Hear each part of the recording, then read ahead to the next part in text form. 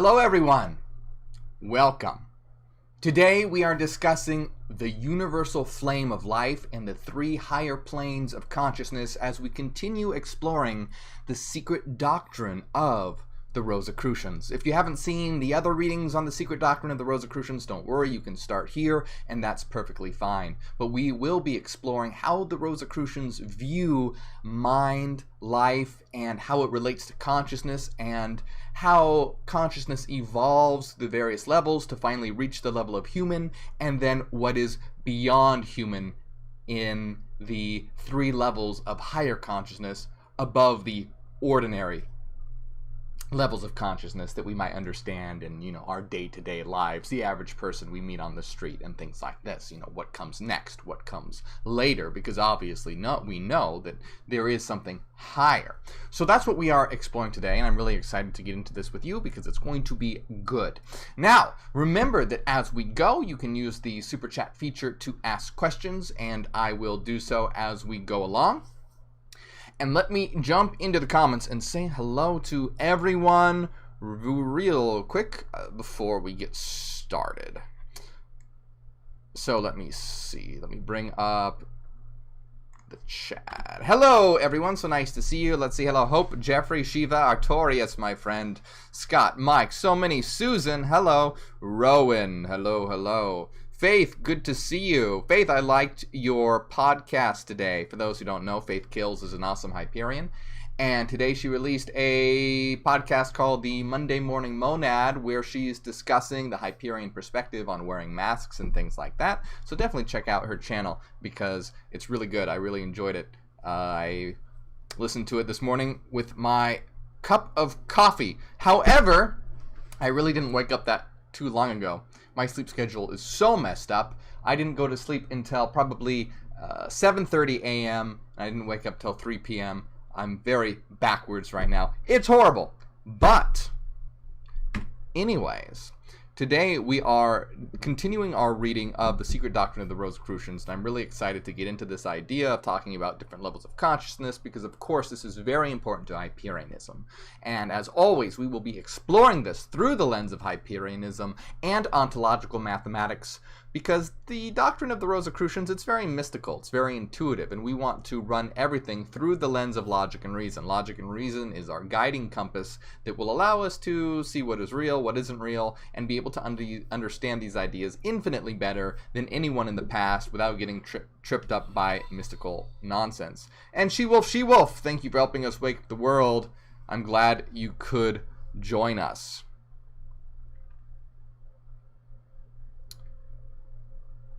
All right, let's get into it. I'm always happy to have these Monday book readings. Remember, guys, this is something we do every Monday.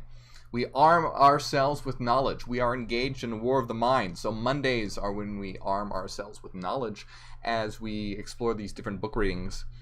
We look at various different books, sometimes books on philosophy, sometimes books on mysticism, but always through the lens of Hyperianism, logic, and reason. And let me see, Christopher Huntington, thank you for helping us wake up the world, says just became an ultra supporter on Patreon. I saw that, my friend, and I'm going to send you a message on Patreon thanking you for your support. I just saw that, what was it, about an hour ago. Thank you. You're awesome.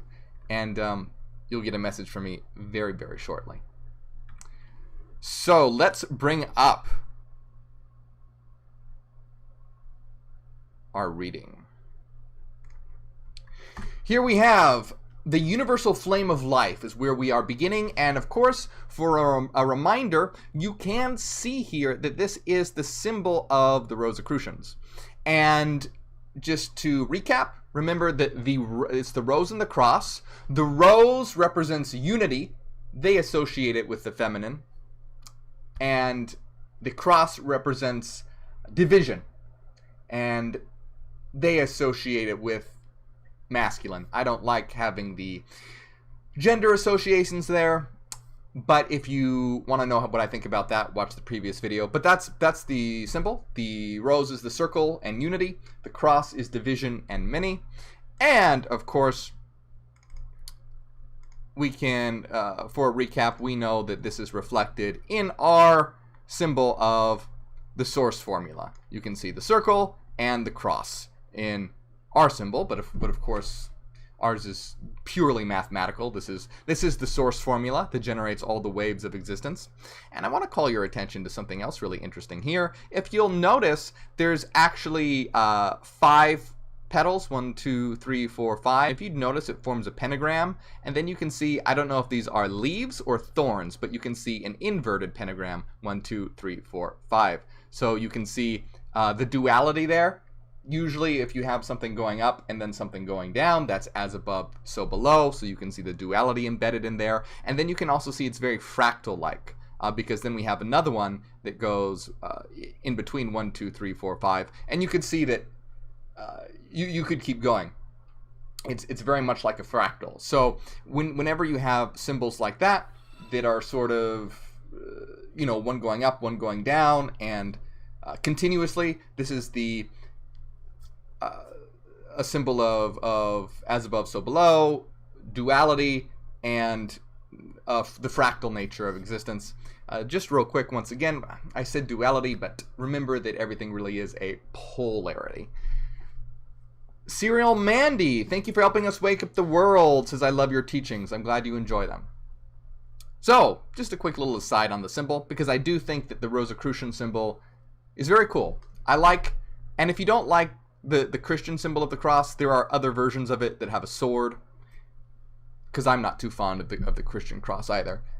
And there are other versions where there's a cross and it's not the Christian cross, but a regular cross. Anyway, but I like the idea of, I've always liked the Rosicrucian symbol of the rose, and the rose and the sword is perhaps better, but or at least not the Christian. I just don't like the throwback to Christianity there. My personal feelings on that. But I've always liked embedding the idea of the rose, because I think a rose is a beautiful symbol for growth and blooming, because the universe is like a blooming, unfolding rose. And I love, especially in this symbol, where you can see it's like a fractal unfolding. Very cool. So the universal flame of life. Shannon, thank you for helping us wake up the world. Also, I want to say that we are getting to the 3 higher, what all this is going to lead up to. We have the universal flame of life. We have a couple chapters, but this is all going to be leading up to the 3 higher planes of consciousness, which will be sort of the crux of this video. But we need to read these other parts first before we get to that section, the 3 higher planes of consciousness. So what we're reading and exploring now will build up and lead up to that.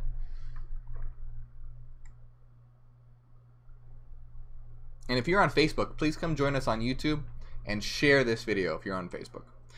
All right, the 5th, let's have the universal flame of life. In the Secret Doctrine of the Rosicrucians, we find the following 5th aphorism. The one is the flame of life. The many are the sparks in the flame. The flame once lighted kindles everything within its sphere. The fire is in everything and everywhere. There is nothing dark or cold within its sphere. Excuse me, I have to burp. Come on.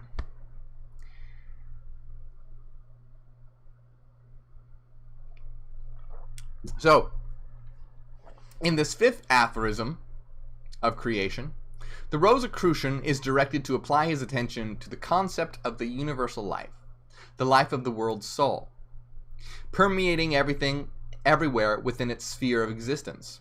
This concept of the world's soul as a flaming fire of life, abiding in the entire universe in all of its parts, is represented by the Rosicrucians by the symbol of a circle filled with flaming fire. And for those who may remember where we left off, we were discussing the birth of the universe in the previous video, and we discussed how the one divided into many, just as a reminder. So we have the one mind that divides itself into many, but really it's always many. But when you look at a symbol like this, right, when you look at a symbol like this, remember it can be looked at as one or many at the same time, but the many is always fundamental, because you can't have the one without the many, which is contrary to the doctrine of the Rosicrucians. They say that it's opposite, which is untrue. They think that the one or the many depend on the one, but rather the one depends on the many. The many. The one is sort of a gestalt So, that's where we left off last time, was the one mind dividing itself into individual subjectivities, individual subjective viewpoints, as many minds.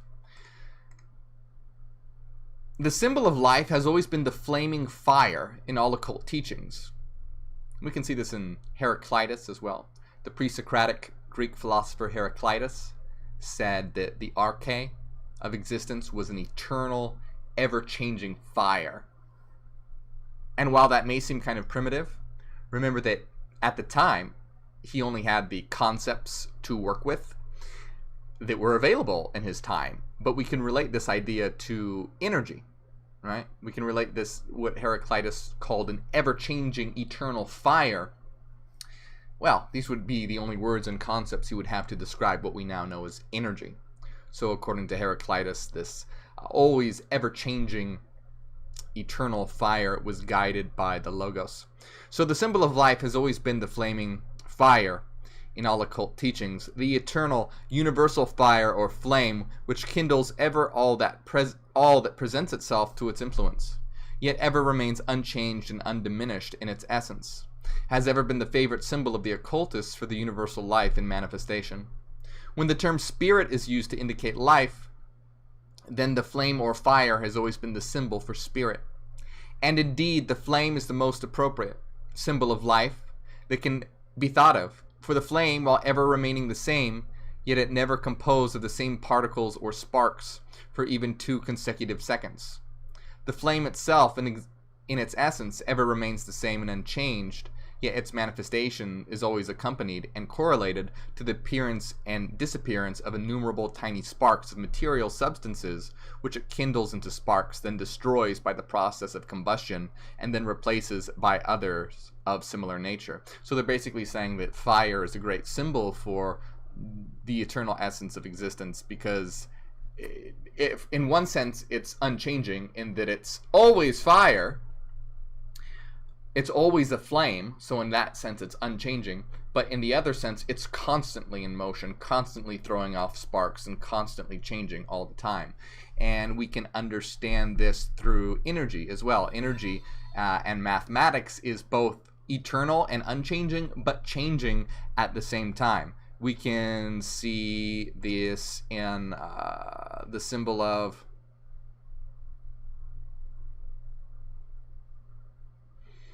let me bring it up here as always, and I know I always bring these up, but it's important to really ingrain this into your mind here. Why do I not have, where is the source formula? Someone has, oh, here it is. I thought Jesus hacked my computer and stole the source formula, but I found it. Have no fear. So, you know, I mean, this fire is a great symbol for understanding it, because look, here is the eternal essence of existence, and you can see that it's always it's in one sense it's unchanging. It's always this, but its various combinations, the various combinations of energy or sinusoidal waves, mathematical sinusoidal waves, can be anything. So if you take the basis waves of existence, which are unchanging, and you combine them, you can create many change structures that are constantly changing. Another great way to understand this, once again, is through music. If you look at the keys of a piano is unchanging, but you can create songs from that piano that are constantly changing, constantly in motion, constantly moving and recombining to form other types of music, various patterns in the song. So same analogy with fire. It's sort of one thing, but it's constantly changing.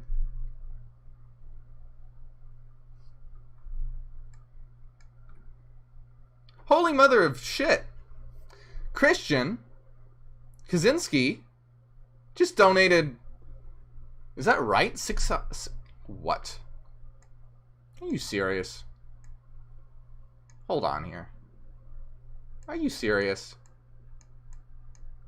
What is this? $670? My God. That's insane. That's the biggest super chat we have ever had. Holy shit, what did you say? Hi, Morgue, in this fantastic community. I'm first time with chat here. My name is Christian from Poland. Great community, Morgue. Welcome to your first... So it's your first chat, and you just decided to drop $670? Thank you so much. My God. Well, you win. You win live stream. That's definitely the biggest super chat we have ever had, period. So thank you. I wish I had a party popper to burst for you. I don't know. You definitely you're getting party lights, that's for sure. Nike's gonna have a party in the background because of that. My God. Thank you so much. Let me jump into the chat here because that's insane. Wow. Yeah, like Jesus Christ indeed. Let's spam some Omega Spheres. Let's send some Omega Spheres over to Christian Kaczynski. My God, once again, I'm just a little shocked here. Oh, I recognize your photo. Are you on? Yes. Hello, Christian. Who? Oh, have we messaged on Patreon or your or Instagram? Your picture. I'm looking at your avatar. Looks so familiar. Now, yes, it must be on Patreon or something. It's your first live stream. That's amazing.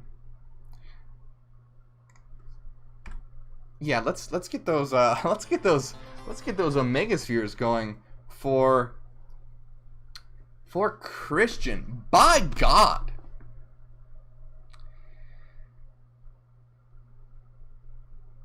By God. All right. Well, thank you, my friend. I don't really know what to say. That's again the biggest super chat we've ever had. I wish I could have some fireworks or something going for you.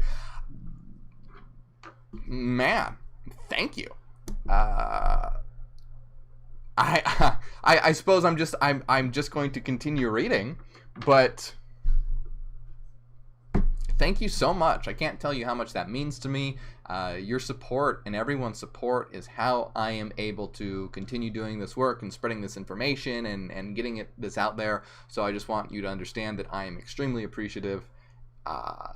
Yeah, and I don't take it lightly. Thank you so much. All right, let's continue reading, and we're going to continue having the party lights going for Christian Kaczynski. I hope I'm saying your name right. From Poland. Very cool. Very cool, my friend. All right.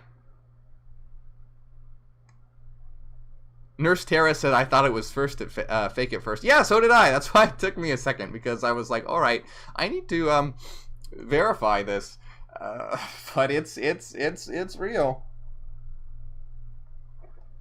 Crazy.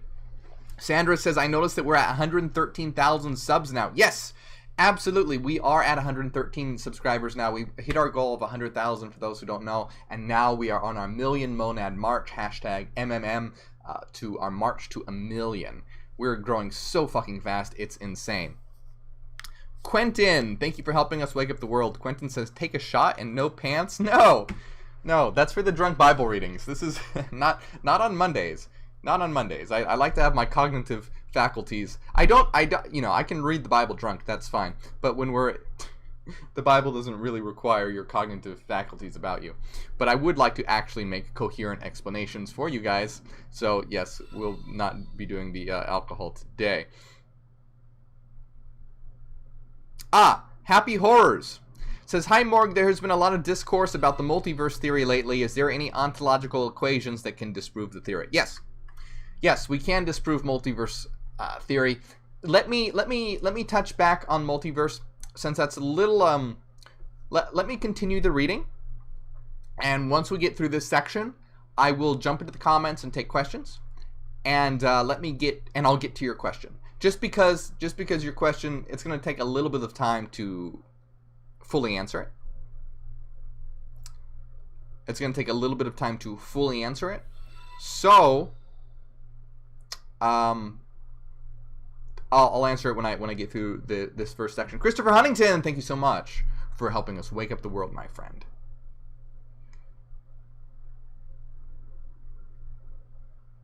Okay, let me, where did the book go? I was very distracted. So we're talking about fire being a good metaphor for energy, motion, flux, according to the Rosicrucians. Also, it is with the universal life. It ever persists unchanged and unaltered in its essence, yet constantly manifesting itself through and in countless material forms which come and go and are in turn replaced by other forms. The form appears, is consumed, and perishes, yet the flame abides and survives all change. So, once again, it's saying that the universal life persists unchanged and unaltered in its essence. In one aspect, it's unchanging, but in another aspect, it's constantly changing and manifesting through and in countless material forms which come and go. So once again, we can understand this really well through music. The piano keys and frequencies are unchanged, but the notes that they play and combine to create the song is constantly changing, right? The piano and its keys and its frequencies, unchanged, but the song is constantly changing. And just to bring it back, if you want to understand this mathematically, this is mathematically understood through the ontological Fourier transform. So on one side here we have the blue side is the frequency domain, and then the red side is the time domain, or in Hyperianism and ontological mathematics, the space-time domain. So this is how we can understand it precisely and mathematically. In the frequency domain, it's a realm of eternal, unchanging sinusoids. And in the space-time domain, it's constantly changing. The combinations of the sinusoids from the frequency domain result in a constant flux of change in the material domain. So, for those who haven't seen the animation, I'll just play it one time. You can see that the red wave would be a space-time wave, but if you were to break it down and look at it from another perspective, it's actually composed of various frequencies, which are the blue waves that you're going to see unfurled right here. So it's two sides of the same coin. Mind and matter. Mind and matter. And, people always want to know, how can you understand this mathematically? How can you understand this precisely? This is how. This is why we don't need to rely on mysticism. This is why we don't need to rely on faith or belief.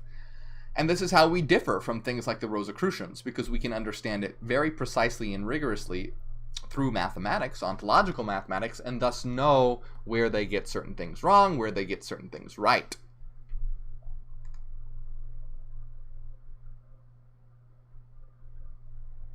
Those who have plunged deep into the esoteric teachings are aware that there are many other very good reasons why the flame or fire is the best possible symbol for life, but it is not thought expedient to go into these further reasons at this time and in this place. It was formerly the teachings of science that the universe was composed of two great classes of things as follows: 1, living things, and 2, lifeless things. In the first class were placed all human and animal life, at least during their time of vital existence.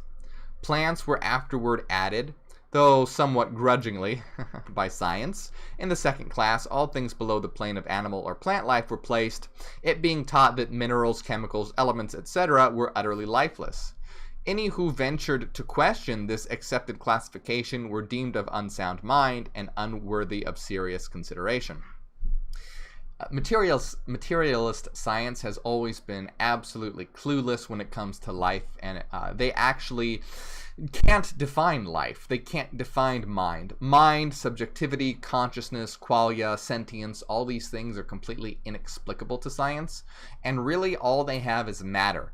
They have matter. They deny mind as being something that can truly exist on its own. They can't explain it, thus they try to explain it away by saying it's some kind of emergent illusion that matter generates, but they are 100% unable to rationally explain how this could actually be possible. It is a logical fallacy to say that mind could somehow emerge from lifeless matter.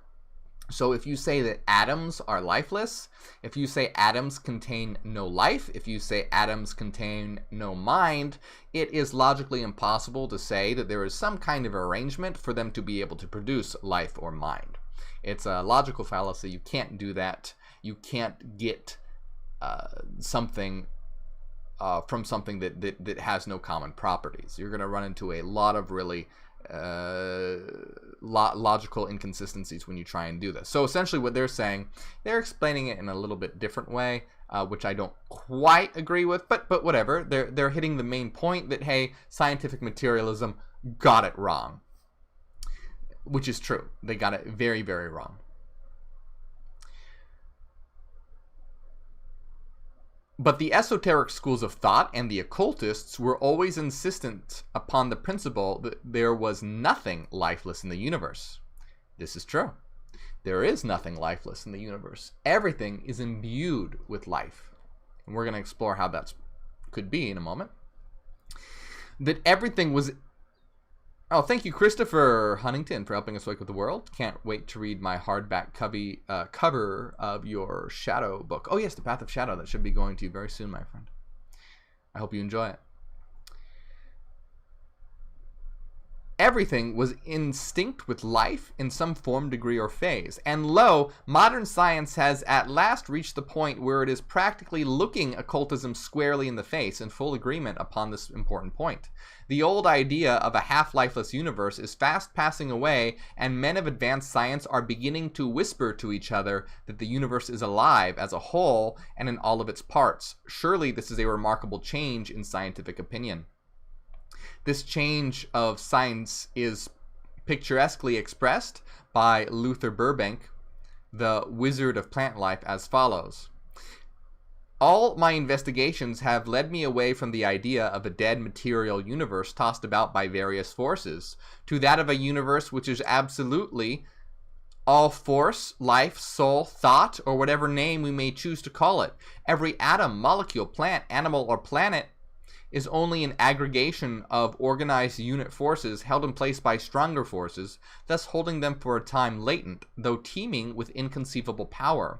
All life on our planet is, so to speak, just on the outer fringe of this infinite ocean of force. The universe is not half dead, but all alive. And this is very, very true. If only scientists today had this opinion. This book, I believe, was written in the early 1900s, sometime around, I don't know if it was 1915, something around this. So just when quantum mechanics was really starting to reach its peak. It was sort of in its, well, more like in its infancy, really. And this quote is really excellent and is true.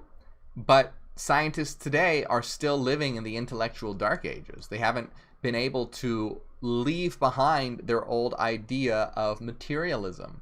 So, unfortunately, most of those today those who cling to scientism and materialism don't believe this, which is unfortunate. Which is unfortunate. They have had 100 years, over 100 years, to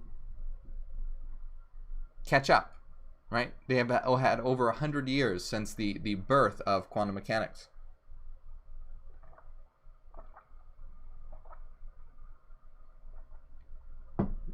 But unfortunately, they are still blinded by their belief, their faith in the senses and matter. Rick Meyer, thank you for helping us wake up the world. Rick says, that's true, that science is meeting eye to eye with our ancient myth makers, but when you tell this to materialists, they only laugh. You can lead a horse to water, right? Yeah, I mean, this is the thing. And the idea here, though, what we are able to do through Hyperianism is use ontological mathematics to show that this is mathematically true. So we don't even need to rely on mysticism. We don't need to rely on stories. We definitely don't even need to rely on, occultism or esotericism. We can show rationally through mathematics, through ontological mathematics, And this is the great downfall of scientific materialists who claim to be on the side of reason, but they're not. They're just as brainwashed as the religious. They are trapped in a religion of the senses. And just like you try and communicate with a religious person and all they do is point to their Bible, then they won't listen to reason. Same thing with materialists. They literally don't listen to reason, and they keep blathering on about empirical evidence when this is a category error, because you cannot provide empirical evidence of a non-empirical reality. But you can 100% rationally prove its existence.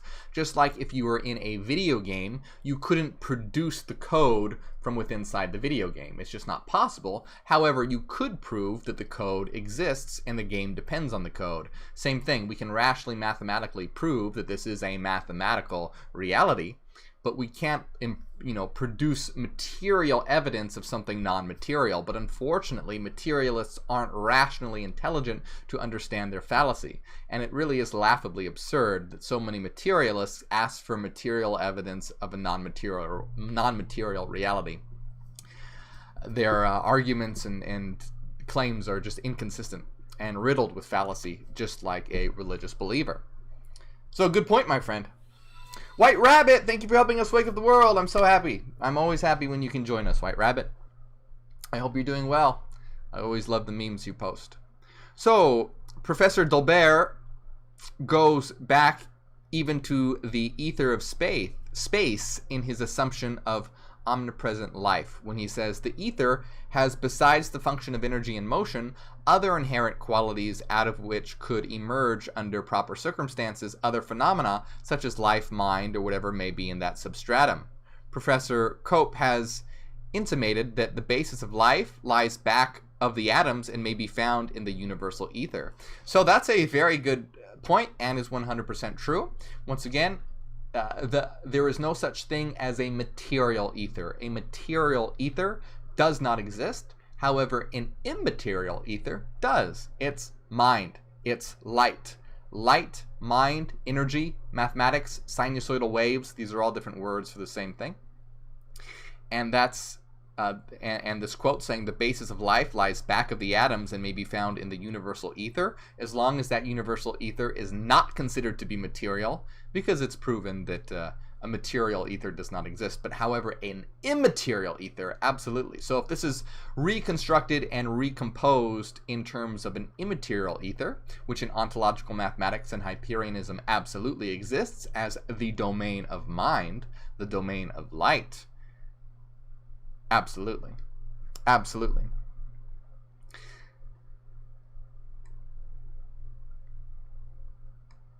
Salibi, in his well-known work of evolution, in which he carries to its logical conclusions the work of Herbert Spencer, says, life is potential in matter.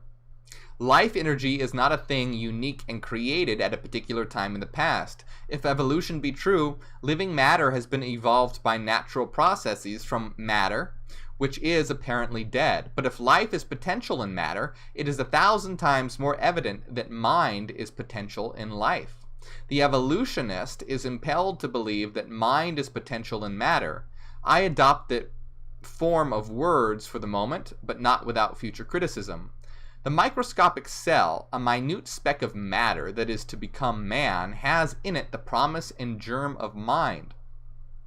May we not draw the inference that the elements of mind are present in those chemical elements, carbon, oxygen, hydrogen, nitrogen, sulfur, phosphorus, sodium, potassium, chlorine, that are found in the cell? So this is a great quote saying that, may we not infer that mind is present in all these chemical elements, in the smallest elements, which materialist science denies, which is absurd. Not only must we do so, but we must go further, since we know that each of these elements and every other is built up out of one invariable unit, the electron, and we must therefore assert that mind is potential in the unit of matter, the electron itself. It is to assert the sublime truth first perceived by Spinoza, that mind and matter are the warp and woof of what Goethe called the living garment of God. Both are complementary expressions of the unknowable reality which underlies both. So, though this, does reflect the understanding of its times and is a little outdated because of that, but we do know that electrons are, according to the standard model of physics, at least, a fundamental particle of existence. Anyway, basically, what I want to get around to it, even though the particular words that they might use are a little dated, the broad strokes of this quote are very true and important. The essence being that mind is inherent in everything, rather that materialist science tries to deny mind completely. Flammarion has said the universe is dynamism. Life itself, from the most rudimentary cell up to the most complicated organism, is a special kind of movement, a movement determined and organized by directing force. Visible matter, which stands for us at the present moment for the universe, and which certain classes consider as the origin of all things, movement, life, thought, is only a word void of meaning. The universe is a great organism controlled by a dynamism of the psychical order. Psychical meaning psyche or mind. Mind gleams through its every atom. There is mind in everything, not only in human and animal life, but in plants, in minerals, in space. The student must always remember that where there is mind, there must be life, and where life, there must be mind. Hence the importance of these admissions of modern science. And of course, in Hyperianism, life is mind. Mind and life are the same thing, and rigorously defined through the source formula as ontological sinusoidal waveforms. Ontological Fourier basis waves being pure mind, pure thought. In his Riddle of the Universe, sometimes called the Bible of Materialism, makes the following statement, remarkable coming from such a source. I cannot imagine the simplest chemical and physical processes without attributing the movements of the material particles to unconscious sensation. Again, he says, the idea of chemical affinity consists in the fact that the various chemical elements perceive qualitative differences in other elements, experience pleasure or revulsion at contact with them, and execute a specific movements on this ground. He adds at another point, the sensations and responses in plant and animal life are connected by a long series of evolutionary stages with the simpler forms of sensation that we find in the inorganic elements and reveal themselves in chemical affinity. He quotes with approval the statement of Nageli that if the molecules possess something that is related, however distantly, to sensation, it must be uncomfortable to be able to follow their attractions and repulsions, uncomfortable when they are forced to do otherwise. So they're talking about the idea of molecules and whatnot somehow having sensation and, different forces pulling and pushing on them, being uncomfortable, which is a really interesting idea. We're going to expound upon that and show you how ontological mathematics views that, which will be very illuminating. And I really want to get through this section fast, though, because I want to get to the other sections where we start talking about consciousness, because this is all leading up to the three higher planes of consciousness.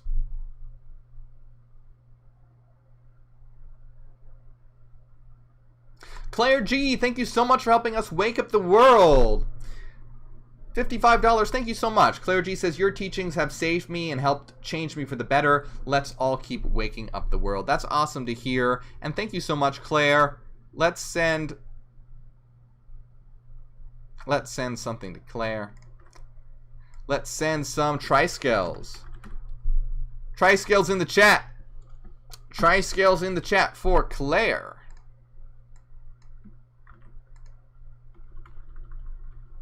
Real quick, I don't want to get distracted too much, but I see that Brazilian Goddess says the mind is caused by emergence from chemical and mechanical interactions in the human brain. No, this is 100% untrue. I'm going to just reply to this real quick because it relates to what we're talking about. Brazilian Goddess says the mind is caused by emergence from chemical and mechanical interactions in the human brain. This is 100% untrue. This is the materialist stance. So materialists say that mind is an illusion, that mind is an emergent phenomenon from matter. So basically they say, here you have matter, which contains no mind. Somehow, by combining different combining the structure of matter, mind emerges from this combination of matter. Now, I want you to understand that the idea of emergence is not an explanation. It's a non-explanation because no mechanism can ever be given or defined by science through how it could be possible. Whenever you see the word emergence, you can replace it with miracle. Emergence can give no sufficient reason for how it could be possible and is akin to a religious miracle. To say that mind emerges from matter is basically you're positing a miracle just because, but you see how you can be tricky with language by changing words and putting this scientific sounding lingo to it, such as emergence. Suddenly it seems like you've explained something when you literally have explained nothing. If you define if you defined matter as containing no mind and try and say that somehow mind comes from something that has no mind, this is a logical impossibility. By trying to throw in the word emergence, that explains nothing. It's simply a trick of language to make it seem like you're explaining something when nothing has been explained. It's like a miracle. It's not possible. There is no sufficient reason. Emergence explains nothing. So once again, it is literally impossible for mind to somehow emerge from matter if matter contains no mental element. All right, so let us continue. Christopher Huntington, thank you for helping us wake up the world.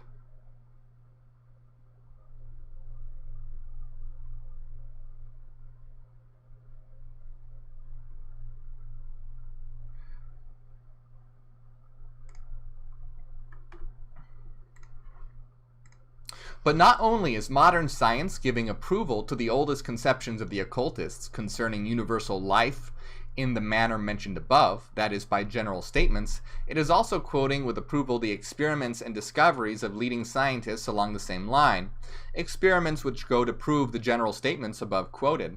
Let us consider a few of these experiments and discoveries in the laboratories of modern science. Science has practically created counterparts of the diatoms or living crystals created artificially in the laboratories, creatures similar to these links between the mineral and the animal forms. The diatoms are tiny geometrical forms composed of a tiny shell of siliceous material containing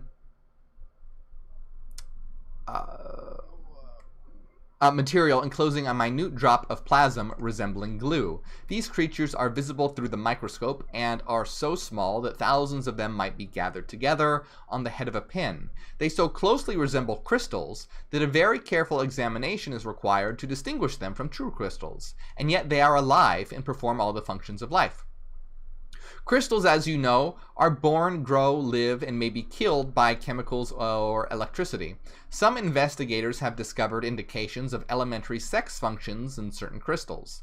A scientific writer has said, crystallization, as we are to learn now, is not a mere mechanical grouping of dead atoms. It is a birth.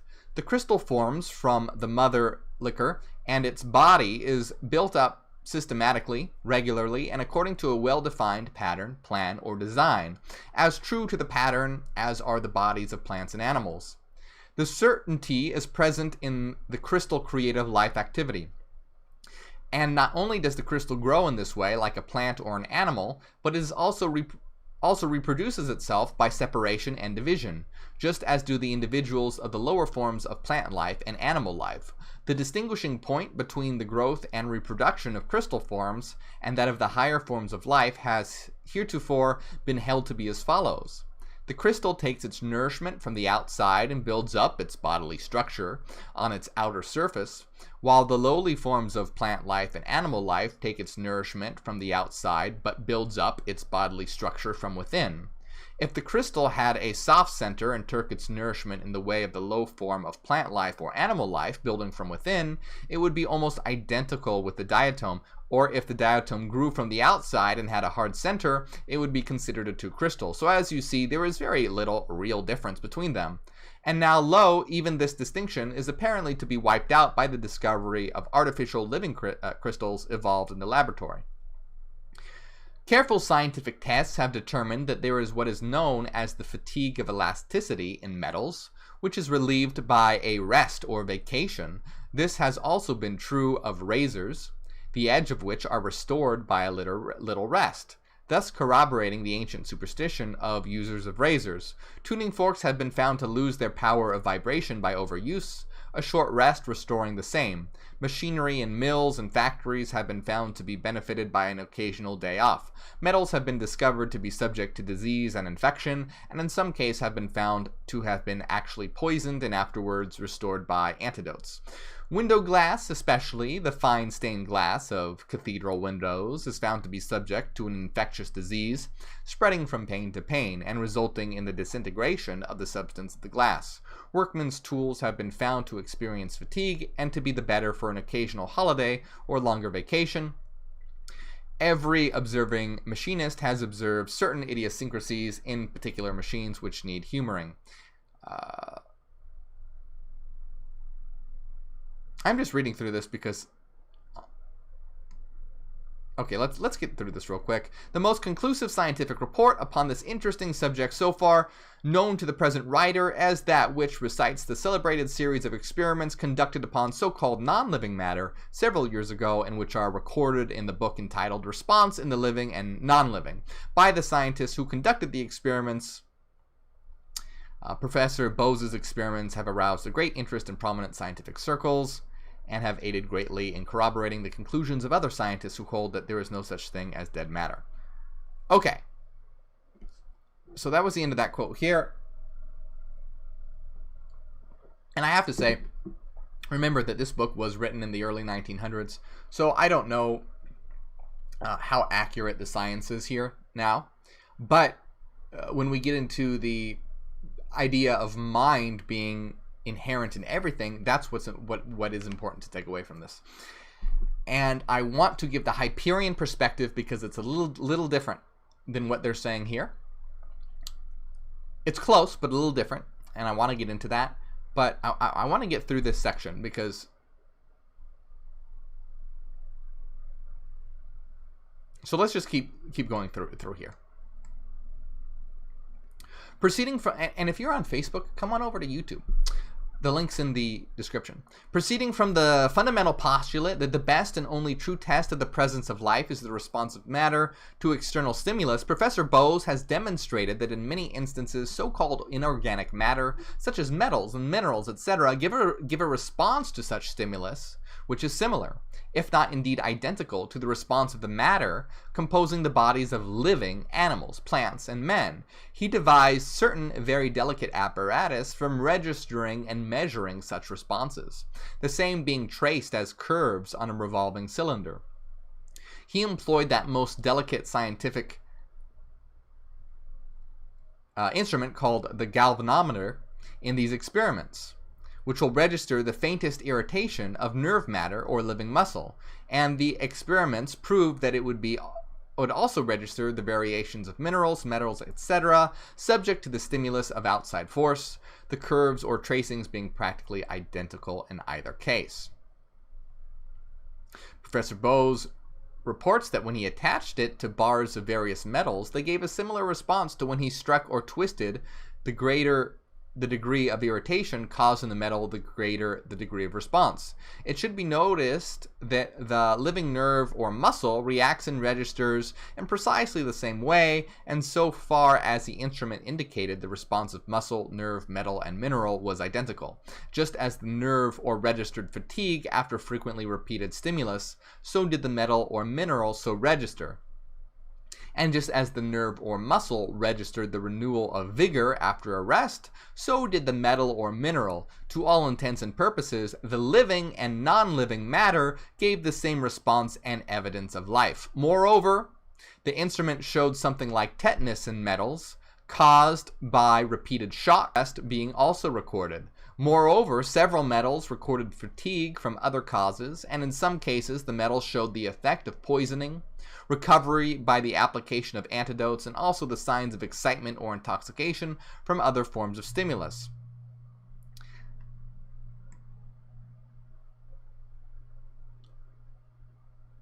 The experiments also showed that metals manifest a condition akin to sleep, that they can be killed, and that they exhibit torpor and sluggishness, and that they wake up and can be roused into activity, that they may be stimulated, strengthened, weakened, drugged, or intoxicated, that they suffer from extreme cold or heat, that they respond to the presence of certain drugs just as do living animals and plants. A piece of steel subjected to the effect of poison recorded on the delicate instrument of a gradual fluttering and weakening, resulting in final death, just as does a portion of animal matter or an organ of the body of an animal, or a piece of the living substance of a plant. When revived before it was too late, the response of the metal was gradual in the case of both muscle and metal. A most interesting fact is the statement of the experimenter that even poisons which served to kill the metals showed a like susceptibility to the actions of other poisons, and were found to be themselves capable of being killed by poisons. In the case of these metal killings, however, the molecular structure was apparently not affected, just as the similar structure in the animal tissue is not affected. In both cases, there was apparently a causing of something within to cease to function in the substance, a something which may as well be called a soul or any other term. So I realize, honestly, this is a little boring to me. But the main takeaway here is that they're saying that those things that were originally thought to be dead and not living respond in similar ways to things that are thought to be living.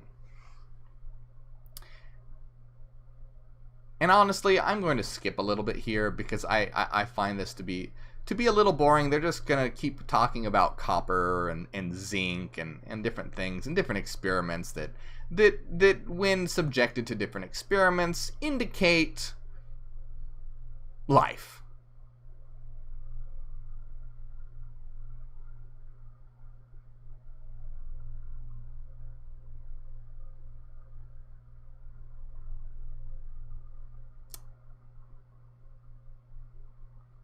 This is an interesting anecdote. I'm just going to go. The scientific magazines a few years ago contained references to an interesting experiment performed by a German scientist using certain metallic salts.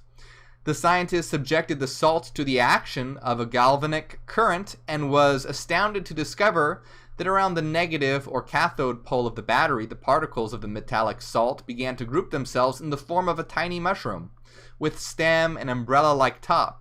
These metallic mushrooms at first displayed a transparent appearance, but gradually developed color, and finally assumed a pale straw color on the stems, with a bright red color on the top of the umbrella and a faint rose tint on the under surface. But the most startling feature of the phenomenon was the metallic mushroom had fine veins or tiny tubes running along the interior of the steins, through which the nourishment or additional material for growth was transported. The mushroom being fed from the inside. As in the case of the true fungus mushroom, it seemed that, to all intents and purposes, these metallic mushrooms were practically the connecting link between mineral and vegetable life. It's interesting. It's interesting. As has been stated elsewhere in this chapter, modern science now stands on the threshold of the discovery by actual laboratory proof that there is no such thing as lifeless matter and that everything is alive.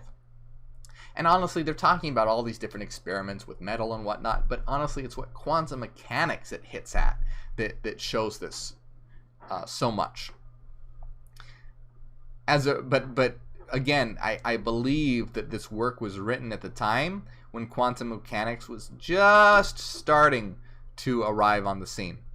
As a writer, it would seem that, as in the case of the Tunnel of the Alps, the two bands of workers, each on its own side of the mountain, were fast approaching the place where only a thin partition separated them one from the other, and that already they can faintly hear the sounds of each other's picks penetrating the thin dividing wall between the other two camps.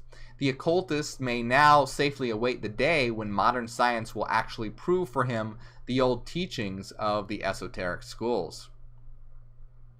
Moreover, science is coming very near to the place where it will perceive the truth of the old occult axiom that all power is willpower, and that the movements of electrons, atoms, molecules, and masses of matter are in response to an inward feeling resulting from the attraction or repulsion to or from other forms of matter, and the will action is in response thereto, as Haeckel and Nageli, materialists, scientists, though they may be called, have claimed for half a generation past. The contention of the materialists that life and mind are but qualities of matter, and are also to be found in all forms of material objects, need but to be inverted in order to know the truth, long since uttered by the ancient occultists, namely that matter is but the outer garment of the soul. Yes, that's absolutely true. Matter is the outer garment of the soul. That's 100% true, and I want to... Let me go back. I'm going to go back to address matter as being the outer garment of the soul, and also all reality being a manifestation of will, or being imbued with will. All of reality being imbued with will, rather.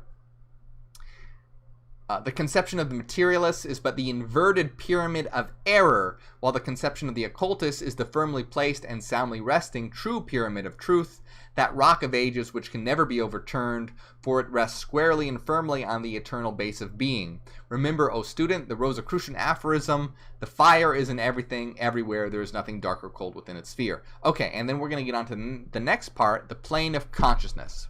But before I do, I want to say a couple things here. First, the materialist is the inverted pyramid of error. Correct. It gets everything backwards. The occultists being the pyramid of truth, that's incorrect. Ontological mathematics, Hyperianism, rationalism is the true pyramid of truth. Occultists, they're intuitively in the right area, but they are not founded on logic and reason. So ultimately, they have no sure foundation, so they are not truth. As you can see, we see that they get a lot of things wrong. And we're also going to see how even in what they just explained, they get some things very, very wrong. So they're intuitive, right? So they pull in some truth, but ultimately they are not truth itself. Ontological mathematics, Hyperianism, rationalism, logic and reason is. The reason why the mystics get some things true is because they're sort of like dreamers, where you're pulling in a lot of information, and some of it is true, but it's also filled with bullshit, and it's also kind of foggy and hard to tell what is true and what isn't, and we're going to explore that in a moment. But yes, the materialists are the inverted pyramid of error. They get everything backwards. They make matter fundamental instead of mind, when mind should be fundamental, not matter. Also, okay, matter is but the outer garment of the soul, or mind. This is absolutely true, and we can see this in mathematically represented by the Fourier transform. If we look at this space-time function as being matter, right? Imagine the red wave as being matter. It is made up of, or composed of, mind. Mind being the blue waves, the frequency domain of the Fourier transform. So, yes, you can see the red wave is the clothing. Matter is the clothing of mind. Because if you're from the material perspective, guess what you see? You see matter. You see the red wave. You see material, but you don't see the mind, because the mind is internal. You can't see it until you crack it open, so to speak, until you unclothe it, until you lift the veil, and you are able to understand mathematically the other side of the coin, the other side of the Fourier transform, which reveals the frequency domain, the domain of mind. So, very, very important. And furthermore, the last point I want to make before moving on to the next section and jumping into the comments is where they say, moreover, science is coming very near to the place where it will be perceived the truth of the old occult axiom that all power is willpower. Now, this is hitting on Nietzsche's will to power. And let me see if I can find one of my favorite quotes by Nietzsche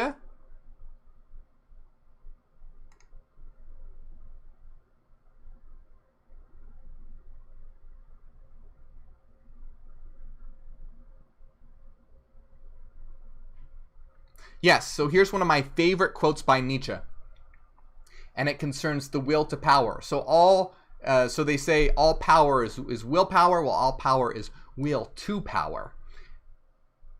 Which let me read to you Nietzsche's quote about this. This is amazing. So listen up. One of my favorite Nietzsche quotes. "And do you know what the world is to me? Shall I show it to you in my mirror?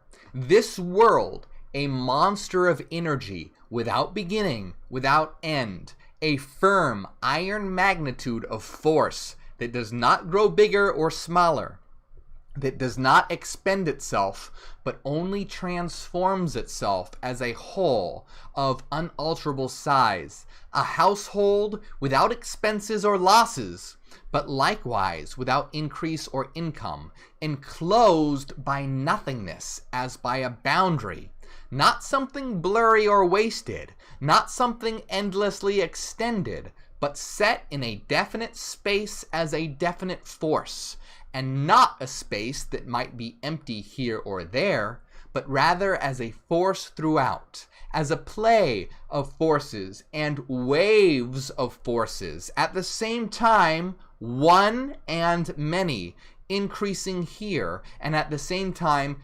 decreasing there." The law of conservation of energy. A sea of forces, energy, flowing and rushing together, waves, eternally changing, eternally flooding back and forth, with tremendous years of recurrence, with an ebb and a flood of its forms, out of the simplest forms striving the most complex, simple waves combining to create more complex structures. Out of the stillest, most rigid, coldest forms, striving towards the hottest, most turbulent, most self-contradictory, and then again returning home to the simple out of this abundance.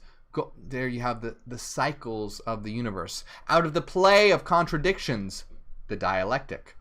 Back to the joy of concord, still affirming itself in this uniformity of its courses and its years, blessing itself as that which must return eternally, the universal cyclical nature of the universe, as a becoming that knows no satiety, no disgust, no weariness, never stopping, never ceasing. This my Dionysian world of the eternally self-creating, the eternally self-destroying. This mystery world of the twofold voluptuous delight, my beyond good and evil, without goal, unless the joy of the circle is itself a goal. The cyclical nature of reality, the source formula, the alpha and the omega point. Without will, unless a ring feels good will towards itself, the circle. Do you want a name for this world? A solution for all its riddles? A light for you, too, you best concealed, strongest, most intrepid, most midnightly men? This world is the will to power, and nothing besides. And you yourself are also this will to power, and nothing besides. This is my all-time favorite quote by Nietzsche. And if you really examine it and unpack it, you can find almost every single one of the important aspects of Hyperianism and ontological mathematics embedded within this, if looked at a certain way. So, very, very powerful quote. Very, very extremely, extremely intelligent quote by Friedrich Nietzsche. So we're moving on to the next part, which is the planes of consciousness. And before we do, though, I'm going to jump into the comments.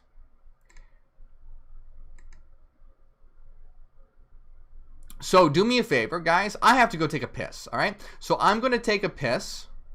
And as I do, when I come back, I'm not going to, not as I do. As I piss, I'm going to answer your questions. No, I'm not going to do that. But when I come back, I will answer your questions.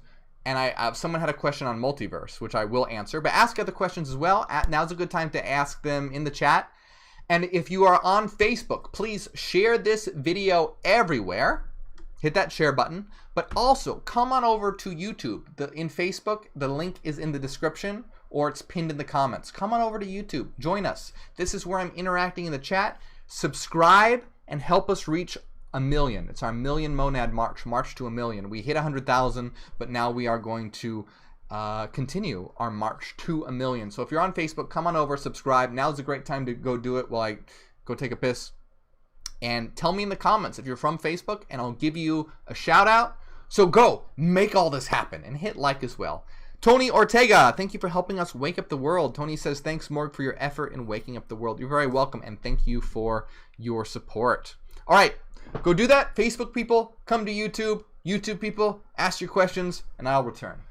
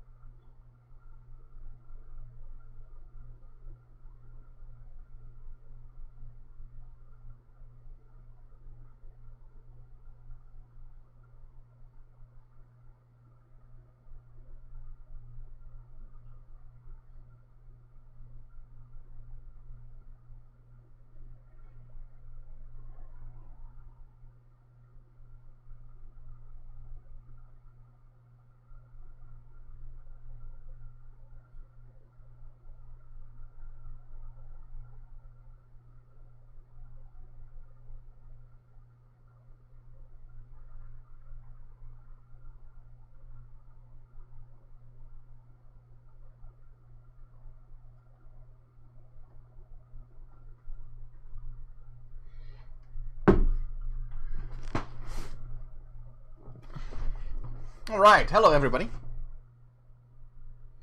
I am back. So,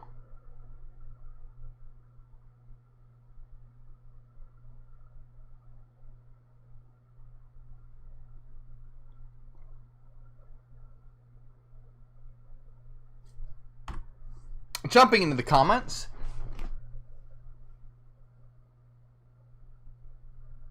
Ian Minnick, thank you for helping us wake up the world. I'm going to answer some questions. Remember, if you're on Facebook, come on over to YouTube right now, subscribe, let me know you did so in the comments, and I will shout you out. Elena Anderson, thank you for helping us wake up the world. I'm glad you're enjoying the book.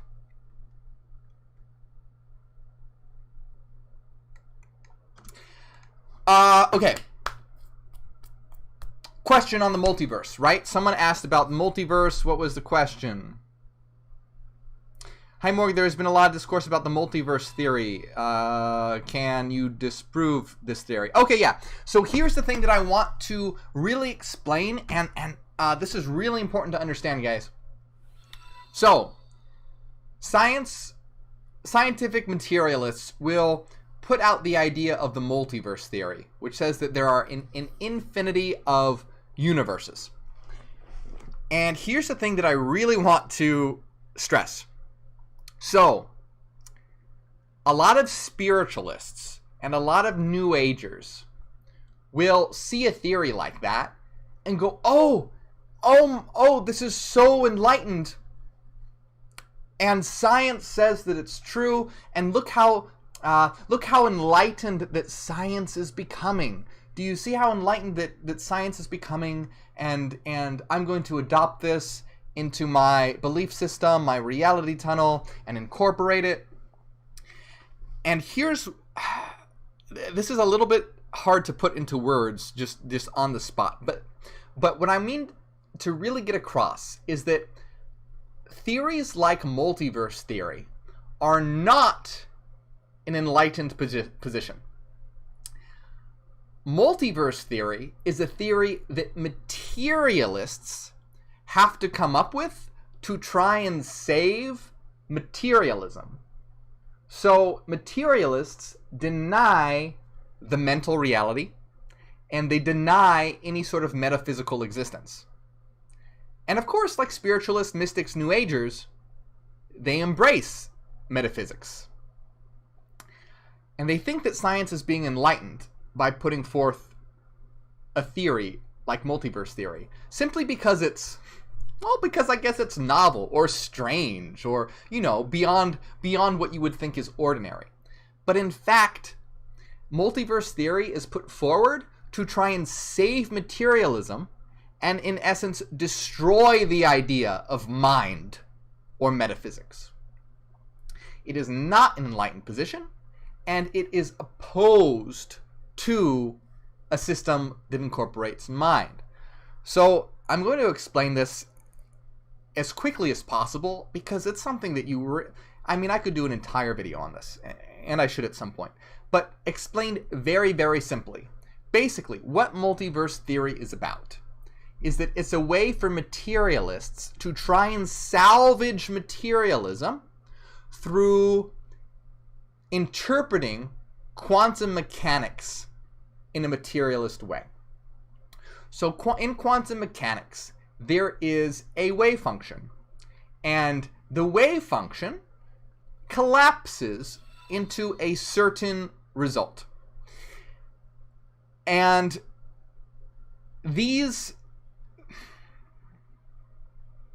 basically a particle can follow a certain trajectory. I'm just trying to think of a way to put this simply. Basically, a particle can follow a certain trajectory. And because there are many different options, okay? There are many options, and this has to do with superposition. Basically, look, a particle exists within a superposition of trajectories, but only one trajectory is actualized, okay?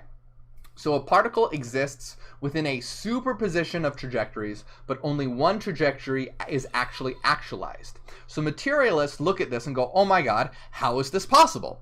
This seems to contradict materialism. So they posit another material universe for every single trajectory that's possible. So basically, a particle exists within a superposition of trajectories, but only one of them is actualized. So materialists try to say that a new universe exists for every single trajectory. So in one universe, trajectory A will actualize. In another universe, trajectory B will actualize. In another universe, trajectory C will actualize. In another universe, trajectory D will actualize. Do you see what I'm saying here? Which is absolutely absurd and crazy and about the biggest violation of Occam's razor that you can possibly get. But why do they do this? Because what's actually happening is that particles are imbued with mind. So what's happening is that, yes, the particle exists within a superposition of possible trajectories, but its mind, all right, it is minded, so it, in essence, chooses in a certain way, okay? It's a little more complicated than that, but to put it simply, the wave function is the minded aspect of the particle, and it has to do with following out its own internal mental trajectory. So scientific materialism doesn't want to admit the idea of mind, but rather wants to posit an infinity of universes to try and explain this so that they can get rid of mind because it doesn't fit their materialist paradigm. If this sounds a little hard to grasp, and I'm trying to explain it very, very quickly, let me give you an example, okay? Let me give you an example. I'm sitting here right now, and I exist right now within a superposition of choices. I can stay here and continue talking to you. Or I could walk over to the fridge and get something to eat. Or I could use the restroom. Or etc. There are an infinity of things that I could choose to do right now. But let's just, all right, but there are infinity of things that I could choose to do right now. So I exist within a superposition of choices. Only one of them will actualize, though. I can't do them all at the same time. I can't go to the bathroom, go to the fridge, and talk to you guys at the same time. That'd be weird. I wouldn't want to do that anyway. But you see, so I exist within a superposition of choices, but only one of them will actualize.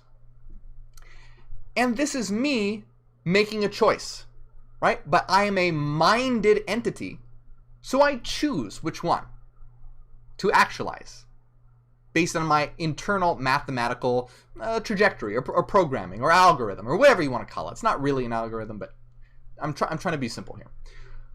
What a materialist scientist would try and do then is say, oh my God, if they were trying to get rid of mind, they would try and say, okay, well, a universe exists where every single one of those happens. So a universe exists where I stay here talking to you. However, another universe exists where I just get up right now randomly and go to the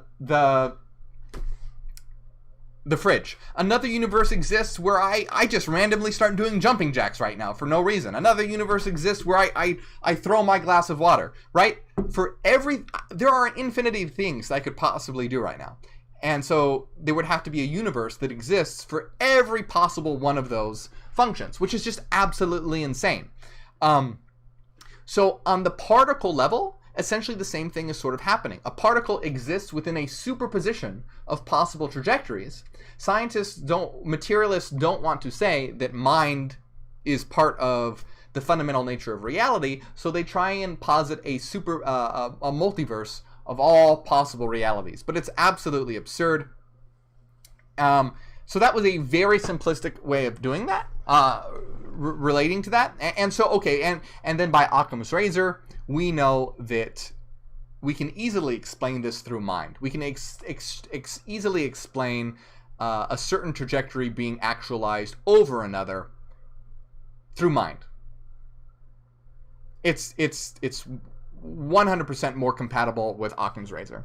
So that's how we can dismiss the multiverse theory as being a violation of Occam's razor, which is ultimately a violation of the principle of sufficient reason.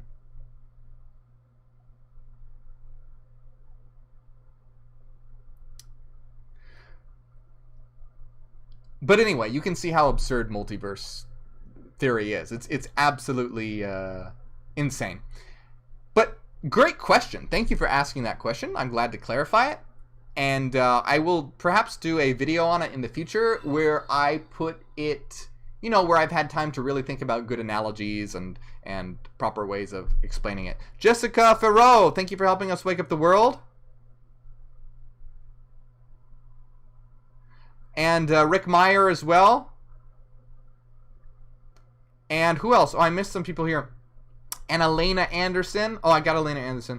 Let me, She-Wolf, thank you for helping us wake up the world. So I see some questions. Let me answer them. Once again, if you're on Facebook, come on over to YouTube. This is where I'm interacting in the comments. Let me know if you're new, if you're a new subscriber, and I'll shout you out. Go do it right now. Do it.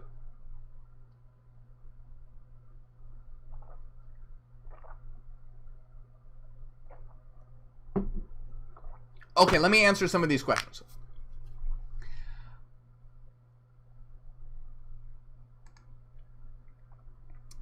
Purpose of Rosicrucians versus Hyperianism. The purpose?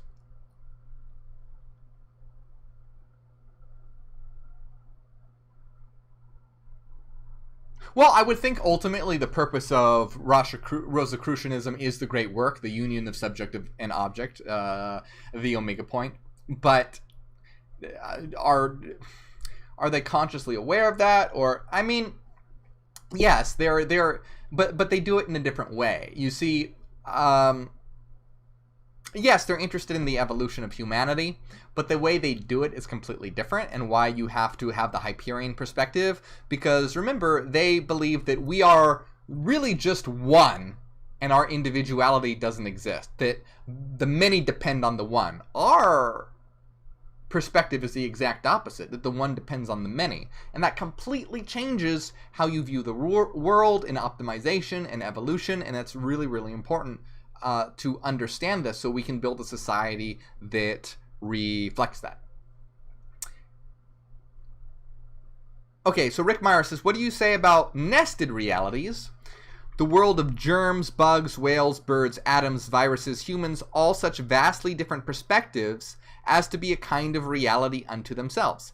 Yeah, I mean, you can absolutely think of that. And that is actually a point that was taught by the Bavarian Illuminati.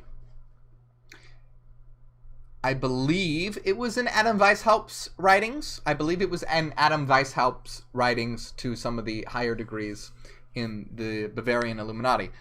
That is, yes, in a way you could think of that. My view of interpreting reality is 100% different than, say, a bird's or a bug's or germs, like you have said. And because it's so vastly different, you can think of it as being different realities nested with within one another. That's just completely different from multiverse, right? Completely different from multiverse. But the way you're talking about it, yes, but all these realities depend on one another and are, like you said, nested in a certain sense. It's just, like you said, an insect's interpretation of reality is completely different than ours. So you could think of them as though they were different nested realities. It's a way of thinking about it. They aren't actually different realities, but you can think of it sort of like that. And that was an interpretation given by, I believe it was Adam Weishaupt in the Bavarian Illuminati's documents. Which maybe we'll read that sometime, actually.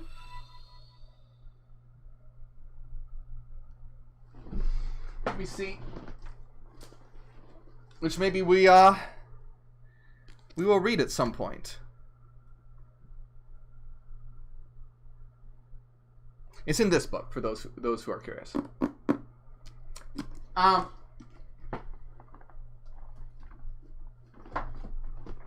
like having my books just accessible here now. So what question?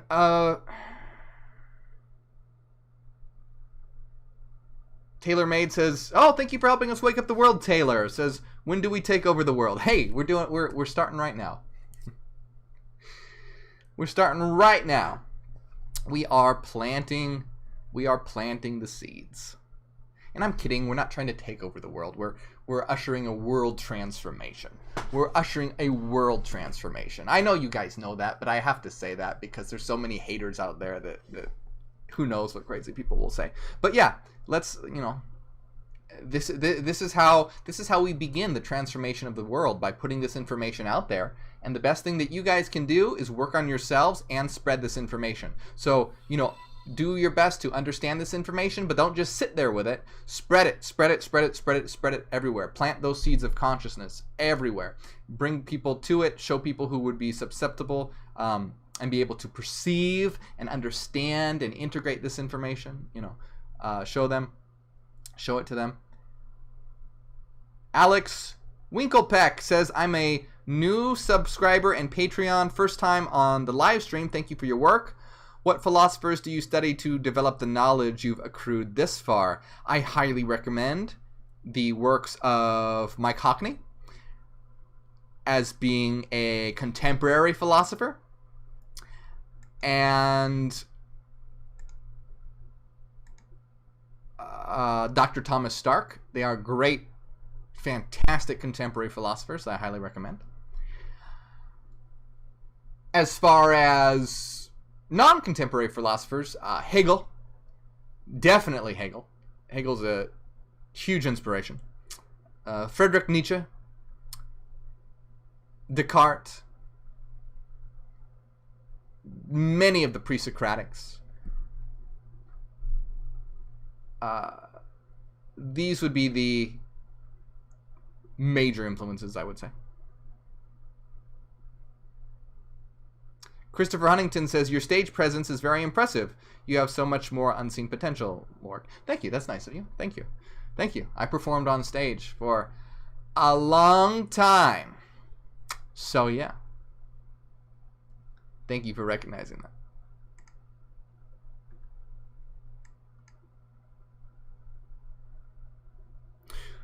Okay. Good night, Lauren.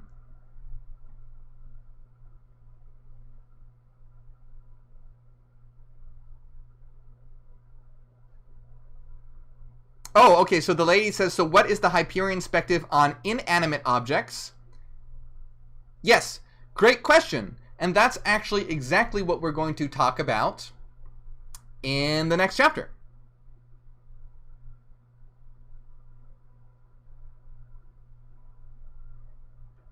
That's exactly what we're going to talk about in the next chapter.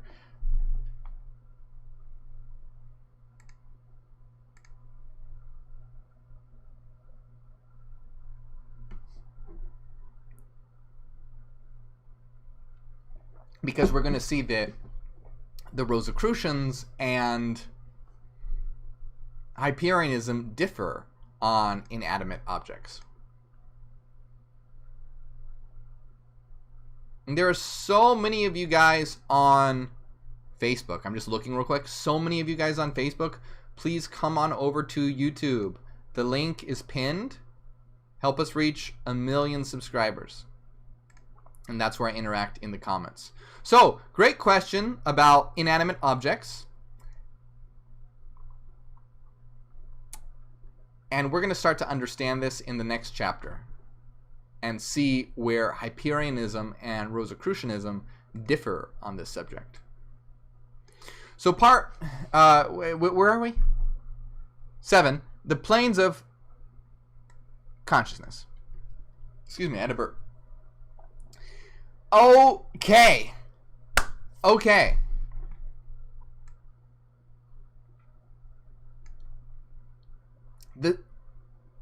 The sixth aphorism. As life is the essence of spirit, so is consciousness the essence of life. Spirit is one, yet it manifests in many forms of life. Life is one, yet it manifests in many forms of consciousness. While the forms of manifested consciousness are innumerable, yet the wise know consciousness to manifest on 7 planes, and these planes of consciousness are known to the wise as the plane of the elements, the plane of the minerals, the plane of the plants, the plane of the animals, the plane of the human, the plane of the demigods, and the plane of the gods. So in Rosicrucianism, we have these 7 levels of consciousness. Elements, minerals, plants, animals, humans, demigods, and gods. In this 6th aphorism of creation, the Rosicrucian is directed to apply his attention to the concept of life consciousness manifested on its 7 planes. And I want you to understand that when we are talking about planes, we are talking about planes of consciousness. People are like, oh, we have to reach another plane of existence, and they picture it as being like another universe or something. But remember, it's a plane of consciousness. But as, who was it? Was it Rick? Pointed out, and I wouldn't even say, well, planes of mind. Not even planes of consciousness, but planes of mind. As Rick pointed out, it sort of is like existing in your own reality. Because imagine, what would it be like to be an ant? It would your experience of existence would be completely different. I mean, you're having a totally unconscious experience, so who knows what it's like to be in that very fundamental state. It's completely different. But anyway,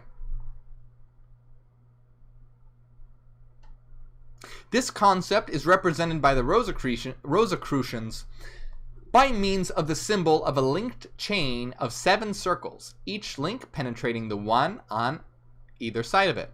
The 6th aphorism wisely states that life is the essence of spirit.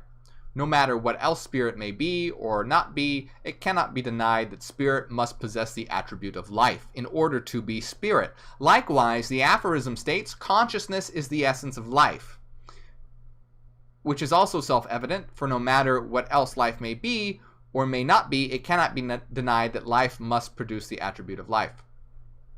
So in Hyperianism, it's not consciousness that is the essence of life. Mind is the essence of life. Mind is life. Consciousness is an evolved form of mind. Mind is fundamental. Consciousness comes from mind. consciousness is an advanced structure of mind.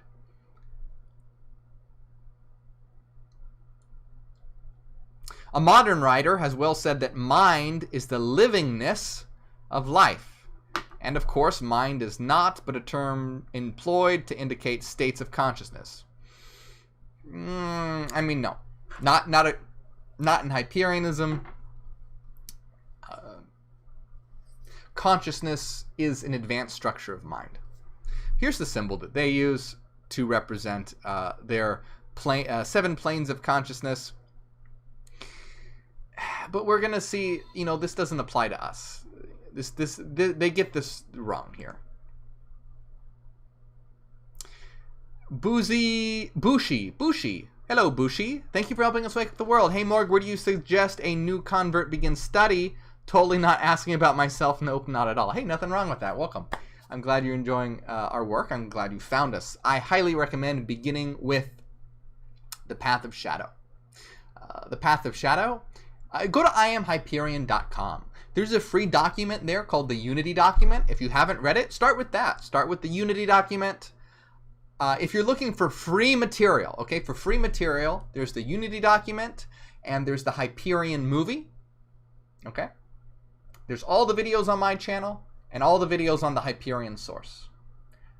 If you don't mind purchasing a book, I recommend starting with the Path of Shadow, which is also on IamHyperian.com. Okay, so the Path of Shadow is where I would begin. There are many different books that I have, but that's the best one for beginners. So, for free material, the Unity document and the Hyperion movie. Which is a playlist on my channel. If you'd like a book, the Path of Shadow, which is on IamHyperian.com. Just go to IamHyperian.com. It'll all be there. Okay. So we're going to see that, they don't really get this right. Even the average person implicitly testifies to the fact of the necessary presence of consciousness in life by his distinction between the various forms of living things. Just their definition of consciousness is not so great here. The higher the manifestation of consciousness in a living thing, the higher the degree of life he attributes to it.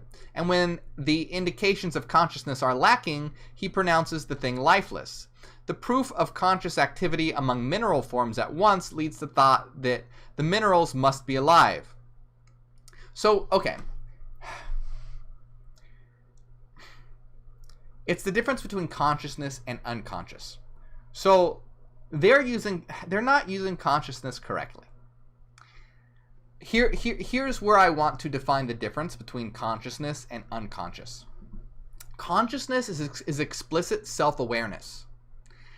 And, for example, plants are not conscious. Are they minded? Yes, but they're not conscious. They are unconscious. They're still minded. They still have mind, but they're not explicitly self-aware. Now, let me give you another example. Let's say that you decide to go to the refrigerator and get some food. You're consciously making that choice. That is consciousness. You are conscious. Now, imagine that you're sleepwalking, okay? You're sleepwalking.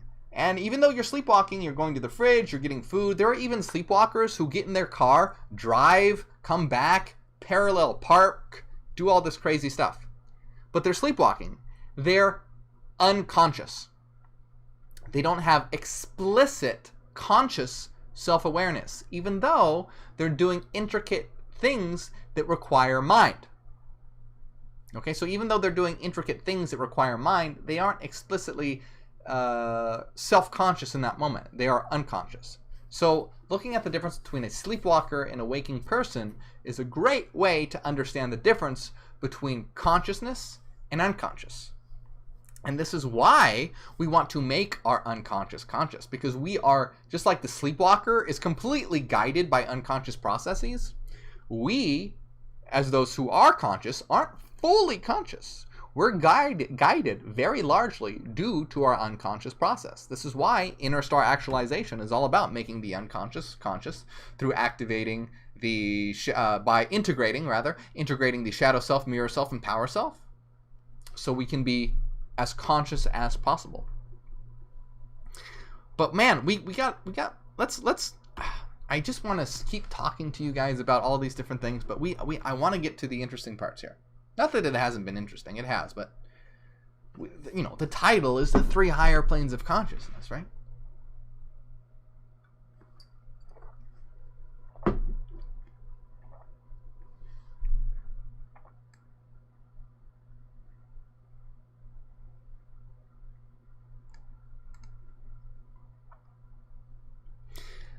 Let's see. The attribute of receiving impressions from outside stimuli and the power to respond thereto, and the student will at once recognize this ability as the fundamental test of living substance. Living substance, yes, but yes, I mean yes, yeah, sure. I have to just keep moving. I have to keep reading, or else we'll never get anywhere.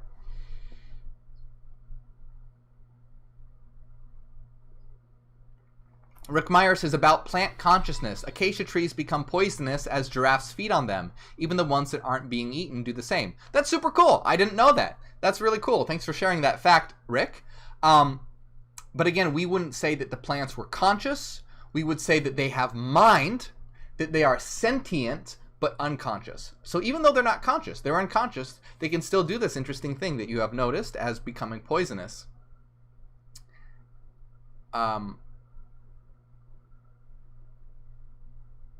Just like, you know, a sleepwalker, though they aren't conscious, they are unconscious, will still respond to external stimuli. A sleepwalking person may still very well, you know, stop at a red light while they're driving their car, all unconsciously. So, you know, it's important to understand the difference between consciousness and unconscious. But that's a really interesting fact. I did not know that about acacia trees, Rick. Very cool. I will keep in mind not to eat an acacia tree. Just as the Rosicrucians hold as fundamental doctrine the teaching that everything is alive, see preceding chapter, so do they hold as equally fundamental teaching that everything is conscious. Well, no, they're just not defining consciousness correctly. But here is where half-knowledge is apt to fall into a trap, and to attribute to the Rosicrucian beliefs quite foreign to them. For in the Rosicrucian teaching, and the most advanced modern psychology as well, the term consciousness is not restricted to those phases of consciousness most familiar to us, but rather to all forms of awareness, whether higher or lower than consciousness of our everyday lives. And this is where language really gets tricky, because psychologists, medical doctors, and philosophers will all define consciousness differently. And this is where this is why it's very difficult to communicate in the very rudimentary and primitive human language. Remember, we talked about reality tunnels. I just have to keep reading, or else we'll never get through this. But you see where the tricky thing comes into play here. So,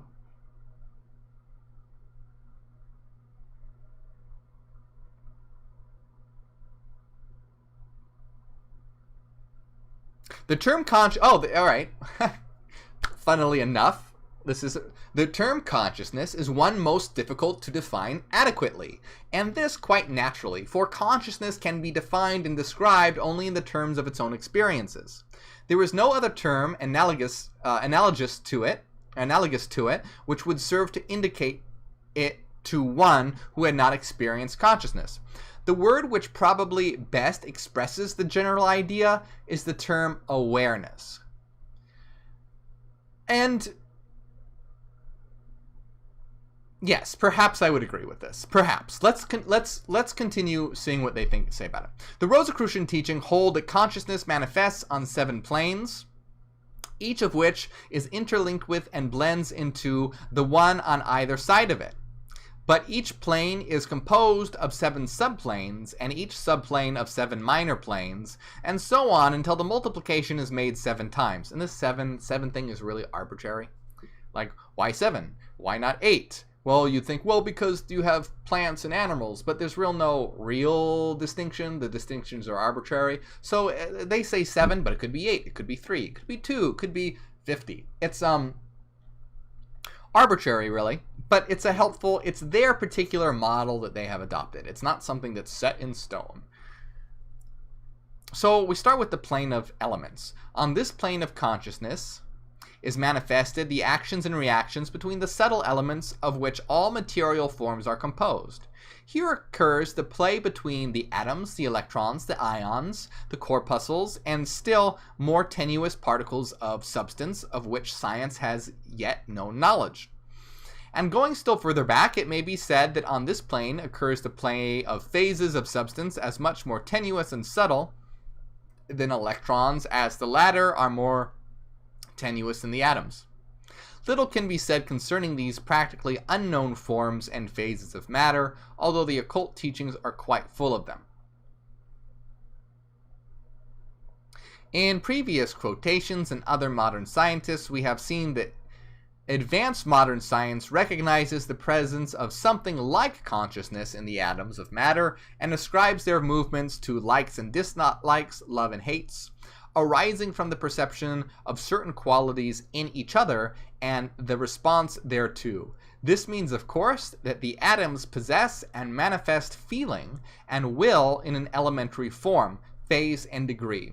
There are results arising from these manifestations of consciousness on the part of the atoms, however, which are not usually taken notice of by writers of the subject, each in the rank of the occultists or those of science. Let us now consider these briefly.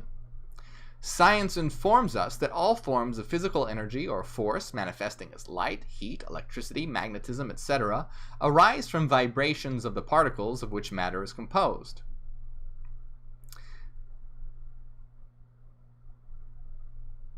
These vibrations are, of course, caused by the motion of the particles, and these motions are caused by the manifestations of attraction or repulsion between the particles. Proceeding further, we see that the manifestation of attraction and repulsion between the particles of matter arise from the likes and dislikes, the love and hates of the atoms and particles, and that these in turn are but manifestations of elemental consciousness. So we see here that even the manifestation of physical energy and force is but the accompaniment and result of the presence and activity of elemental consciousness. On this plane of consciousness are operated many of those forms of magic known to all by occultists. The occultist moves matter, not by exerting a physical force upon it by means of his mind and will, but instead by acting upon the consciousness of the material atoms by the power of his own consciousness. This is no place, of course, to go into detail concerning this phase of occultism, but it has been thought well to indicate here the source and nature of the power underlying occult phenomena of this kind, and why and wherefore of its manifestation. The plane of elemental consciousness, like all the great planes of consciousness, contains 7 subplanes, and each of these 7 minor planes and so on until the multiplication has been made 7 times. The subplane we have just briefly considered is but one of the 7, and the remaining 6 are equally important. In these unmentioned subplanes, there are manifestations utterly unknown to modern science and to the uninformed person, but of which the occult masters have made careful and thorough study. Okay, so let me explain something here with regard to Hyperianism and ontological math.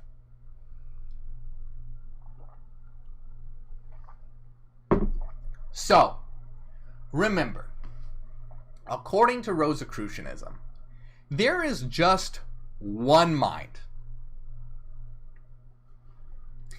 And that all individuality is ultimately an illusion generated by the one mind. And so according to Rosicrucianism, all atoms, molecules, electrons have a subjectivity to them. Now, let me explain to you the difference here with Hyperianism and ontological mathematics. So we know in math that reality is composed of a multiplicity of monads, a multiplicity of minds. Okay? So let's bring this up. So all reality is a multiplicity of minds. Each one of these circles represents one mind. And we could view one of these minds like thus. Okay? So this is one circle, one mind, and there are a multiplicity of minds. Now you as a mind, you are eternal. You are a true, eternal, individual unit. You aren't an illusion. You are eternal. You will never disappear. You will never merge into an undifferentiated oneness from which you will never return. You are an individual unit. Okay, so that's the first thing to understand. You are a mind within a collection of all minds. Now, let me now bring up the source formula. The source formula is the equation for all existence, and you see that it describes a circle and sinusoidal waves. Okay, so let's put this all together so we can really understand the difference here. You are a mind. What are you as a mind?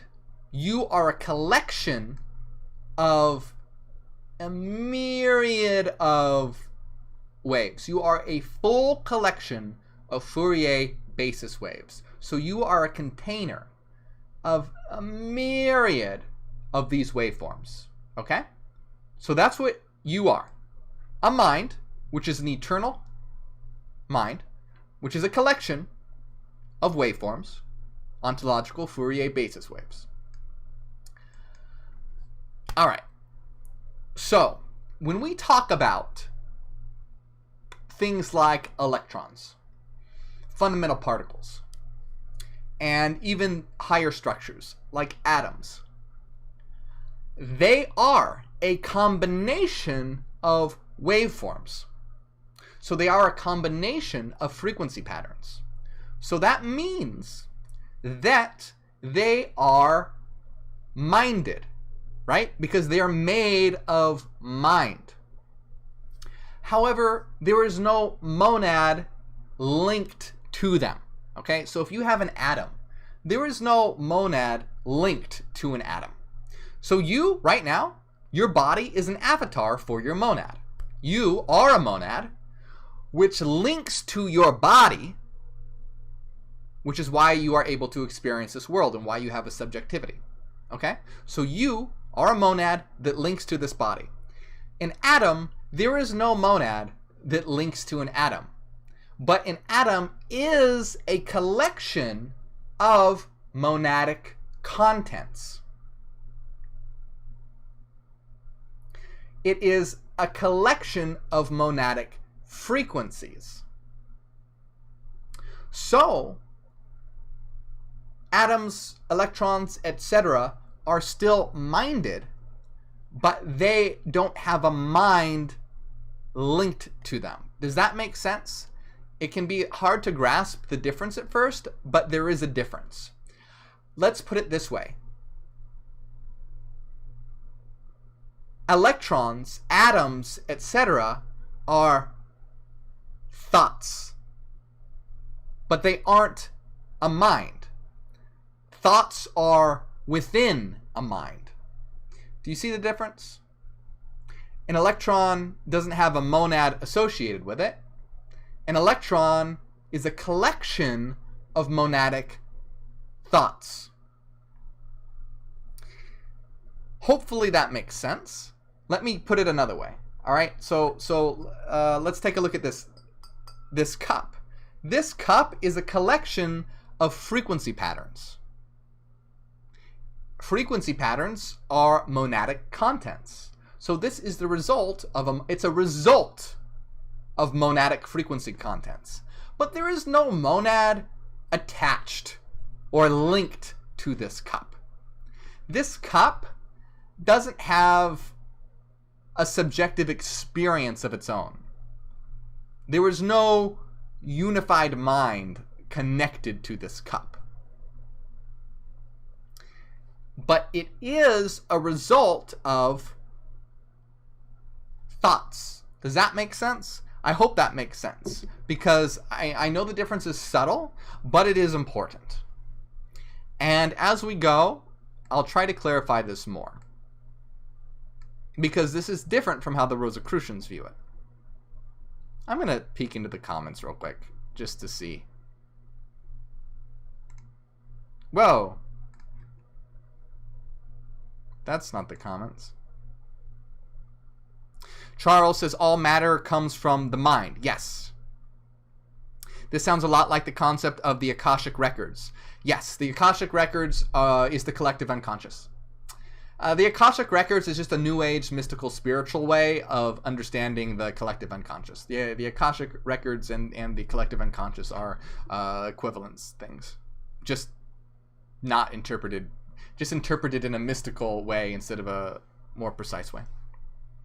Frequency patterns create, Bougie says, frequency patterns create what science knows as matter. Yes, 100%. Yes, you got it. You got it. Frequency patterns create what science knows as matter. Yes, 100%. You got it. Is that also true at a quantum level? Yes, absolutely true at a quantum level. I mean, it's true at all levels. But the quantum levels where it starts being revealed and that science can no longer ignore it. Because look, if you drop this, you know, if you drop it, if you do experiments with matter at this level, wave behavior is not very apparent. When you get to the quantum level, things start behaving like waves. You can't ignore it, and that's where materialists start to freak out, because they go, oh, holy shit. Reality doesn't seem very material. It seems more like a wave structure, but that doesn't make sense from a materialist paradigm. So what are we going to do now? And then that's when they start coming up with absurd ideas like the many worlds interpretation, the Copenhagen interpretation, and all these crazy ideas.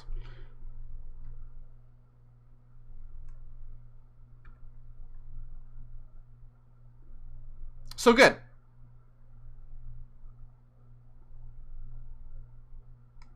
Let's continue. So remember, the Rosicrucians don't really view it this way because they don't have the concept of monads, right? So, yeah.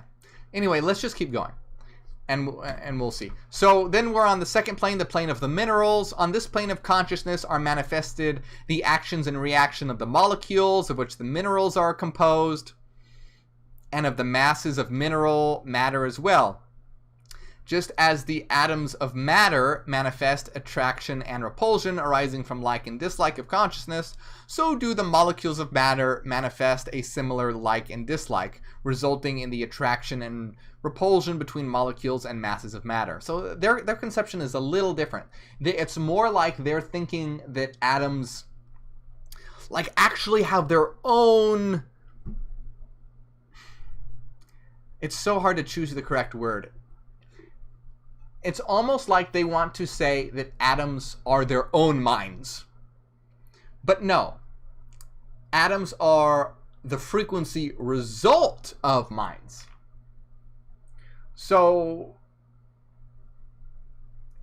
atoms will still respond like a mental object, well, because they are. But they're not linked to a monad. So an atom, and it's composed of a collection of frequency patterns, and the various frequency patterns will come from different monads. So they will still exhibit life and mind, but it's not linked to a unified, subjective, eternal entity.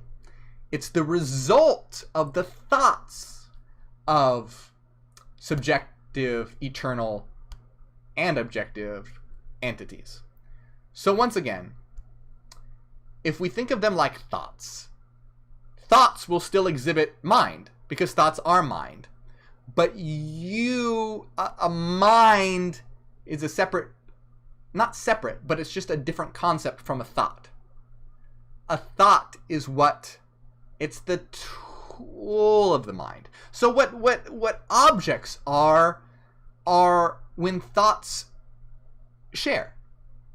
You have your own personal thoughts. When you go to sleep and dream, this is the world of your thoughts, and they form the matter in your dreams. The world around us, it's collective thoughts. We get stable matter because that's what happens when the thoughts of many minds in existence interact with each other. They combine and they stabilize. Why do they stabilize?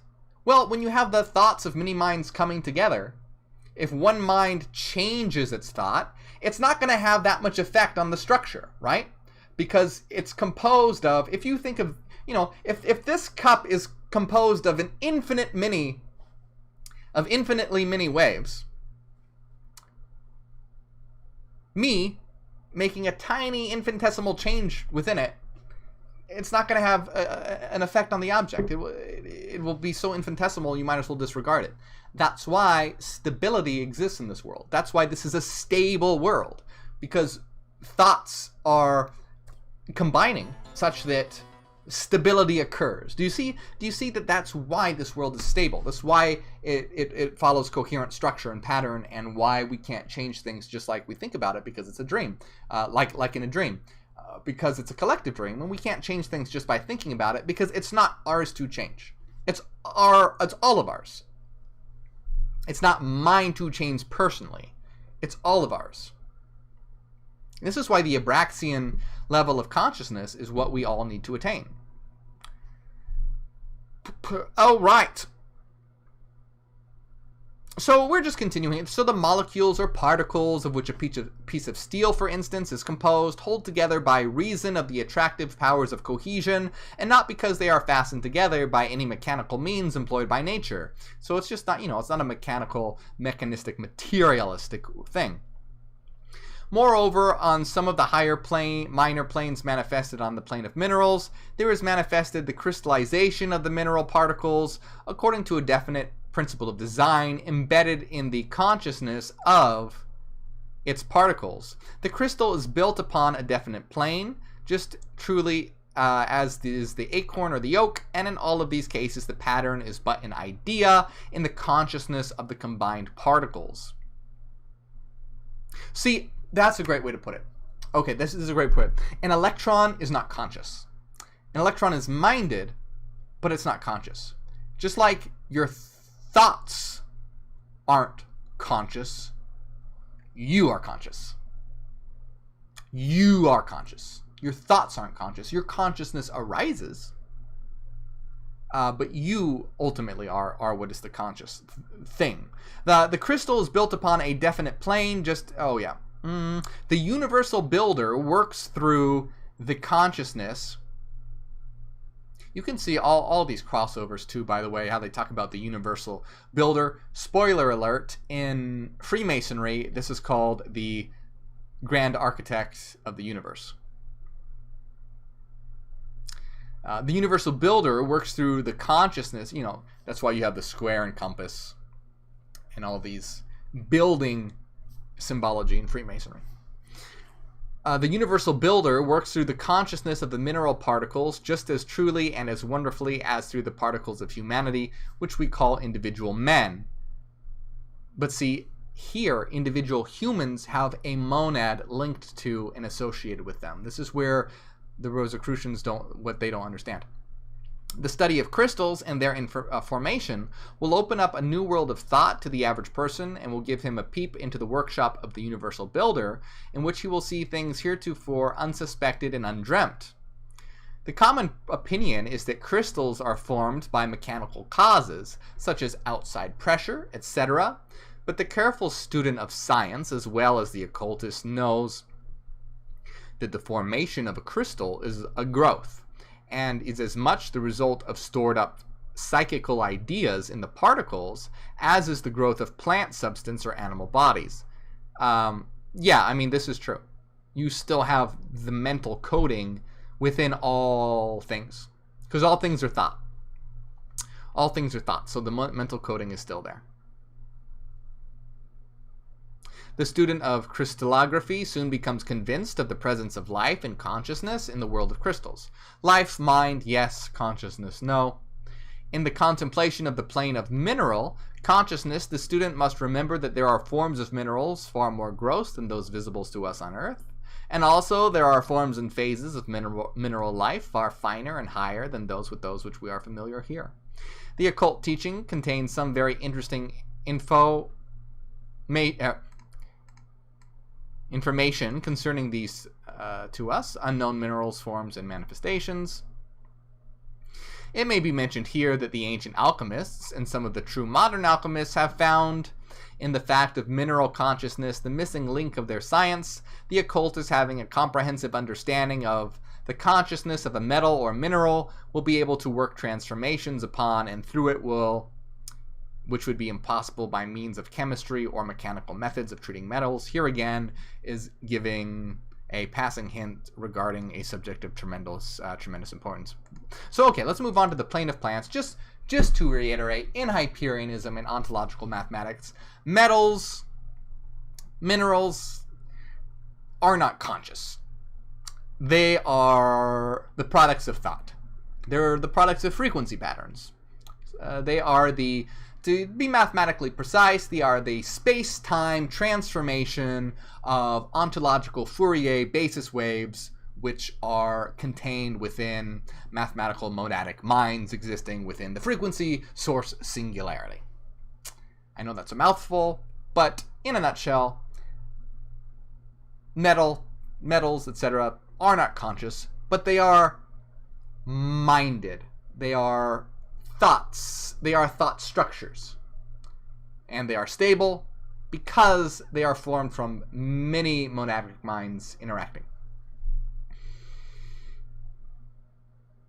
So, okay, let us continue. I want to get through these lower planes so we can start talking about the higher planes. All right, let's get to the higher planes. All right, let's do that. But I have to pee, so I'm going to go pee. As I do, ask your questions in the comments, because when I come back, I'm going to jump into the comment sections. So ask your questions right now. And if you are on Facebook, please first share this video, but then come on over to YouTube and hit the subscribe button. Let me know you did in the comments, and I'll shout you out. Do it right now while I go pee, and you won't miss anything. And this is where I'll be interacting with people in the comments in just a moment. So go do that. Be right back.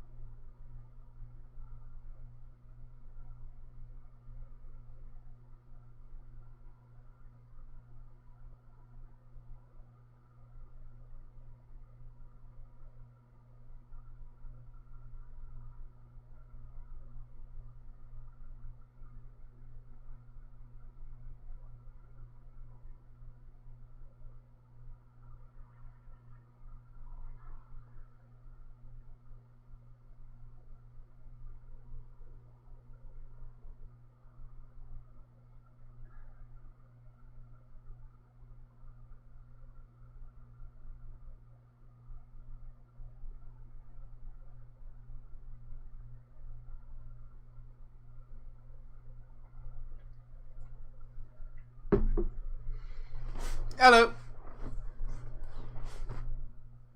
Hello. Hello. Hello. Hello. Hello. It's cold in here, my God. Because I have the air conditioning on. All right. Did anyone come from Facebook? Tell me, and I'll shout you out right now. Now's the time to do it. So what are you guys talking about here? What the hell you guys are talking about vampires? What is this bullshit? What are you talking about vampires for? What does this have to do with anything? What are you talking about? What are you talking about?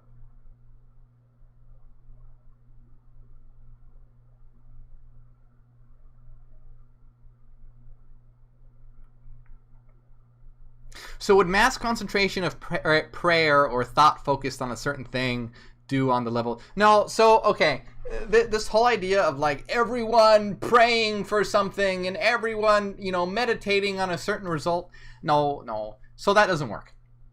The only good thing that might do is get everyone aligned on the same page for the same goal. But look, if you want to make a change in the world, you're not going to make a change in the world by thinking about it really hard. You're going to make change in the world by going out and doing it. So the danger with things like meditation and prayer is that people use that as an excuse not to do anything. Oh, I prayed today that change would happen. Oh, I meditated today that change would happen. And that's enough, so I'm not going to do anything now. Because so do you see how it gives people an excuse not to do anything? They'll, you know, instead of, you know, going out, spreading information, making a real change, they'll just go, oh, well, I prayed and meditated, so that's what I did. And really, you didn't do anything. You didn't do shit. So that's where those ideas can be dangerous, because, you know, the only good thing that can come from them is if it aligns people on the same goal, but then they actually go and do it. And that's why in Hyperianism we have void states. And at the end of every void state, Hyperians focus on an individual goal they want to attain and a world goal of actualizing New Terra. But that's just setting the intention. And we know, though, that we actually have to go out and make change to do it. The void state itself doesn't do anything other than align our subjectivities towards a common goal and common purpose, uniting our wills together. But then we actually have to go out and actualize the will. Oh, who came from Facebook? Am I missing people? I'm sorry. Who am I missing? Morgue. Welcome, Morgue. Hey, Morgue, I came from Facebook a few weeks ago. Oh, Joanna, thank you.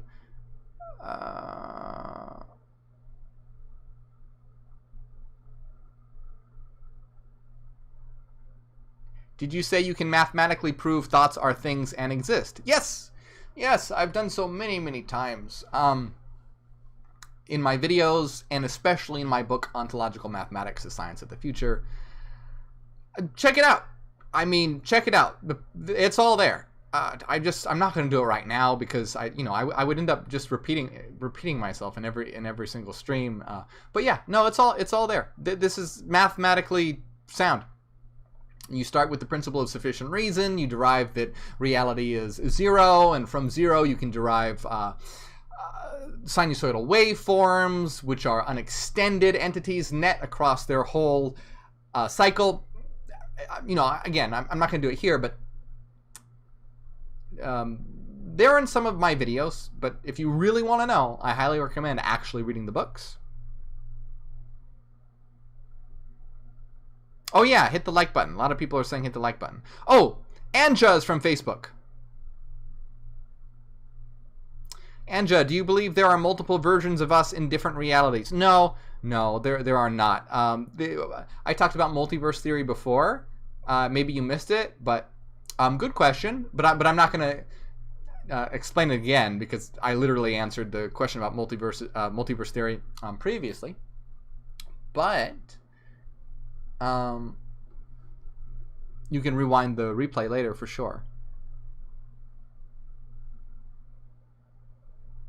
What do you guys? I'm not sure why you guys are talking about vampires. Video store clerk says I came here from Facebook. Thank you. Saw a couple of your videos this week. Interesting stuff. Thank you. Make sure you subscribe. Shout out to the Facebook people. Shout out to all you guys. I'm just trying to convince Facebook people to come on over here because it's better. Come on over, guys.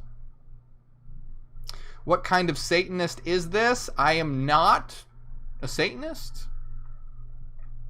Like, why do you even jump to that conclusion? What do you even mean by Satanism? We are Abraxian. We are beyond the limiting concept of Satan. Megan Eva says this is Hyperianism. Yes.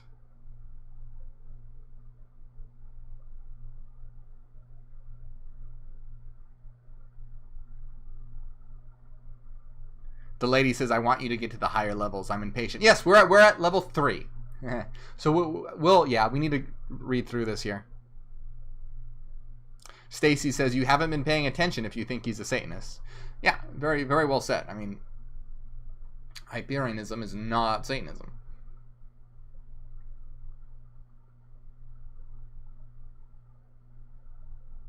Quantum physics says that anything that can happen will happen. No. No. No. I mean, no. Just no. I don't know. I mean, you'd have to define what you mean by anything that can happen, will happen, but no. That sounds like a many worlds interpretation of quantum mechanics, which, again, no. Hyperianism comes closest to pilot wave theory or Bohmian mechanics, which there is a very specific trajectory that will be collapsed and actualized based on hidden variables. It's a non-local hidden variable theory. Anyway. And even, I don't even like the term collapse of the wave function, because that implies something, that implies, I don't like it. I don't like it, but I'm trying to explain it.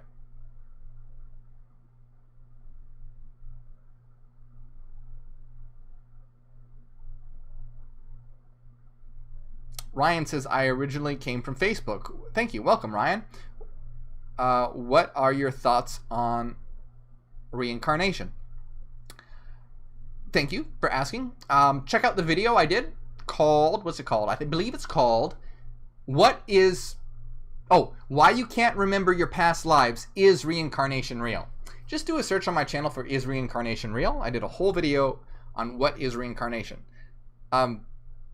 Spoiler alert, yes, it is real, but it's not what you think. It doesn't have anything to do with karma or being a good person or anything like that. It has to do with the mathematical mental optimization and the evolution, teleologically, you as a monad, as we all collectively strive towards the omega point as being our teleological destination.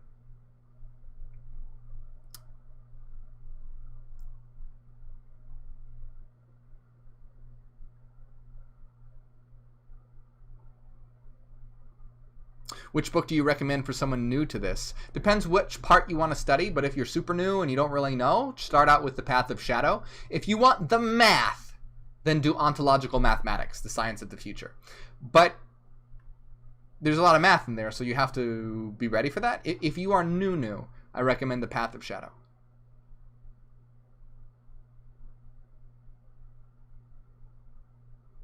Andrew says, I need a morgue shit. I think you mean shirt, because I don't think you want a morgue shit. But yes, you do need a morgue shirt. I agree.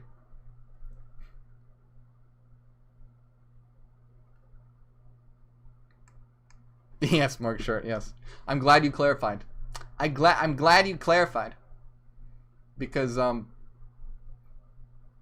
yes, no morgue shits will be available anytime soon, unless I make that a very high patron tier. All right, where can you get the books? IamHyperian.com.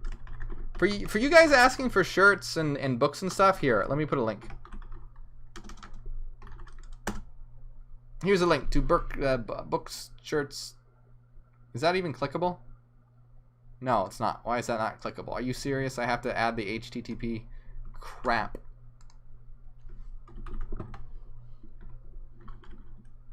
There. That better be a link now. Yeah, that's a link. Oh, yeah, she will. Thank you for helping us wake up the world. Says all those new questions coming on now is a good sign. Hashtag MMM is on its way. New followers we need. Yeah, absolutely. Absolutely. Welcome, everyone who's new. A lot of newcomers. Welcome, welcome. All right.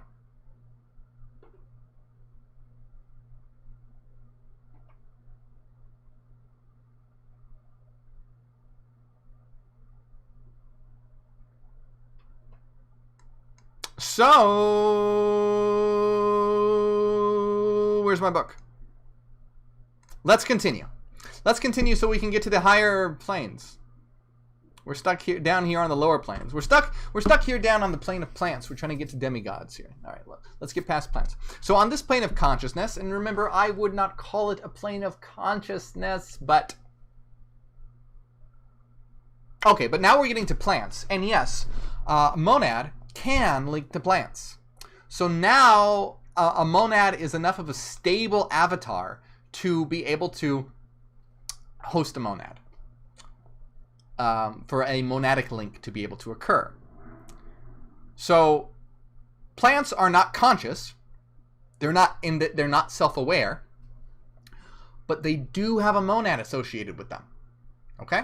So that's important to understand. So there is a mind, there is a monad associated with plants, as best that we know.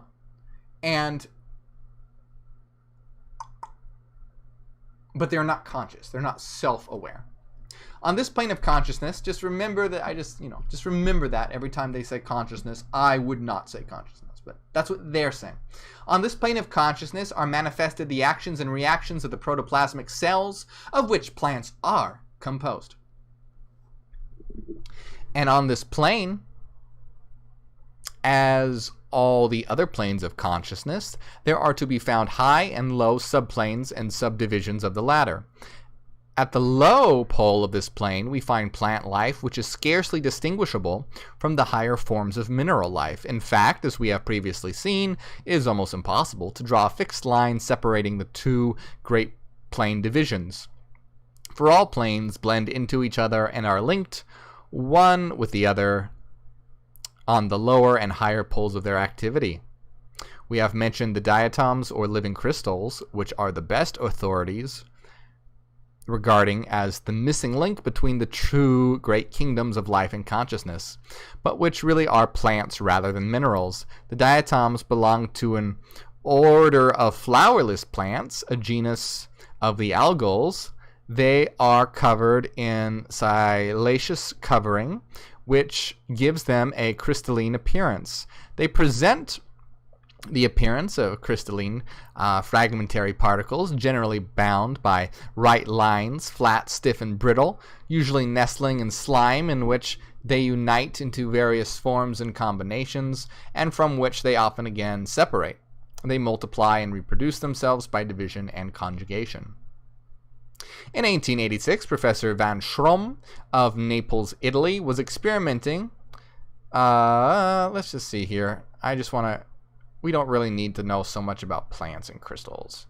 I think we get the idea. That life is present in plant life, scarcely anyone is disposed to question, though there seems to be a desire to deny consciousness and intelligent activity in the case on the part of the orthodox scientist. But the more advanced of the workers in the ranks of modern science do not hesitate to positively assert the presence of conscious, intelligent activity in plant life and vigorously support their contention by logical argument backed by incontrovertible facts gleaned in their laboratory experiments. These scientists hold that the presence of the phenomena of nutrition, reproduction, and of physical and chemical change due to adaptation is proof positive of the presence of vital intelligence within the organism in which the former are manifested. Professor says adaptation, after all, is the best evidence of the presence of intelligence, or life in forms or units of matter. Adaptation, also called physiological adaptation, but best called psychological adaptation, is the one weapon by which living organisms fight against the destructive forces of conditions of nature. So, yes, we have to remember that in plant life, see, this is the difference now between, say, a plant and a cup. A plant and a cup are both the collection of frequency patterns. A cup does not have a monad associated with it. A plant does, however. A plant does. A plant is sentient. A plant is not conscious. A plant does not have self-awareness, but it does have sentience. So there's this, people always use the word sentience wrong. Sentience does not mean self-awareness. Sentience means to be able to experience qualia. So the feeling of heat, of coolness, of texture, this is sentience. And plants are sentient. They have a monad associated with them. Monads are sentient.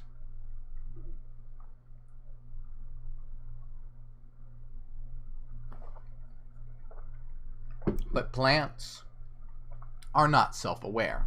They're not how consciousness would be defined in terms of Hyperianism and ontological mathematics.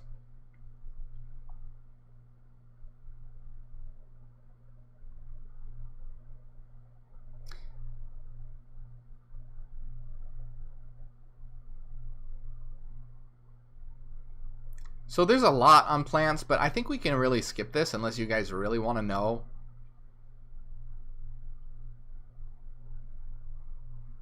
I mean, mostly it's talking about the biology of plants and how it's similar to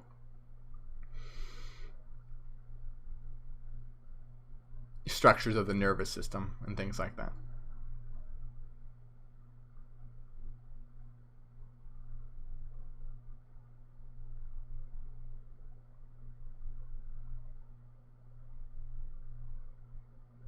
Okay, I have tried to show that all organisms, even to the very simplest, whether plant or animal, from the very nature of life and the struggle for its maintenance, must be endowed with conscious feeling, pleasure and pain being its simplest expressions. You can be unconscious and experience pleasure and pain. So it's, they're confusing consciousness with sentience. You don't have to be self-aware to experience pleasure and pain.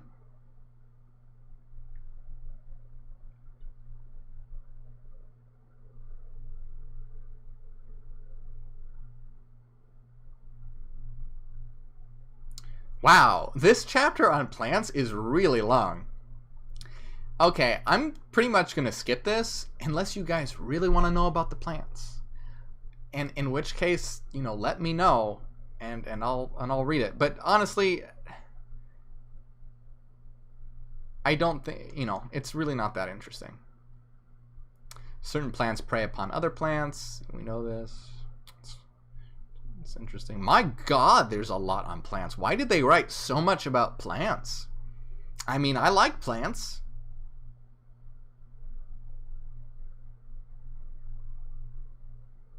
Okay. Let's move on to the plane of the animals. Oh, Joanna, thank you for helping us wake up the world.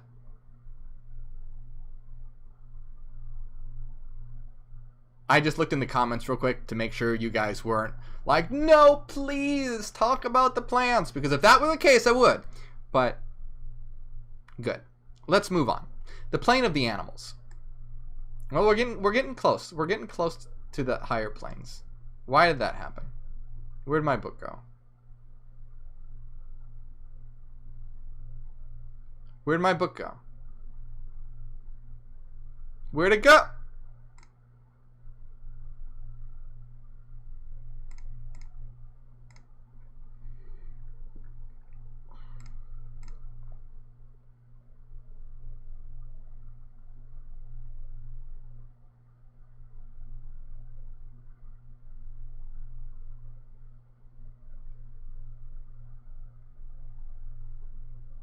Bear with me. Bear with me here. Bear with me. I'm trying to find the book.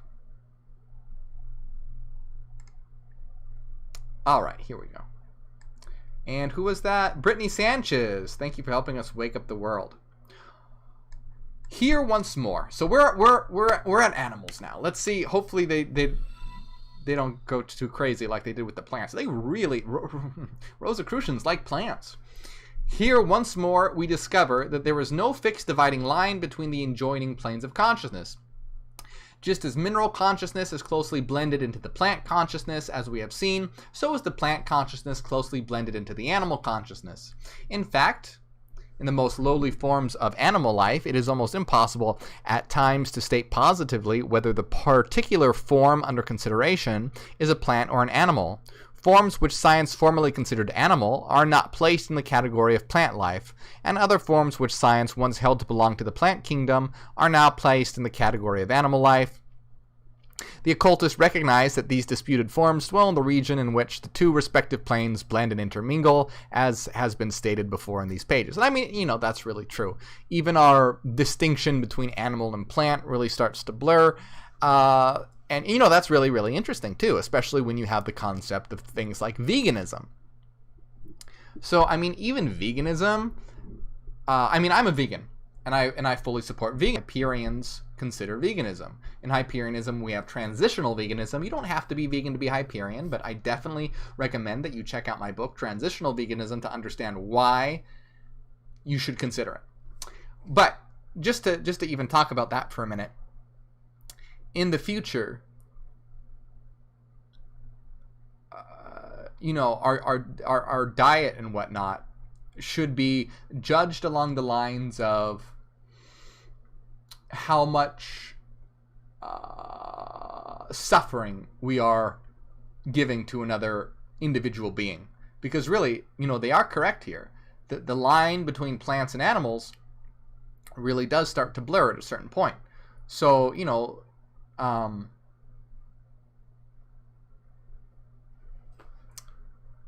would have to put things in terms of suffering. Because ultimately what we want to do, and in Hyperianism, why I encourage transitional veganism, is to reduce the amount of unnecessary suffering in the world.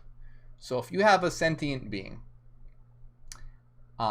such as an animal, and if the suffering of that animal will cause its monad to prevent it from optimizing, you don't want to do that if it's not necessary. Right? If it's not necessary. But anyway, I don't really want to talk about veganism right now. Let's just continue. It's just an interesting point to see that there is a blurring of lines here. Consciousness in animal life varies from the first faint glimmerings in the single-cell creatures in the slime of the ocean bed to the full dawn in the highest forms of animal life like the horse, the dog, the elephant. In each and every case, however, it will be found that each creature is endowed with a sufficient degree of intelligence to meet its needs and requirements to adapt to its environment. As the environment increases in complexity, the form of animal life has either adapted to its consciousness to meet the requirements or else has perished in the course of evolution. Both science and the occult teachings inform us that animal life had its origin in the slime of the primeval ocean beds and took the form of the single-celled creatures. The best known form of single-celled animals is the moneron, plural monera, which is composed of but a single cell and is like a tiny drop of glue. It belongs to the lowest class of animal life, known as the protozoa. The moneron lives in water and is a very minute, shapeless, colorless, slimy, sticky drop of protoplasmic substance. It has no organs of any kind, and all of its parts are similar. It lacks the separate organs or parts with which to perform the offices of living creature as found in the higher forms of life, and yet this organless creature performs the processes of like known, respectively, as nutrition, reproduction, sensation, and will action. Every part of the moneron is capable of absorbing food and oxygen. It is all stomach and all lungs. Moreover, it is all reproductive organism. It envelops its prey by enclosing the latter as a drop of glue encloses a tiny gnat, and it then absorbs the nourishment from its food through every portion of its surface, coming in contact with the food. It moves by prolonging a portion of itself outwards like a tiny tail or finger. This constitutes the false foot by which it propels, pushes, or pulls itself forward or backward or sideways, which it gets ready. It pulls back the false foot into its general substance, and it is the same as before. It has no distinction of sex, but reproduces itself by simply growing larger and then dividing itself into two, and the process is over, thus being two Monera where only one Moneron was the moment before. And yet this simple creature receives impressions from the outside and responds thereto. It seeks its food and escapes its enemies. It has all the mind it needs. Next in the rising scale of animal life we find the amoeba. This creature is also a one-celled animal, and it progresses by a continuous projection of false feet and a subsequent drawing in of the same, which gives it the appearance of many-fingered or many-footed things. Alright, well,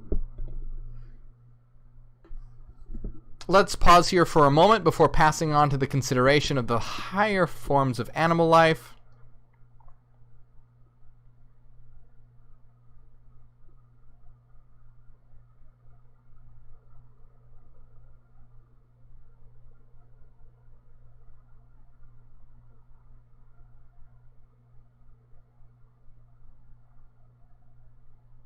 The cells of which the bodies of animals and men are composed are really independent living creatures, each of which is possessed of sufficient mind to enable it to perform its necessary life work and offices by means of the operation of what occultists know as the group mind, by which a number of independent cells coordinate their activities. These cells perform the coordinated work of the organism. Each of these cell minds manifests a perfect adaptation for its particular work. The work of those cells in extracting from the blood the exact amount of nourishment needed by it is but a minor evidence of the presence of such a mind in them. The process of digestion, assimilation, etc. is another instance of the intelligence of the cells and cell groups. In the healing of wounds... Sorry, my neighbors turned on a light outside and it was startling. Anyway, let's they can probably see me right now, which I mean, it probably looks sort of odd from their perspective. I mean, I'm sort of a, not the normal individual, but seeing me in here with like red glowing lights and whatnot, they're probably like, my God, we live next to the Anticristo. Anyway, lots of animal talk. Shall we skip the animal talk? I mean, I think we get the idea here. Really, they write a lot about this, and I think it's unnecessary. I think we can skip all this. Shall we skip all this? I want to skip all this. Can we please? Is this the rest of this chapter? Like, I think we get it. Animals, there are higher and lower forms of animals. Shall we get to the plane of the human?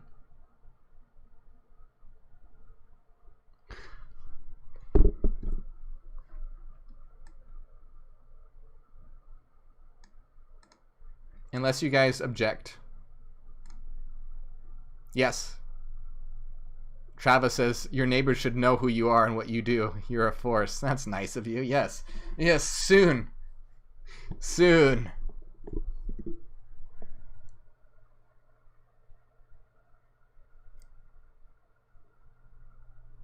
Susan says skip it a bit and just get to how we use the holy hand grenade. I mean, that's a Monty Python reference, but I don't really...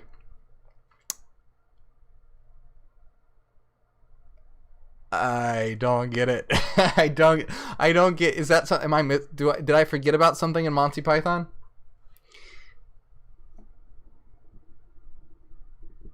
I remember the holy hand grenade, but I don't know exactly what you're referencing.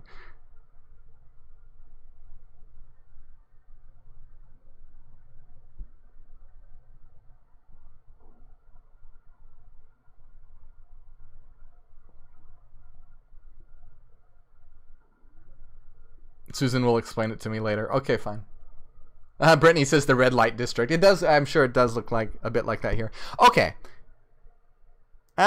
She-Wolf says put a like button on your door so your neighbors can tap it. That's really weird. But I like that. That's weird. That's so weird. Like our internet realities blend into the physical realities. So weird.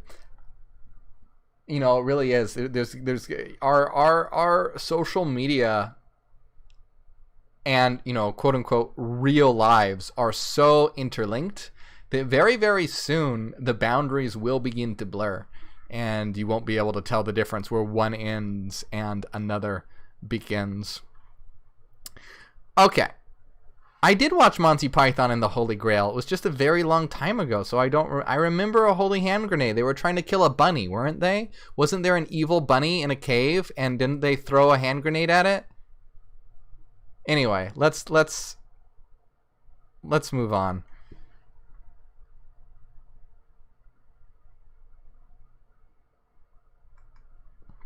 The plane of the human. All right, guys, we're getting close. The plane of the human. Passing from the plane of animal consciousness. My God, they really wrote a lot about plants and animals. Let's see how long they... It's not that... Look how short the one for humans are. You write all that about plants and animals, but humans... Okay. Passing from the plane of animal consciousness to that of the plane of human consciousness, we soon become cognizant of the presence of a new element of consciousness. This element is known as self-consciousness. Okay, here we go. Now we're getting to the term, the use of consciousness as how we define it. Or the consciousness which enables man to say knowingly of himself, I am I. To identify himself as the thinker, apart from the thoughts, the actor, apart from the action. This is now getting really, really important, because now, do you see how first we have just a completely unconscious frequency structure? Then we have an unconscious frequency structure to which a monad links. Now in humans, we have an unconscious frequency structure to which a monad links and then becomes conscious of itself. So now consciousness exists. To identify himself as the thinker apart from the thoughts, the actor apart from the action, the feeler apart from the feelings, the willer apart from the voluntary activities, the conscious subject apart from the phenomena of the senses. It is true that in the primitive forms of human life, this new consciousness exists, but as a faint dawn, but it is latent there. And as the ascent of man progresses, this new conscious flames out in higher and still higher forms. What this new element of self-conscious is, we shall see presently. In thinking of man, we must remember that primitive human beings, little removed from the apes, are as much man as is the highest individual of the race today, or as will be his still higher descendant of tomorrow. And we must not forget that the plane of human consciousness is closely linked to and blended with the plane of animal consciousness, and at one of its sides. The best scientific and the best occult teaching hold that the man and the ape descended from some common ancestral form in the long ages past. The common ancestor was the trunk from which the man branch sprung on one side and the ape branch sprung on the other. It must not be forgotten that the lowest races of man, known to us today, are as far removed in degree of intelligence from the highest known types of mankind as from the highest apes or man-apes. In fact, many think that evolution, from the highest apes to the Kafir, Hottentot, or Digger Indian, is no more difficult than would be the evolution of those lowly types of human life up to the types of Emerson, Shakespeare, Huxley, Darwin, Edison, and other types of cultured man. Huxley has shown us that the brain structure of man, I can't tell if they're being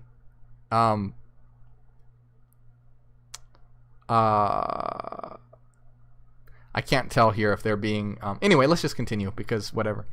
Huxley has shown us that the brain structure of man, as compared with the chimpanzee, shows differences, but slight as compared to the differences between that of the chimpanzee and that of the lemur. He also shows us that in the important feature of the deeper brain furrow... I couldn't tell if they were being racist previously. I don't know if they were or not. But I'm not really going to pause and dissect that to try and see if they were. I don't know. I don't know if they were or not. This is a live stream, and I don't want to dig into that. But regardless, we are it does not reflect our views. Anyway, but he also shows us that in the important feature of the deeper brain furrows and intricate convolutions, the chasm between the highest civilized man and the lowest savage is far greater than between the lowest savage and the highest man-ape. Darwin, in his description of the very low type of human beings found among the savages, say their very signs and expressions are less intelligible to us than those of the domesticated animal. They are men who do not possess the instinct of those animals, nor yet appear to boast of human reason, or at least the arts consequent upon that reason. Yeah, so I actually can't tell here if they are being, what's the word?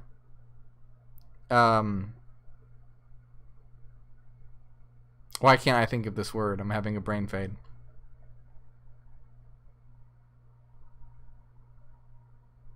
Anyway, I can't tell if they have an archaic mindset and are being racist here. Because do you see why this is important to understand that we are, because you can fall into that idea of like, oh, this organism is less than this organism, and fall into that trap of racism, which is really, really, really dangerous here. So if you have two races, the thing to understand is that they're both just linked to a monad in a mind. And it's not their race that's going to define their intelligence level. That's stupid. And again, I don't know if they're really saying that here, but they kind of might be hinting at it, which if they are, that's terrible. And we don't agree whatsoever. Bodies are just avatars, and we're all minds. And you will be able to, each one of us has the potential to maximize our consciousness, regardless of our race or anything weird like that. Anyway, I can't tell for sure if that's what they're saying, and I really don't want to take the time to look into that. But anyway, let's keep going. Consciousness, known as the self-consciousness of man, which will be pursued further in the succeeding chapter, in which chapter will also be taking up the consideration of two still higher planes of consciousness, known as the plane of the demigods and the plane of the gods, respectively. Okay, so one quick thing that I want to say real quick here, and I want to talk, I don't know if this is the view that they are putting forth. I would hope not, and I don't want to make a judgment call or say that they are, because I'd really have to examine this and read it closely. But I want to say that we have to be really careful here, because there are some occult philosophies such that there were some that backed up Nazism, where they thought that they were trying to build a superior race genetically through biological structures. And this is where you get the idea that, oh, some races are inferior and some races are superior. This is where you get into really dangerous territory when you try and deny the fact that we are all minds that are evolving. And it doesn't have to do with our bodily avatar. So I want to make it really clear that we are all about reaching the next step of evolution, but it has nothing to do with race. It's about learning and growing and education and reason and intelligence. And we are all minds, and all races have equal opportunity to do that. Doesn't matter. Yeah, I just want to be clear that this is why it's really important to get your ontology right. Because then you can start straying into dangerous territory. Now, I don't know if that's what they are saying. I just want to point it out because there are some occult philosophies and people who have followed those occult philosophies who have tried to justify, like genocide or racism because of that. So, this is why we must always be guided by logic and reason, because logic and reason shows us that it's not about our bodies or our avatar or our race or anything like that. It's about us as eternal monadic minds, and we are all eternal monadic minds. We are at different levels of consciousness, but each one of us has the ability to raise our level of consciousness through learning, understanding, education, exploring ourselves, exploring our world, exploring our life, and things like that. So, I wanted to make that clear. And once again, I don't know if they were saying that, but it just reminded me, and it's a good time to bring it up.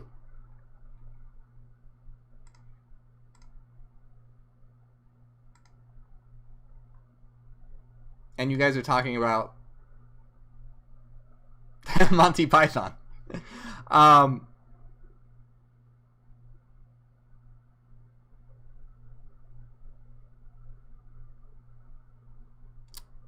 All right, so now we are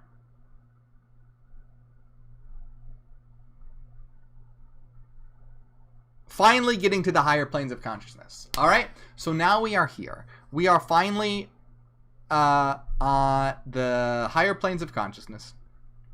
We're going to dive into that right now after I go pee. I have to go pee. So I'm going to use the restroom.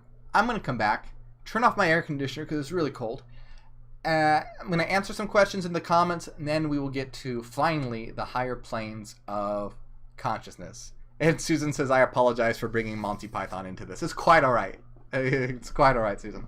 So, if you're from Facebook, now's a good time to go to YouTube. That's where I'm going to be interacting in the comments. Subscribe. I'll shout you out. Hashtag #M, Million Monad March. Let's get there. And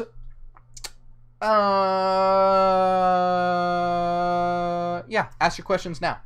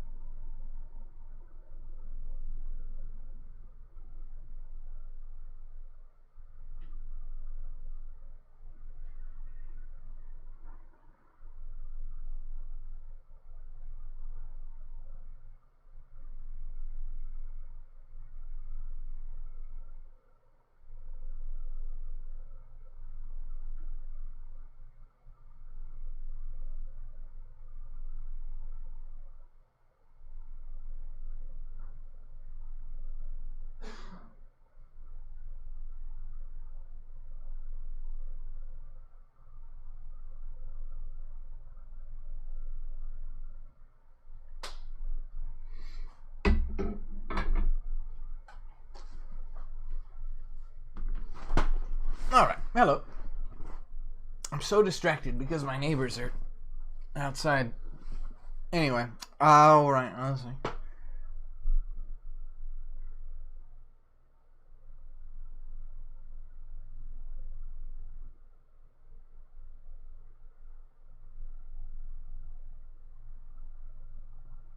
Oh, Bushi asks me, what do I think about Manly P. Hall's work?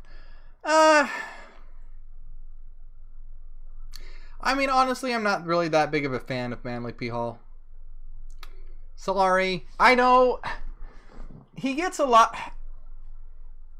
He gets a lot of things wrong, and I don't know. I'm not a huge reading Manly P. Hall.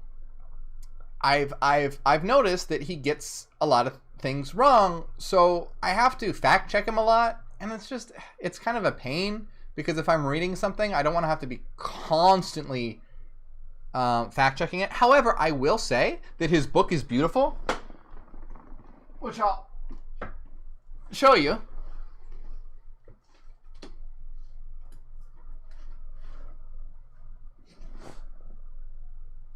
I have to be careful that this does not come crashing down. But yeah, so his book is beautiful. So this is the Secret Doctrine,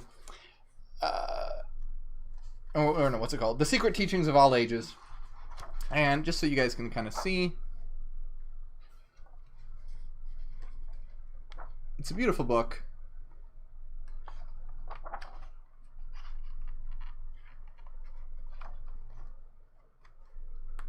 And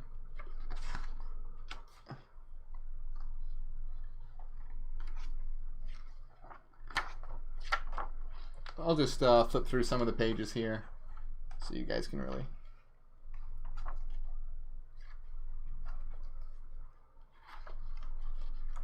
Some even fold out.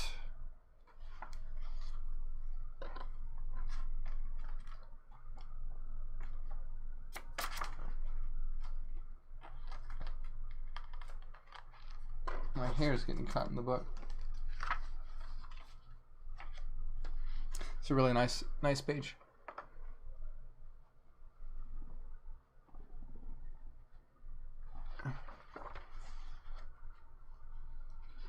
So, his book is beautiful. I mean, it's a gorgeous book.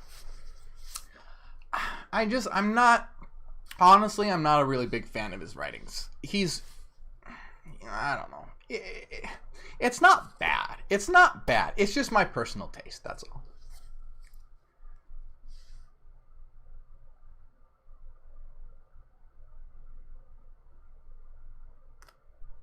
Oh, let me bring the comments up here. Yeah, so I mean, it's a really good book, and really beautiful book, and it's just, yeah. If you like Manly P. Hall, that's fine. Just remember, he is mystical and intuitive. He's not based on logic and reason. So, okay, I personally find his work a little dry, and I'm just not a huge fan.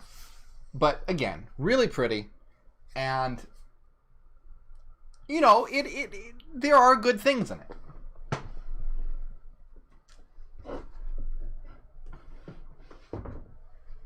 He just has a really sort of Masonic sort of feel that I just don't really care for. It's very, I don't know. It's that very like patriarchal kind of feel. It's hard for me to explain. I've never read. Anyway, if you like Manly P. Hall, that's awesome. I think you can learn a lot of interesting things. Just always remember that it is mysticism. So there's a lot in there that you need to be guided by logic and reason. You see how just reading through Rosicrucianism, we have to point out a lot of things they get wrong. I'm glad you like the bookshelf, Sandra.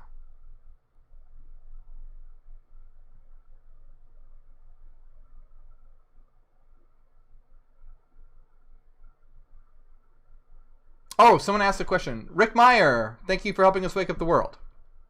What'd you ask? Why do you think humans became the dominant species of their world? What about us got to this point? Well, I'm not really sure what exactly you mean by that, but basically, you know, through survival, we have proven to be the most effective creatures at not only survival, but will to power. So accruing power, and it's our ability to have control over the environment. So we are pretty much, I mean, other creatures, we are able to control our environment to such a degree that other creatures cannot. We are now becoming the force of evolution rather than being subjected to evolution. Amy says, are you familiar with Tom Campbell? Yes, I am. I am familiar with Tom Campbell. His work is interesting. I will do a video on Tom Campbell soon. most likely. It's not right, but it's closer than scientific materialists. So Tom Campbell basically says that reality runs like a computer code, like a video game. I believe he calls it the greater consciousness system. And the reality sort of operates like a computer code, like a video game where there's a code underlying it. And it's an interesting idea and close to ours, right? But he never gives a sufficient reason for how existence could exist in his system, right? So how, we have a sufficient reason. We start with the pre-SR and show how reality is equal to nothingness, which is equal to 0, which is why it is eternal. Then we can mathematically derive the source formula. He's really lacking a foundational and rigorous ontology that is compatible with reason. So, interesting ideas. I would say if you, for sure, check out his videos if you like. You're not going to learn anything more from him. We go way above and beyond anything Tom Campbell teaches. But, I mean, I like that he thinks outside of the box, outside of the prevailing paradigm. So props to him for being able to break out of the standard scientific narrative. So yeah, it's interesting guy. I would be totally up for doing an interview or something with Tom Campbell at some point. Christopher Huntington, thank you for helping us wake up the world. What happens to a monad after its avatar dies? What happens? Will your mother still be there? So here's what happens when an avatar dies. Your monad enters into the death current, which is basically like, it's very, very similar to a dream. And within this very foggy dream world, you will eventually be reinserted back into the holos in a new body and a new avatar, so via reincarnation. So how long you stay in that death current is really dependent upon you and your particular consciousness and your evolution. If you can maintain consciousness in the death current, well, then you can stay there for as long as you'd like. You can perhaps even set the initial conditions for your next life experience if you'd like. But that is the general theme. Avatar dies, monad enters the death current, and then is reinserted into the holos, reintegrated into the holos via the acquisition of a new bodily avatar through birth.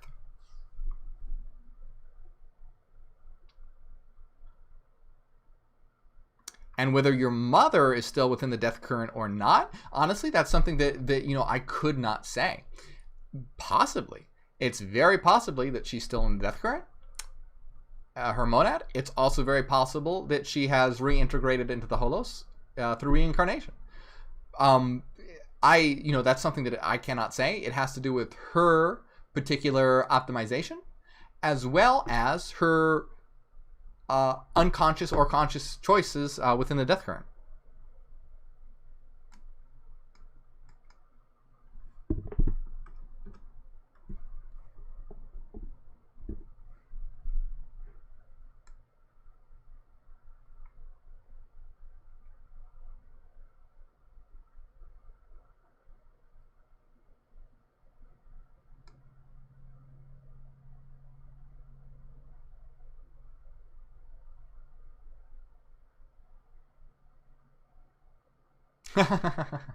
What do my neighbors think of my drunk Bible readings if they can? Well, luckily, my neighbors haven't been around when I've done the drunk Bible readings because they're probably, I don't know, they just haven't been. I just got new neighbors. My other neighbors were very quiet. These neighbors are very loud and noisy and outside all the time. And it's fine, I guess. They're happy, whatever. But they get drunk and sing songs on the balcony, and I mean, yeah, good, good for them. I'm glad they're happy, but it's annoying.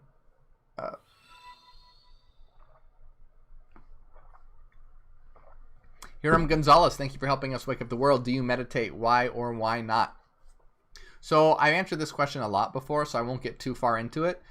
Basically, in Hyperianism, we have void states, and void states are, you can say it's similar, but it's different as well.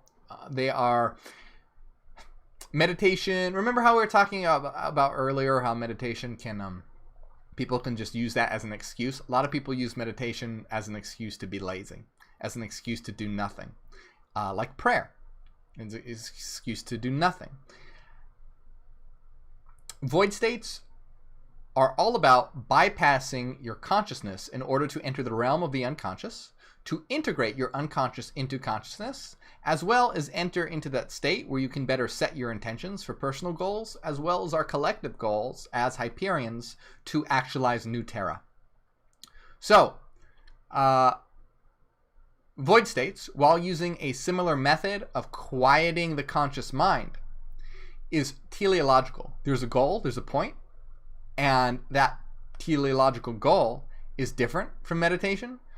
The goal is to make the unconscious conscious and set your goals and intention both personally as an individual and collectively as Hyperians to actualize new Terra. Ad Astra to the Stars says, I think I annoy Morgue. No, you don't. Why would you say that? You don't annoy me. Why? Why? Not at all. Okay.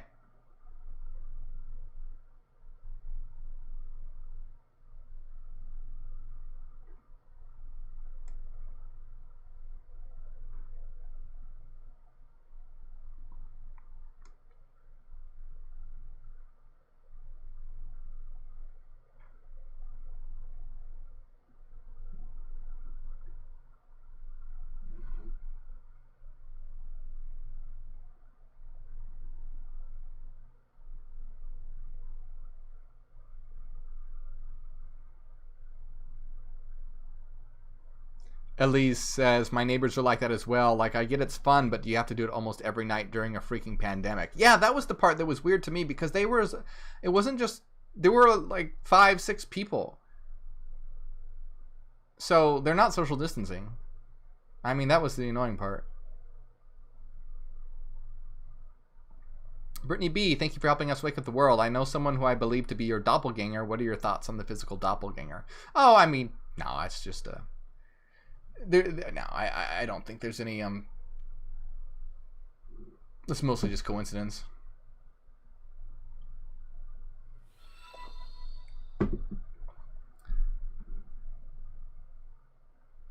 Bushi says, that's too bad. Thursdays are my Warhammer night.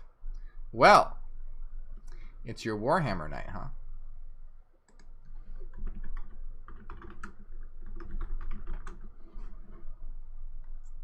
Well, if it's your Warhammer night, I certainly hope you're playing as the Tomb Kings.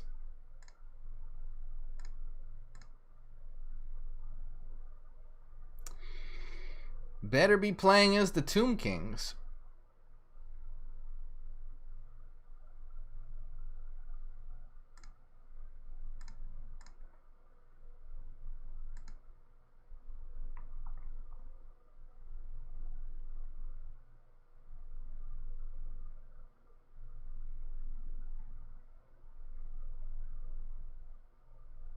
All right, shall we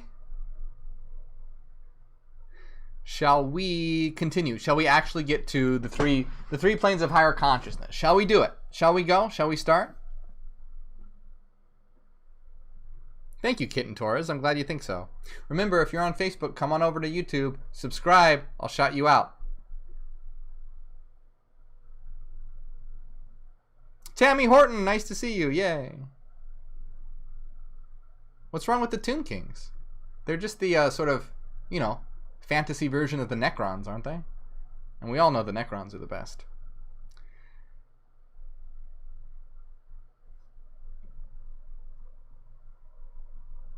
All right, we will continue. We will finally get to the three planes of higher consciousness. We've been making our way there, and we are finally at this chapter. So let's do it. Let's get to it.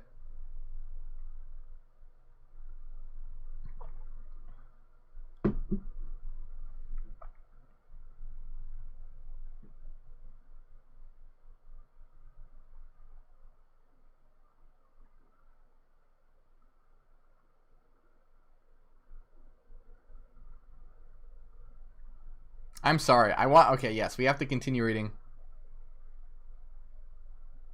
Bushi Clementine plays as Sisters of Battle. Sisters of Battle are awesome. And Sisters of Battle are terribly underpowered. Terribly underpowered. But they're cool. Sisters of Battle are awesome. Alright, let us go. Let us go. Let's do this. I get distracted with you guys in the chat because I like hanging out with you guys. And then we get completely off topic. So, let us... We're here. We are here. The three higher planes of consciousness. Let's do this.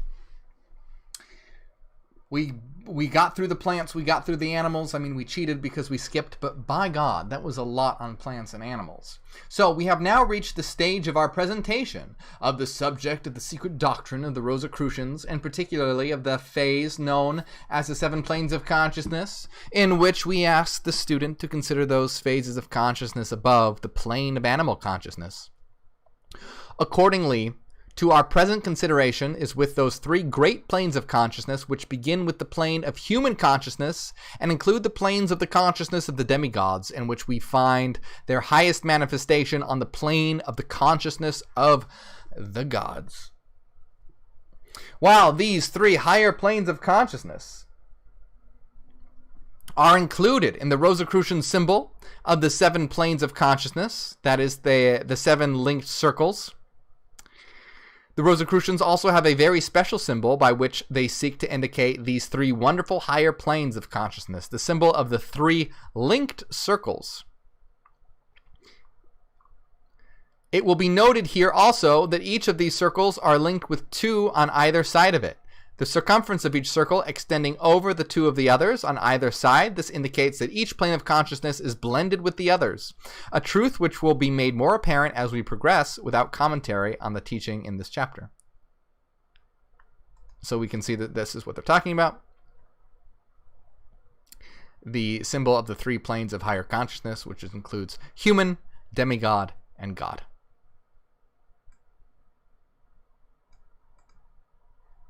The plane of human consciousness, as its name indicates, is that plane of conscious activity which is manifested by human beings high and low in varying degrees. This plane of consciousness, like all the other of the seven planes of consciousness, is divided into seven subplanes, and each of these into seven, and so on, as explained in preceding chapters of this book. Moreover, at one pole of this plane is linked with and blends into the highest subplanes of the plane of animal consciousness, while at its other pole it blends into the lower subplanes of the next highest plane, the plane of consciousness of the demigods. Again, following the symbol of the three linked circles, the same individual who manifests on the plane of human consciousness is, in a measure, in touch with the two higher planes, known respectively as the plane of consciousness of the demigods and the plane of consciousness of the gods. The reason that the Rosicrucians place these three higher planes of consciousness in a trinity of circles, apparently apart from the lower four planes, is that on these three higher planes of consciousness, the individual soul manifests self-consciousness, or the consciousness of I am, in at least a certain degree, while on the lower four planes, this consciousness of I is entirely absent, and the mental activity is more or less automatic and instinctive. This distinction will be brought out as we proceed. So, what marks the step into a higher form of consciousness is the of self-awareness. This really is a huge step and demarcation. And as we will see, most of humanity is now at this stage of self-consciousness, but we can evolve higher than self-consciousness. And in Hyperianism, this is why we talk about avatar consciousness, monadic consciousness, and Abraxian consciousness. Remember the three Hyperion perspectives? Avatar, monadic, and Abraxian. And why we all need to be understanding this.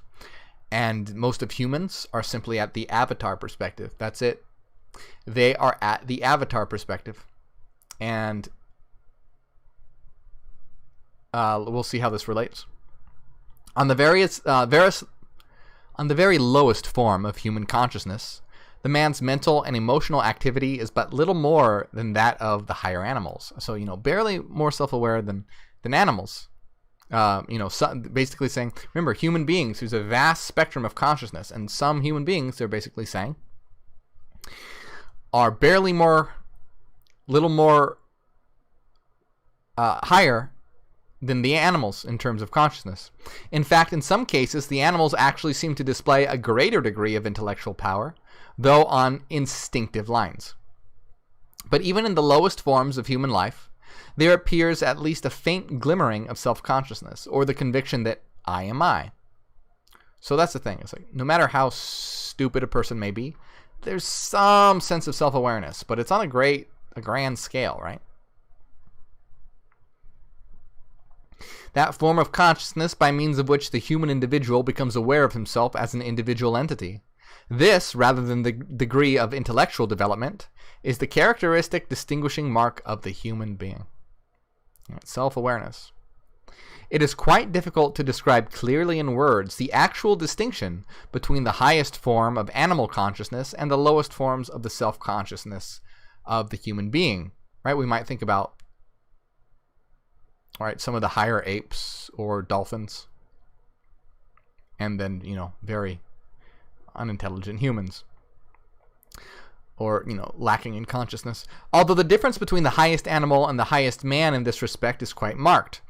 Admitting the difficulty of the explanation, it might be said that while even in the case of the highest animal, the consciousness is always directed outward, in even the lowest type of man, there is at least a faint degree of the inward direction of consciousness. The animal always thinks of outside things, while even the primitive man occasionally thinks of himself, makes himself the object of his own thoughts, and at least the sense of considering his own feelings, ideas, etc., and comparing them with what others previously had by him. Or again, there is no inside world or something within to the animal, while man always, at least in some degree, is aware of the inside world or the something within as distinguished from the something without. So basically, let me explain it a little better. What separates humans from the animals, at least animals that don't have consciousness, is the fact that that humans can reflect, think in the past, and plan for the future. If an animal is hungry, it's still a sentient creature that has feelings and emotions and everything. But if an animal is hungry, it just goes and eats. It feels hungry, it eats. A human being can plan. It can think, I'm hungry right now, so at 6 o'clock, I think I'm going to go to the refrigerator and make myself a sandwich. And then it can, reflect and go do that. An animal doesn't do that. It's just hunger, eat, etc. It doesn't have a sense of I, for the most part. There are some animals that can pass the mirror test, where there's an exception to these rules, but for the most part. Anyway. A horse standing out in the cold sleet and rain undoubtedly feels the discomfort and possibly the pain, for we know by observations that the animal feels both.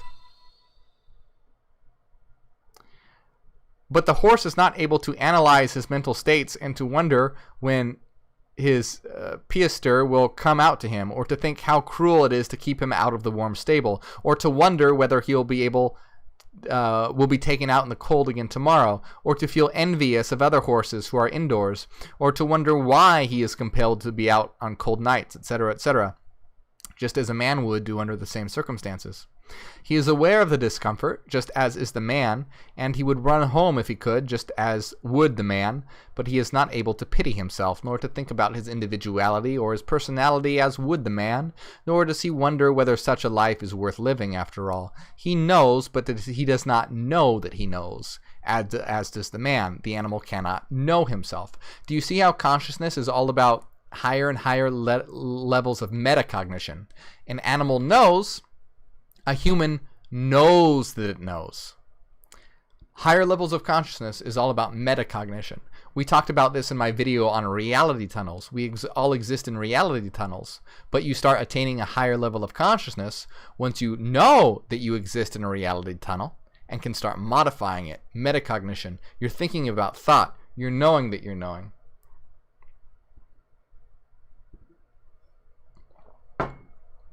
But we must not fall into the error of supposing that the primitive man, or even the less developed individuals of modern civilization, possess this faculty of self-consciousness to a high degree. On the contrary, with both of these types, this form of consciousness may be said to exist merely in a dawn state. This is for most people now. They exist in this dawn state. And yet the dawn is a distinct advance upon the darkness of the mental night. A modern psychologist says that the comparatively higher forms of self-consciousness, many persons never have more than a misty idea of such a mental attitude. They always take themselves for granted and never turn the gaze inwards. So do you see how, if you're ever wondering why some people are brainwashed into religion and never break out of it, while others can? That's because those who are brainwashed and never break out of it are at sort of this dawn of consciousness that they're talking about here. While as someone else has the ability of metacognition, thinking about thought, they can think, these beliefs, these ideas, they don't seem to really mesh together. I'm noticing contradictions. Things aren't really adding up.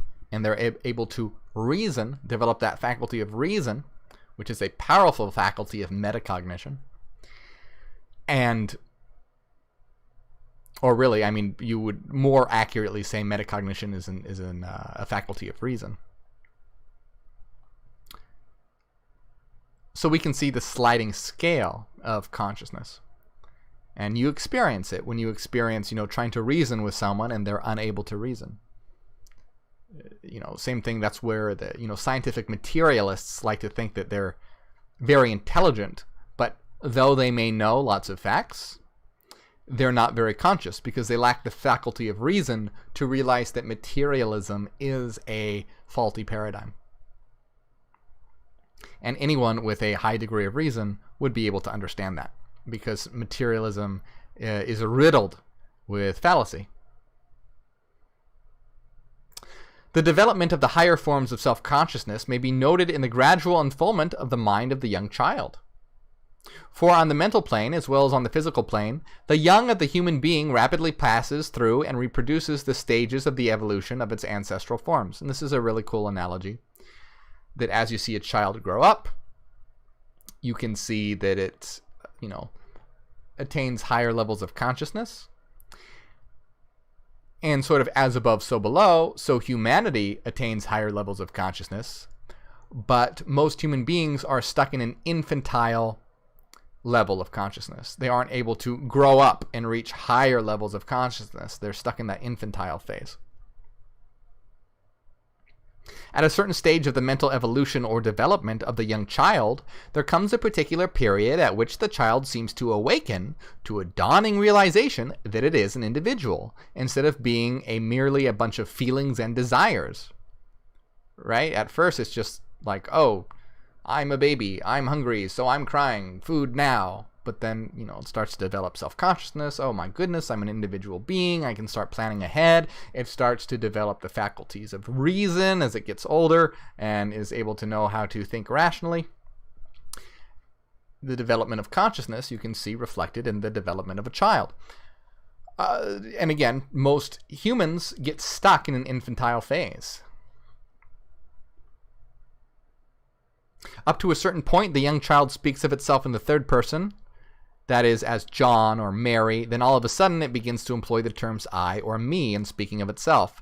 Though it makes grammatical errors in using these pronouns, nevertheless, there is never any doubt left that the child knows just what they stand for. It knows I am I.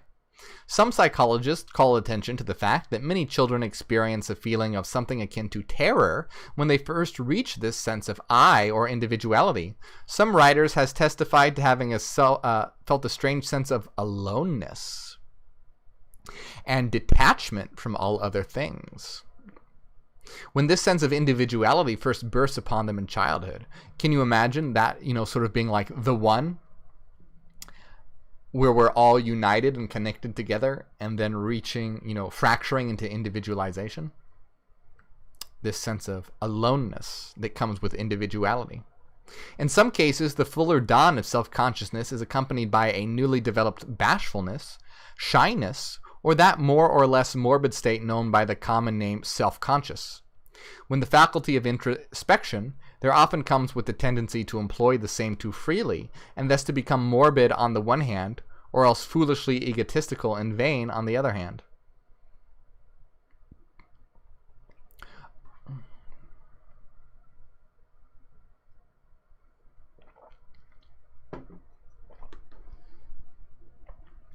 A writer well says of this... My neighbors are...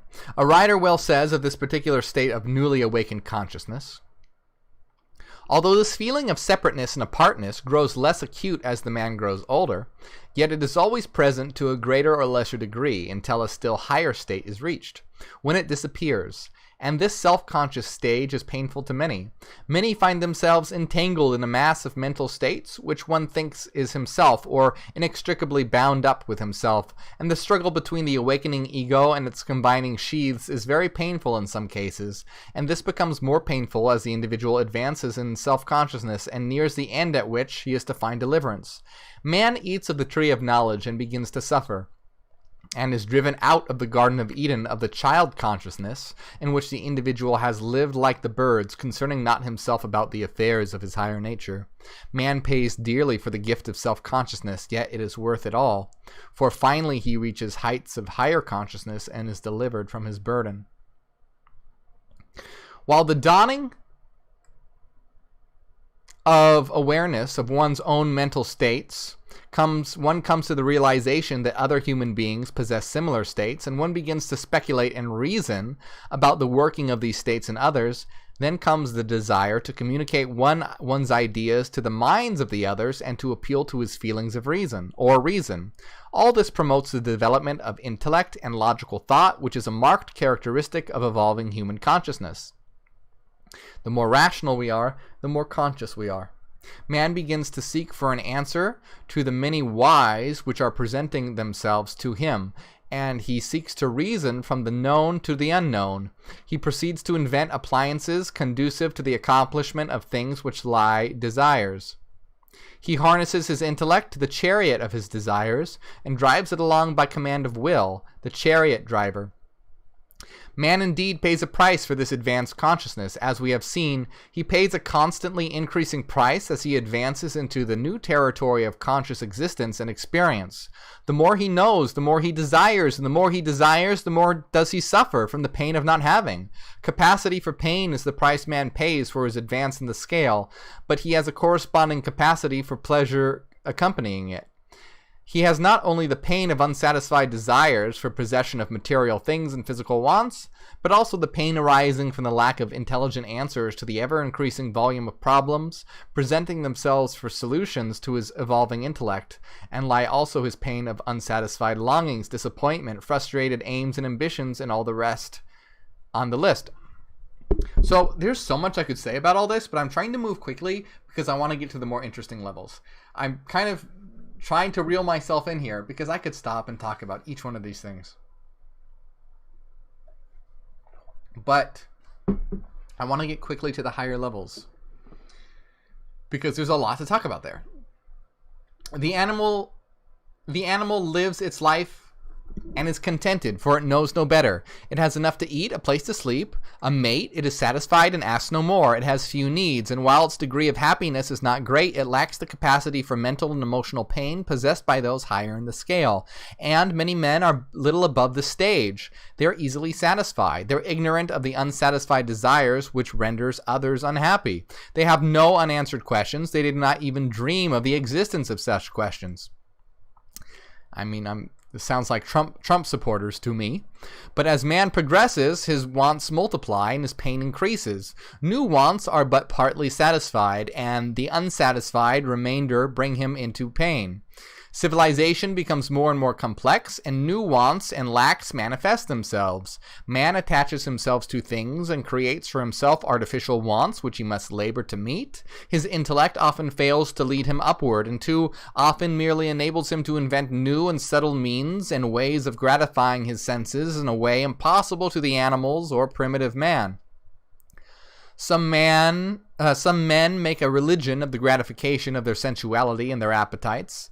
Satanism, and sink below the level of the beasts in this respect. Others become vain, conceited, and filled with an inflated sense of the importance of their personality. Not hating on Satanism, by the way.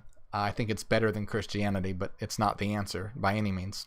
Others become morbidly introspective and spend their time analyzing and dissecting their moods, motives, and feelings. Others exhaust their capacity for pleasure and happiness by looking outside of themselves for happiness instead of within. They are the dark shadows cast by the bright light of human consciousness. However, the shadows always found as the opposite for all real evolutionary progress. As man progresses in the scale of self-consciousness, however, he finds himself gradually detaching his sense of the self from its sheaths and working tools. So right now we're describing a lot about, humans all around us, but this is important background because we're going to start to get to higher levels of consciousness and start to understand Hyperianism and our level of consciousness and how we are higher than lower consciousness and the great gray masses, the Ignavi. So he begins to realize there is an I am within his being, to which all the feelings, the emotions, the desires, and even the thoughts and ideas are but incidents. In this high stage, he perceives himself to be an I am, surrounded by his mental and emotional tools and belongings, a sun surrounded by its whirling worlds and activities. He realizes that the ego is not only superior to the body, but also to the mind and feelings, and he learns now only how to master and intelligently use his body, but also how to intelligently master and use his intellect and his emotions. Side note, ego, as you can see, is an important tool. Do not destroy the ego. Don't identify with the ego, but do not destroy it. I'm going by so fast here so we can get to the part I want to get to. A well-known writer has said of man in this advanced stage, if we are willing to believe in the mastery over the body, we must be prepared to believe in the mastery over our own inner thoughts and feelings, that a man should be a prey to any thought, and that chances to take possession of his mind is commonly among us assumed as unavoidable. It may be a matter of regret that he should be kept awake all night from anxiety as to the issue of a lawsuit on the morrow, but that he should have the power of determining whether he should be kept awake or not seem an extravagant demand. The image of an impending calamity is no doubt odious, but its very odiousness makes it haunt the mind all the more pertinaciously, and it is useless to expel it.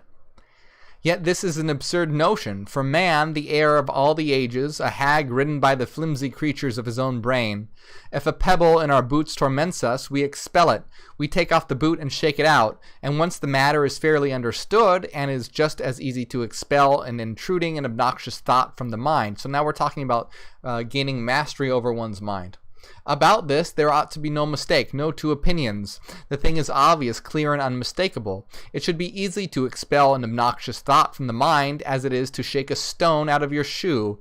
And till a man can do that, it is just nonsense to talk about his ascendancy over nature and all the rest of it. He is a mere slave and prey to the bat-winged phantoms that flit through the corridors of his own brain. Yet the weary and careworn faces that we meet by thousands, even among the affluent classes of civilization, testify only too clearly how seldom this mastery is obtained, how rare indeed to meet a man, how common rather to discover a creature hounded on by tyrant thoughts or cares or desires, cowering, wincing under the lash, or perchance priding himself to run merrily in obedience to a driver that rattles the reins and persuades him that he is free, whom we cannot converse with in a careless way because that alien presence is always there on the watch.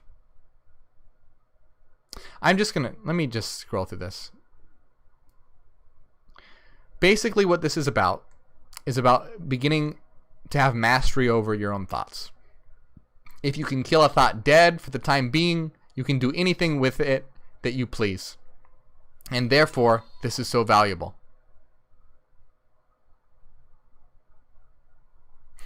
God damn it, David. David, thank you. My God. David super chatted $200 and said, "Hello, Morgan community. Hope you are all well. Truly sorry to be here so late. Gonna have to watch the replay. Much love to you all. Signing out. Good night to you all." So you came in here and you dropped a $200 super chat donation. Then you're signing out. My God, David. Thank you so much. You're awesome. Thank you, my friend. Jesus. Let's send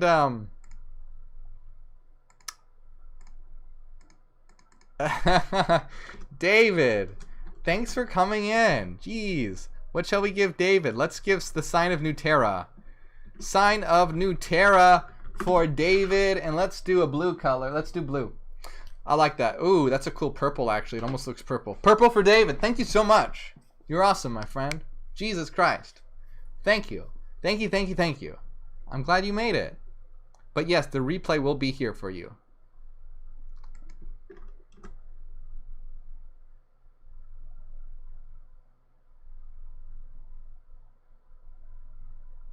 Yes, let's get those signs of Nutera going for David. Thank you so much.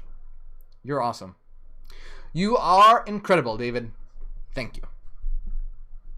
Whoa. Okay. God. David, the Hyperion Mr. Beast. I hope your evening is going well, by the way.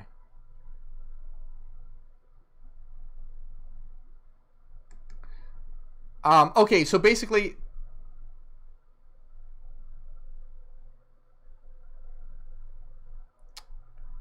they're saying, there's different levels of human consciousness, and the ability to begin to control your thoughts is, gaining higher degrees of consciousness. I mean, I would agree to a certain extent. I wouldn't make that the definition of attaining a higher degree of consciousness. Attaining higher degree of consciousness is increasing your rationality. And really, that goes hand in hand with metacognition. Because people don't really know what rational means, so I know why that might seem kind of weird. But metacognition and rationality go hand in hand. So the more metacognition, the more reason you have, the more you're able to have metacognition, thinking about thought. So yeah, I mean, that goes hand in hand with being able to control your thoughts to a certain degree. I'm just going to go through this rather quickly. If the student will master the ideas expressed in the above quoted paragraphs, he will indeed become a master of mind. And if he will extend the idea to the field of his emotions, he will put into practice there the same idea and method. He will also become a master of his emotions. So, becoming master of your emotions, becoming masters of your thoughts, being able to control these things. But before doing either of these things, he will find it necessary to come to a full realization of the fact that his self, his real I, is something superior to and transcending both his thought and emotions. He must enter into a vivid realization of the I am before he may hope to be able to say I do regarding these accomplishments. As the old Rosicrucian masters were wont to say, when the I knows itself to be the self and master, then only it is able to take its throne and enforce its will upon its subjects in the world of its thoughts, desires, feelings, and emotions. So we, as monads, we are filled with our frequency patterns, and we are filled with external stimuli, and we have our avatar. But we, as the monad, as a system of rational mathematics, we know that we can control this. So we have to set up ourselves as the master, realize that we are a mind and an I. Rosicrucians don't have the idea of a monad. So we, that's why we want to have the monadic and avatar perspective, because we're able to do this a lot better because we have these three perspectives. And the Rosicrucians are lacking the monadic perspective. But we want to have the avatar, monadic, and abraxian. And yes, our avatars, we must realize that we are eternal monads, and we can control thoughts, desires, and actions. Not only may the enlightened I manifest its power along the lines above indicated, but it may also work its will in that region which popular modern psychology has called the subconscious mind, or the unconscious. The latter is merely the great region of mind outside of the limits of the concentrated field of attention. In that great region, a great part of the thinking of the average man is performed, the results being flashed into the field of his attention in a more or less haphazard way. Without going deeply into the subject, we would say here that the man who has grasped the reality and power of the I is able to issue positive commands to this part of his mental machinery, and not only cause it to perform the work of the thought of classification, induction, and deduction for him, but also to present the report of such work to his unconscious attention at any specified time and place. Yes, so this is all what inner star actualization is about. The average person is run and dictated by unconscious forces. We, as Hyperions, engage in inner star actualization to make the unconscious conscious, to integrate the unconscious into consciousness, so we may have conscious control over our lives. And this idea about issuing positive commands to the unconscious is what void states are about. You enter into a void state, you bypass consciousness, you enter into the unconscious, and you issue a command to your unconscious, an intention, you set an intention, an individual goal you wish to achieve, as well as the collective goal of Hyperions to usher in new Terra. So when Hyperions enter a void state, we are able to access our unconscious mind and embed an unconscious command, a command into our unconscious for a personal goal, and as well our collective goal as ushering in new Terra.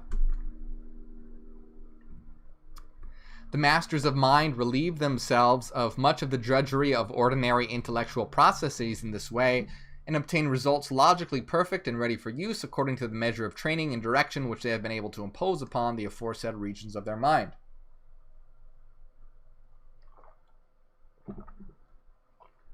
In conclusion, it should be called to the attention of the student that the average man consciousness only on some of the lower subplanes and some divisions of the plane of human consciousness, and there are wonderful regions within the great place awaiting the exploration of the wise of the race and the generations of the distant future. The wise of the race are not waiting for the century-long slow evolution of the bulk of the race, but are taking the shortcut to the higher subplanes by means of careful training along the lines indicated by capable teachers who have demonstrated the virtue and value of the methods which have been known and taught by the advanced occultists, etc., etc. So this is what I really want to get across. This is what we're doing as Hyperions, okay? Let me say this again. Read this again, and we'll dissect it. The wise of the race are not waiting for the century-slow evolution of the bulk of the race, but are taking the shortcut to the higher subplanes by means of careful training. So this is what Hyperianism is all about. We're able to take that shortcut.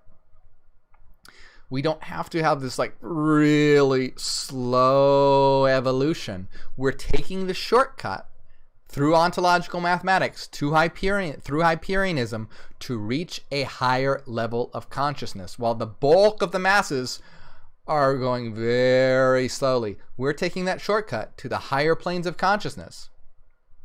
But we want to raise humanity up with us, all right? That's what we also want to raise humanity up with us. But this is what's so important here. So don't take that fact lightly. We are the next evolutionary step. Even without calling upon the two still higher planes of consciousness, the enlightened race may reach heights of mental achievement which are so above those dreamed of by the average person of the race as to appear like the wildest fiction. Okay, next, the plane of the consciousness of the demigods. And this is really important. This is really, really important because basically we have described the average consciousness of the average human, and not only that, but the consciousness of those humans that are starting to become even more conscious and are starting to attain higher degrees of consciousness within that field. But now we're going to another plane.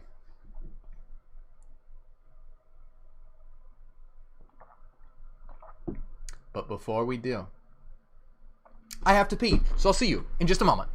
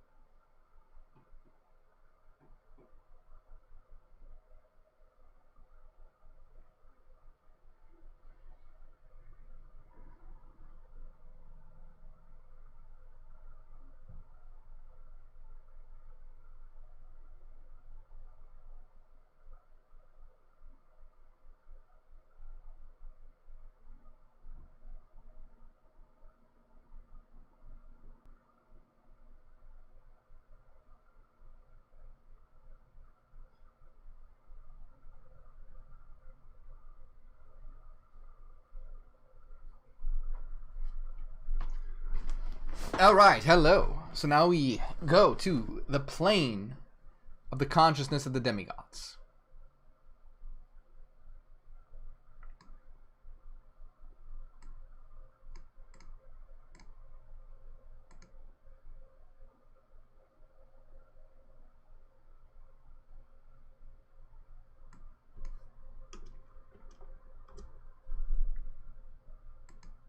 Okay, and now, so this is very important. The plane of the consciousness of the demigods. Let's really start breaking this down. And this relates so much to Hyperianism and what we're doing here. There is a plane of consciousness so much higher than even the plane of human consciousness, of even the highest subplanes of that plane, that the Rosicrucians have applied to it the somewhat fanciful term of the plane of consciousness of the demigods. This, because the individual who attains these heights and is able to conscious on this plane is so much higher than mere man that he seems to be almost as the gods. The Rosicrucians teach that on this high plane of being dwell certain very advanced souls, once men, but now almost as gods when compared to men, who aid in the great work of the advancement of the race of men in the general course of spiritual evolution. Now, I want to emphasize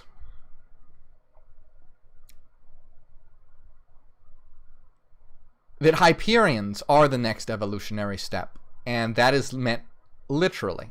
That's not hyperbole. So, the most advanced Hyperians are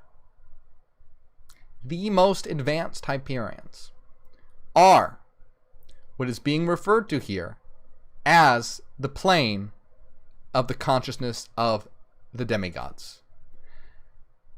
Once again, advanced souls who aid in the great work of the advancement of the race of men in the general course of spiritual evolution. And this is why I continuously emphasize that our goal is self and universal transformation. So our goal is to bring Hyperians up to this level of the demigod, so that we may then turn as a collective to the rest of humanity to attempt to raise them up as well. Those who aid in the great work of the advancement of the race of men in the general course of spiritual evolution. This is what I'm always talking about becoming a living archetype. And being in this mode of consciousness is entirely different than being in just standard self-awareness. This isn't some fictional thing or something far off in the future. This is something that you can attain now. This is something that you can step into now to go beyond mere self-awareness. And this is our goal. This is the Hyperion goal, to raise the rest of humanity. To, first to bring all Hyperians, as many as possible, to this advanced level. And then to turn so as to aid in the great work of the advancement of the race of men in the general course of spiritual evolution. The teaching is that the race as a whole is slowly evolving onto the said higher plane of consciousness, and long ages from now will conscious normally on it. So long ages from now, this level will be standard consciousness. In the meantime, however, certain advanced souls have transcended the human plane and have passed on to the higher plane, where they aid and assist the rest of the race. These are the most advanced Hyperians. Moreover, to the individual whose unfoldment, remember, hyper means higher. Always see what's embedded in the words we use, the things we choose. In the meantime, however, certain advanced souls have transcended the human plane and have passed on to the higher plane, where they aid and assist the rest of the race. Moreover, to the individual whose unfoldment is rapid from one or more of many well-known causes, there comes at times flashes of consciousness from the higher plane aforesaid, which at least for the time being bring the individual into conscious contact with that plane. The pages of the mystic records are filled with statements of experiences of this kind. In certain forms of poetic fervor, religious exaltation, and mystic experience, these flashes come and are then recorded by the individual experiencing them. The record, however, usually being given in the terms of the philosophy, religion, or general belief of the person experiencing the contact or illumination, the person not fully realizing from just what source the flash of truth has come. In recent years, many of these experiences have been classified and included in works of writers under the general name of cosmic consciousness. In most cases, the persons having attained these experiences and who have recorded them are of the opinion that the flash of consciousness realized is the highest possible. But as wonderful as are these experiences, they are in most cases but flashes of insight on the light of some of the lower subplanes of the great plane of the demigods. Countless higher planes begin existent and awaiting the unfoldment of being to experience their light and glory.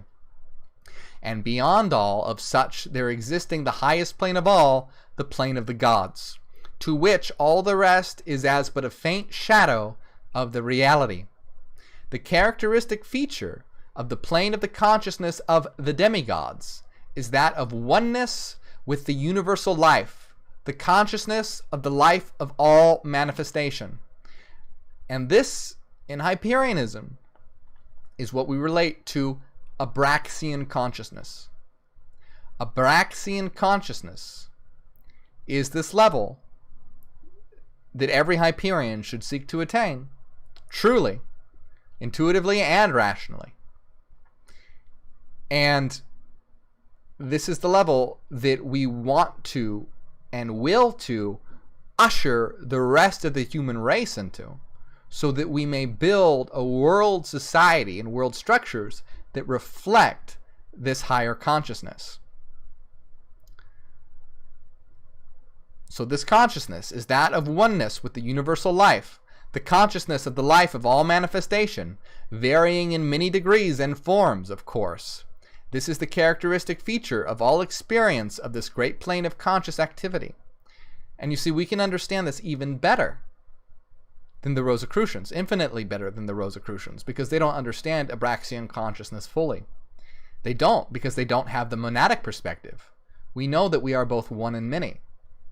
So Hyperions are truly the torchbearers of true Abraxian consciousness.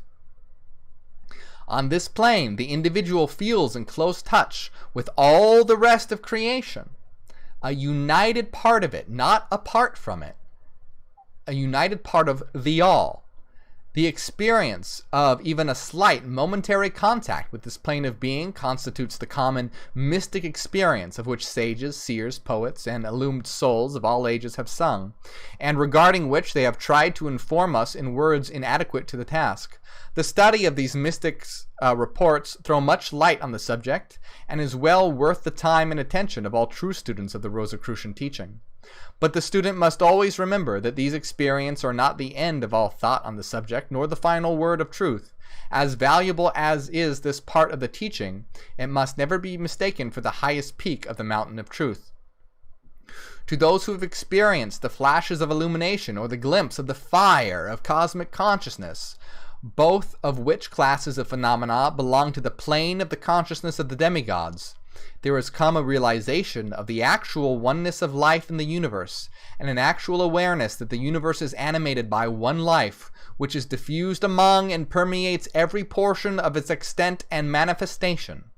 To such has come an assurance that there is nothing dead in the universe, that every part and portion, individual and collective, is instinct with life.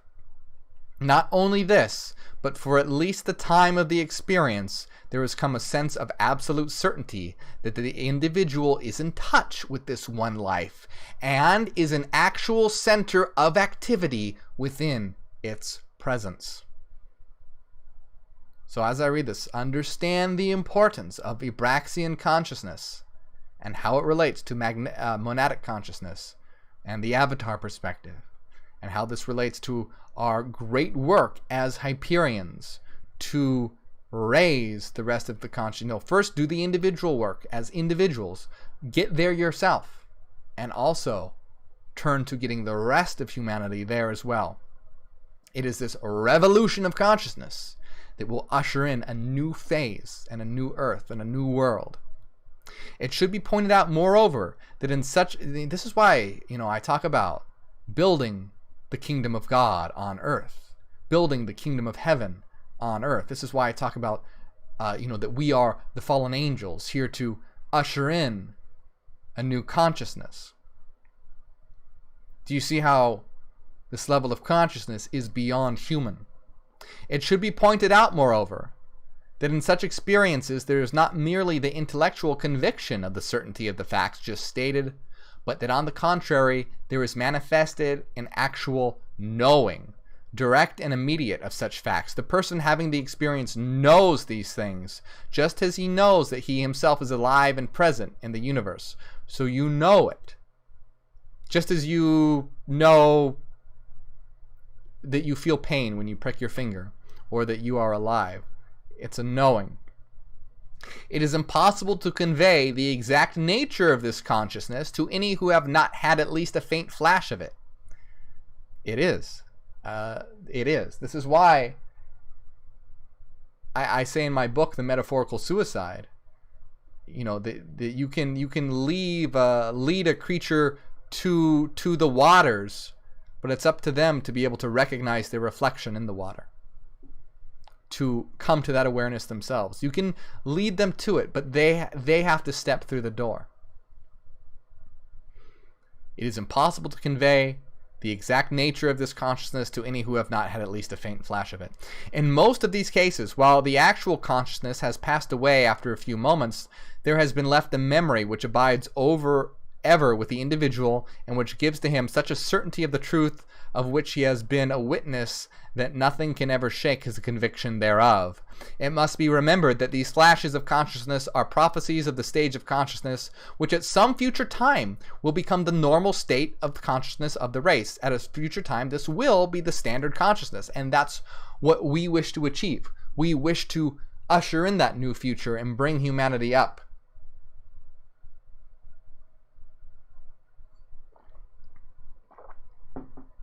Moreover, it must not be forgotten that there exist certain advanced souls on this earth to whom this stage or state of consciousness is the normal and habitual one, and in whom there always exists a realization and actual consciousness of at-one-ment with the universal life. Such beings are indeed demigods as compared to the average human being. Once again, these are the most advanced Hyperians. Some of the great world leaders, the founders of great religions, and others of their kind were filled with this consciousness and strove to make it manifest in a veiled form to their followers who were not strong enough to bear the full truth. Many of these great souls are still present on the earth plane in the flesh, in newly incarnated forms, continuing their work and striving to uplift the race. Here we have the Hyperion idea of the revenant. A modern poet expresses the conviction of universal oneness of life, uses terms which will be recognized by all who have had flashes of cosmic consciousness as follows. For the all is one, and all are part, and not apart as they seem to be, and the blood of life has a single heart, beating through God and Claude and me. Walt Whitman, who himself has experienced cosmic consciousness, says of the experience, "As in a swoon, one instant, another sun ineffable full dazzles me, and all the orbs I knew and brighter unknown orbs, one instance of the future land, heaven's land. I cannot be awake, for nothing looks to me as it did before, or else I am awake for the first time, and all before has been a mean sleep. This is why we say that you must become lucid in this collective dream. When I try to tell the best I find, I cannot. My tongue is ineffectual on its pivots. My breath will not be obedient to its organs. I become a dumb man. Talking about how it's very difficult to describe. Tennyson, according to his friends, had glimpses and flashes of cosmic consciousness, and in many of his poems he has given expression to the thoughts and feelings which had come to him at that time. The following is a good illustration of the latter. For the knowledge is the swallow on the lake that sees and stirs the surface shadow there, but neither yet hath dipped into the abysm of all the abysms beneath, within the blue of sky and sea, the green of earth, and in a millionth of a grain, which cleft and cleft again for evermore, and ever vanishing, never vanishes. And more, my son, for more than once when I sat all alone, revolving in myself, that word which is the symbol of myself, the mortal symbol of self, was loosed and passed into the nameless, as a cloud melts into heaven. I touched my limbs. The limbs were strange, not mine, and yet no shadow of doubt, but utter clearness, and through loss of self, the gain of such large life as matched with ours, were sun to spark, unshadowable in words, themselves but shadows of a shadow world. Dr. Richard Maurice Buck of Toronto, Canada, a number of years ago, published a book entitled Cosmic Consciousness, in which he grouped together a number of very interesting experiences along these lines, which has been related by those experiencing them.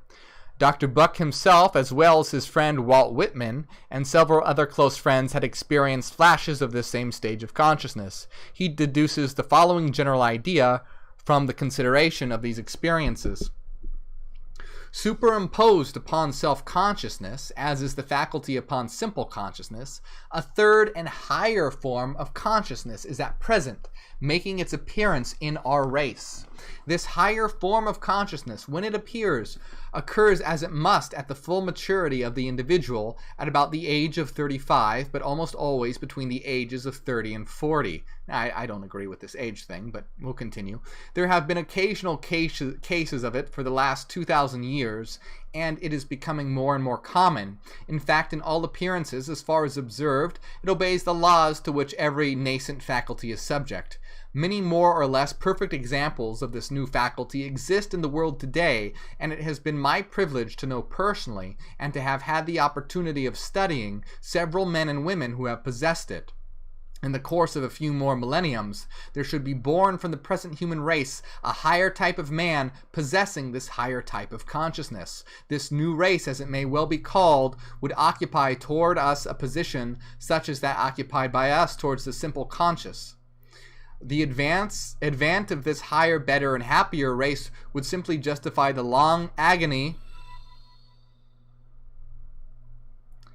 of its birth through countless ages of our past, and it is the first article of my belief, some of the grounds for which I have endeavored to lay before you, that a new race is in course of evolution. And Talarock, I see your question, your question, and I will get to it in a moment. Thank you for helping us wake up the world. In another part of his book, Dr. Buck gives the following general characteristics of the special type of experiences recorded by him in the book. I have, in the last 3 years, collected 23 cases of this so-called cosmic consciousness. In each case, the onset or incoming of the new faculty is always sudden, instantaneous. Among the unusual feelings, the mind experiences a sudden sense of being immersed in flame or in a brilliant light. This occurs entirely without worrying or outward cause, and may occur at noonday or in the middle of the night. And the person at first may feel that he is becoming insane. Along with these feelings comes a sense of immortality, not merely a feeling of certainty that there is a future life that would be a smaller matter, but a pronounced consciousness that the life now being lived is eternal, death being seen as a trivial incident which does not affect its continuity. Further, there is annihilation of the sense of sin and an intellectual competency not simply surpassing the old plane, but on an entirely new and higher plane. The cosmic conscious race will not be the race that exists today, and more than the present is the same race that exists prior to the evolution of self-consciousness. A new race is being born from us, and this new race will in the future possess the earth. This is us. Now, I just want to be really very clear that by race, we don't mean anything physical. All right, this is a race of mind, and each and every one of us has the capacity to reach this. This is, race has nothing to do here with skin color or your body or your avatar. It has nothing to do with your avatar. Okay, so just please realize this. It is a race of mind, and just simply meaning a new level of consciousness that anyone can attain, having nothing to do, nothing to do with physical race. I want to make that very, very, very clear. Equal opportunity for all, right? But we are this new race of mind, and is being born from us, and will in the near future possess the earth. The earth is our birthright. This is what I've said. The earth is our birthright. And we want to raise the rest of humanity up with us so that we all may claim our birthright, which is rightfully ours, our creation that has been stolen from us by the rich elite 1%. Now, also something I want to say here. If you have never experienced this cosmic flash of consciousness, don't feel like you have to or you must. It's not to step into this new consciousness. It's not necessary that you experience this flash. Some do, and that's amazing if you do, and that's great if you do. I have. You don't have to. It's not necessary. It comes with a knowing, right? The mark of it is that when you step into it, you'll just know, right? He describes it as a pronounced consciousness that the life now being lived is eternal, death being seen as a trivial incident that does not affect continuity. There's an annihilation of the sense of sin. So when you step into this high level of consciousness, don't feel like you must have this cosmic flash or something, but it's about having that Abraxian level of consciousness that you understand both rationally and intuitively. One or the other is not enough, because if you just understand it on paper, it's like just accumulation of facts, but you also must have that, but you also must understand it rationally, or else, like the Rosicrucians fail to understand it. They don't have the monadic perspective, so they don't have the true Abraxian perspective. They don't understand it. They're not the true inheritors of this consciousness. It's flawed. But it's about knowing, both rationally and intuitively. When you step into it, you will know it, because life will be transformed. Just like when a person becomes self-aware, everything is different. You have self-awareness. It's just something you have. When you have Abraxian consciousness, you will know it. You will no longer see things as being disconnected. You'll no longer see others as others, but as being other selves. You'll see reality as this interconnected feedback loop. You'll have this totally, like they say, I can't explain it to you. I can't, if you're not there, right, I can't explain it to you, but you can get there. And I just want you to realize that some of you probably watching this are there, but haven't experienced the cosmic flash. And if that's the case, that's fine. You don't need to. If you're there, you're there. If you're in that consciousness, Abraxian consciousness, you are there. So, Emerson, in his wonderful essay on the Oversoul, clearly indicates his knowledge of the experiences mentioned herein in connection with what has been called cosmic consciousness. And all of our systems of interstar actualization, ontological mathematics, all of this is about getting you there, okay? So if you're wondering, how do I get there? We are giving you the tools. Through interstar actualization, through ontological mathematics, this is how you get there. This is how you get there. This is designed to get you there.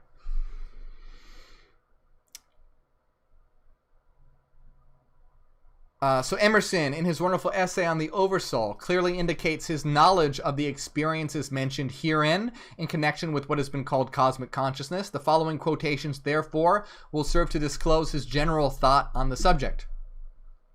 Always, I believe, by the necessity of our constitution, a certain enthusiasm attends the individual's consciousness of that divine presence. The character and duration of this enthusiasm varies with the state of the individual, from an ecstasy and trance and prophetic inspiration, which is its rarer appearance, to the faintest glows of virtuous emotion in which form its warms.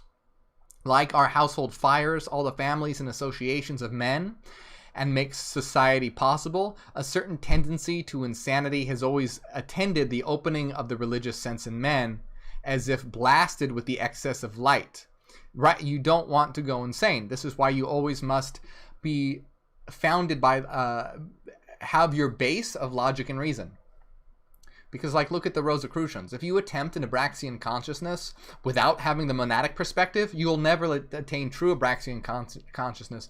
You'll go into wild territory that has no connection with reality. Guess what? You are stepping into a new form of consciousness. So you have to be careful when you do that not to step into insanity. And the way that you don't step into insanity is by being guided by logic and reason. But look at all these New Agers and mystics who are trying to step into a new consciousness, but they're going insane, and they're believing all these crazy ideas about, like, the 8th dimensional ascended whatever, and the, crazy. They go into crazy ideas, conspiracy theories, because they're trying to attempt a higher consciousness without being guided by logic and reason. So this is why stepping into an Abraxian consciousness requires that structure of reason, and this is why we teach ontological mathematics along with inner star actualization, to have that bedrock and firm foundation of reason.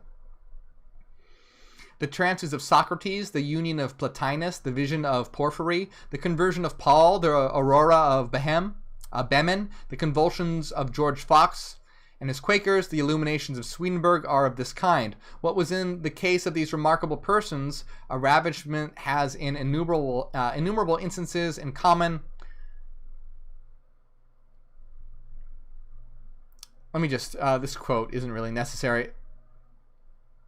Let me skip here a bit because I want to get to...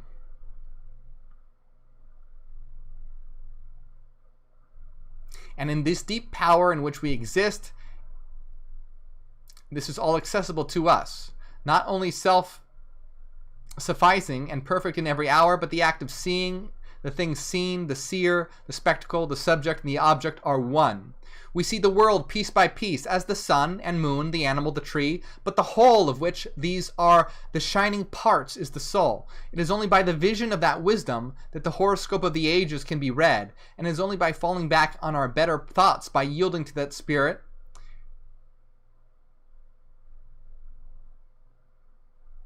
And let me... All right, let's continue here. So such are the general reports of the nature and character of these glimpses of this universal consciousness, which men here and there have experienced in all times. Let us now consider the powers kindled in those to whose glimpses or more of this consciousness has come.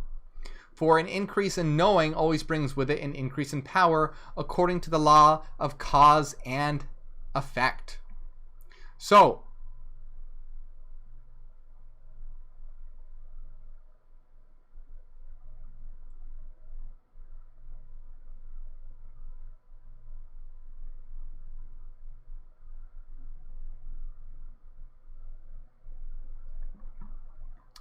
where am I here? In the first place, the possession by an individual of even a faint dawn of the universal consciousness, by whatever name it may be known, endows him, well, we would know this as, Abraxian consciousness, with a certain in-touchness with all the rest of life. By a subtle intuition, he may, under favorable circumstances, speak, write, paint, act, or produce music representing phase of vital, mental, and emotional activity transcending any actual experience on his own part. Such an individual becomes en rapport with or in tune with the manifold variety of living forms and is able to produce an representation thereof through his own expression. This is the secret of the genius of great artists, writers, musicians, poets, and others who express through their own respective mediums or vehicles the messages they receive from the other forms of life with which they are connected by subtle filaments of unity. Such a one can enter into, in imagination, the life experiences of any and all forms of life, and to then represent them in visible or audible form in a degree depending upon their own development. And this is also what I've been talking about in my video about reality tunnels. Remember being able to switch between reality tunnels? And how I mentioned how people say that I'm good at explaining things to people? That's because of the ability to switch between different reality tunnels. In one instance, I may be talking in terms of mathematics. In other terms, I may be talking in terms of, I did a video with tarot cards. And some people may think, like, what does that have to do with each other? But it's about switching between reality tunnels and understanding how different minds of various levels are able to interpret and understand information. So this is why, again, I emphasize, in yourself, cultivating the ability to modify your own reality tunnel, become aware of your own reality tunnel, be able to modify your own reality tunnel, and being able to switch between reality tunnels to be able to communicate with other people. And if you haven't seen that video, please check it out.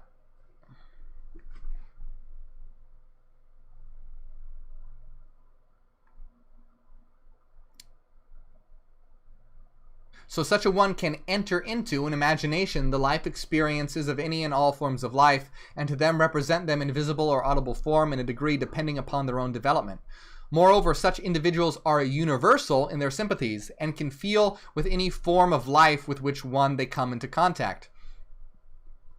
And as a consequence of the latter, they tend to inspire in other persons and living creatures a liking, fellowship, and understanding. Many of the great illumined souls of the race, having this consciousness in at least some degree, find themselves at home with all manners and conditions of mankind, and in many cases with the lower life forms as well. Sympathy has been defined as a fellow feeling, and it may be seen at once that when one has a feeling of fellowship with all life, you will with that Abraxian consciousness, and such individuals have this to some degree, then they are created certain bonds and links of sympathy and unity which serve to unite the individual more or less strongly to all living things.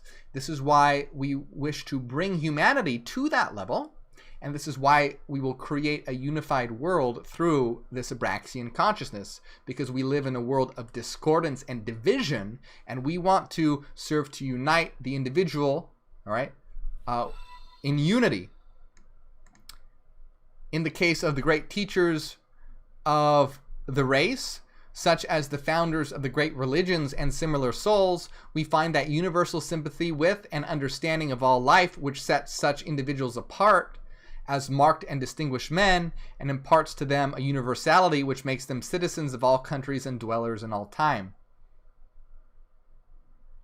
Sharon Alley, thank you for helping us wake up the world, says this is fascinating. A lot of things are coming to light right now. Love it. I'm glad. Again, we find that in the case of many certain individuals of this type, there exists a certain power of attraction for other forms of life and things, and this is why I'm vegan, and this is why I say that Hyperians should at least consider transitional veganism. You don't have to, okay? You don't have to, because I realize it's a big commitment for many. But this Abraxian consciousness, which puts you in unity with all forms of life, is why I choose veganism, and I encourage others to consider it. Because you might be thinking, well, what does this have to do with anything? But it puts you in a certain attunement and alignment, okay? And it's a reminder every single day as you incorporate it within your diet. But let's continue, because that's an aside, and I don't want to make that distracting, because this is very important. Again, we find that in the case of many individuals of this type, there exists a certain power of attraction for other forms of life and things, which enable them to attract to themselves those conditions, environments, and persons, best adapted to their well-being and happiness, and which also gives them certain so-called miraculous powers over nature. He who is consciously identical with nature is able to work miracles with nature. We cannot go deeper into the subject at this time and place for several good reasons, but the above is a strong hint to those who are prepared to hear and understand the truth concerning certain phases of life and nature. We have said so far in our consideration of the individuals manifesting flashes or glimpses of this phase of consciousness applies in a much greater degree to those who have penetrated fully into the higher subplanes of this great plane of consciousness. On this planet and on others dwell beings so fully awakened and unfolded in this phase of consciousness that they are as supernatural beings to the ordinary human being. Many of such beings are performing important offices in the enfoldment of the race and are the betterment of mankind. Many of these people have been regarded as angels or demigods by ordinary people with whom they have come in contact in the past, and many of them are the invisible helpers of whose presence many of the race have been made aware by actual experiences. Do you see why in my videos I talk about us being the fallen angels and building the kingdom of heaven, our kingdom on earth, and how we need to raise humanity up with us? Because now this is our mission. How, we're talking about many of these people being scattered throughout history, but this is why we want to bring them all under the banner of Hyperianism and give you the tools to get there yourself. Because how powerful when we have a community of angels, a community of demigods, and then we will be able to raise humanity up with us. The invisible helpers of those whose presence many of the race have been made aware by actual experiences. Many of these people have been regarded as angels or demigods by ordinary people with whom they have come in contact with in the past, performing important offices in the enfoldment of the race and the betterment of mankind. Many of the white magicians of the race belong to the higher phases of this great plane of consciousness, and alas, also some who are what is known as black magicians have managed to break into the kingdom of heaven on these planes and have prostituted their power. But to such inevitability comes punishment by nature herself, and are either forced into the legions of light or else are disintegrated and destroyed by the very forces of nature which they have set into the operations for selfish and ignoble purposes. I don't like talking in terms of white magic and black magic. I think that can lead to a lot of misunderstanding, but essentially they are saying that there are some that do have this level of consciousness that use it for negative purposes, and these are some of the people, some of the individuals that have stolen the world from us, and they have portions and pieces of these consciousness, fractured portions of this consciousness, not fully, not rationally, not true Abraxian consciousness, but a perverted, sick, distorted version of it that is not Abraxian consciousness at all, but a distorted version of it, lacking logic and reason, and which they have stolen the earth from us. So, extremely important. Extremely important. Can't emphasize enough how important that passage, that chapter, that section is, and how it relates to Hyperianism.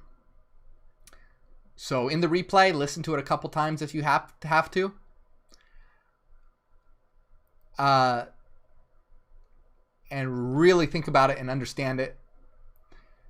Watch my video on the 3 Hyperion modes, the 3 Hyperion states and perspectives of monadic, avatar, and Abraxian. This is really critical to what we're all about. Can't emphasize this enough about how critical this is. Okay, so now let's move on to the plane of the consciousness of the gods. So the previous plane was of the demigods, or you could say angels. So, this is going to be a bit difficult to explain, but let's take a crack at it. If, as we have seen, it is most difficult, well, yeah, they're mentioning it right away. If, as we have seen, it seems most difficult to speak in understandable terms concerning the phases of life and activity on the last mentioned plane of consciousness, what must be the difficulty of even hinting at the life of the highest plane of all, the plane of the consciousness of the gods? On this highest plane of consciousness, however, dwell beings so high in the scale of knowledge, power, life, and bliss that even the imagination of the advanced student or teacher can scarcely grasp the idea. This is the plane of the gods, in verity, of being so far advanced that they are practically akin to the conception of the gods created by man to account for the universe and to serve as objects of worship. On this plane are personal gods, many of them, but none of them alone may be regarded as God in this. None of them alone may be regarded as God in the sense of the eternal parent or infinite reality. For even the highest of them have their limitations and restrictions, and all are but manifestations of the infinite unmanifest. Each of these exalted beings has had its beginnings or birth in manifestation, and each will finally have its ending and disappearance into the infinite unmanifest, where all sense of separateness and personality will disappear. The highest authorities inform us that the characteristic element of this highest form of all consciousness is the conscious realization of the individual that he is identical with the infinite, and is only apparently separated therefrom by the most tenuous and subtle veil of illusion. Strange it may appear to one not acquainted with the subject, glimpses and flashes of this consciousness, in rare instances, filter down into the consciousness of individuals on this earth at the present time, and have done so in the past. Many of the brave souls and keen minds of the illumined have actually pierced the veil of this plane, and have been almost blinded by the light that has flashed upon them. The consideration of this plane of consciousness must be closed here for reasons which, with the advanced occultists, will have at once realized, and which less advanced students may be told are adequate. Many not prepared for the full light must be protected from spiritual and mental blindness by being exposed to rays before they have been accustomed to the lesser lights of the truth. Rest assured, however, O student, that when your eyes are ready to gaze upon the sacred flame, it will no longer be held from you, hidden from you. Okay, let me explain this. This is a difficult one to explain, but I will do my best to put it into words as best as possible. This higher, even higher level of consciousness. But first, we only have,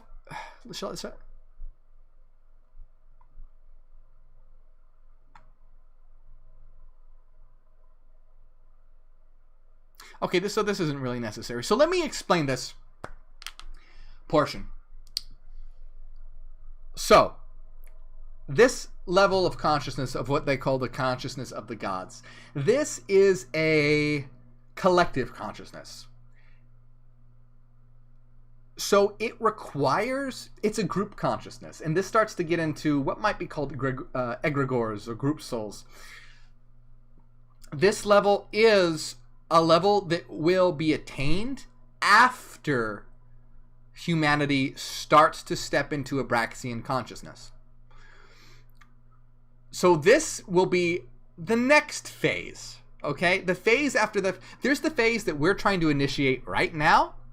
This is the one that comes after that. And the phase we're trying to initiate now is a collective phase, but this is a collective consciousness even beyond that. So I will attempt to put this into words, but essentially it goes like this. That once humanity has attained the Abraxian consciousness that we are trying to reach, right? As a collective. Some of us have already, but we want to bring the rest of humanity with us. Once humanity has reached that as a collective, they will have stepped into a new consciousness. Now look at all the progress that was made when humanity stepped into self-awareness. When humanity became self-aware, the world transformed extremely fast, right? Look at us banging on sticks and stones and barely being able to start a fire to having iPhones, me being able to communicate with you right now through the internet and interconnectivity. Do you see how interconnected we've become? Just by gaining awareness. Look how interconnected we are right now. We are connected through an interconnective matrix of light. Right? That's what, signals are. And I'm now having a conversation with you, even though you're on a collective conversation with many souls all at once, scattered across the world. So do you see how we've gained in connectivity, right? And that's just by stepping into self-awareness.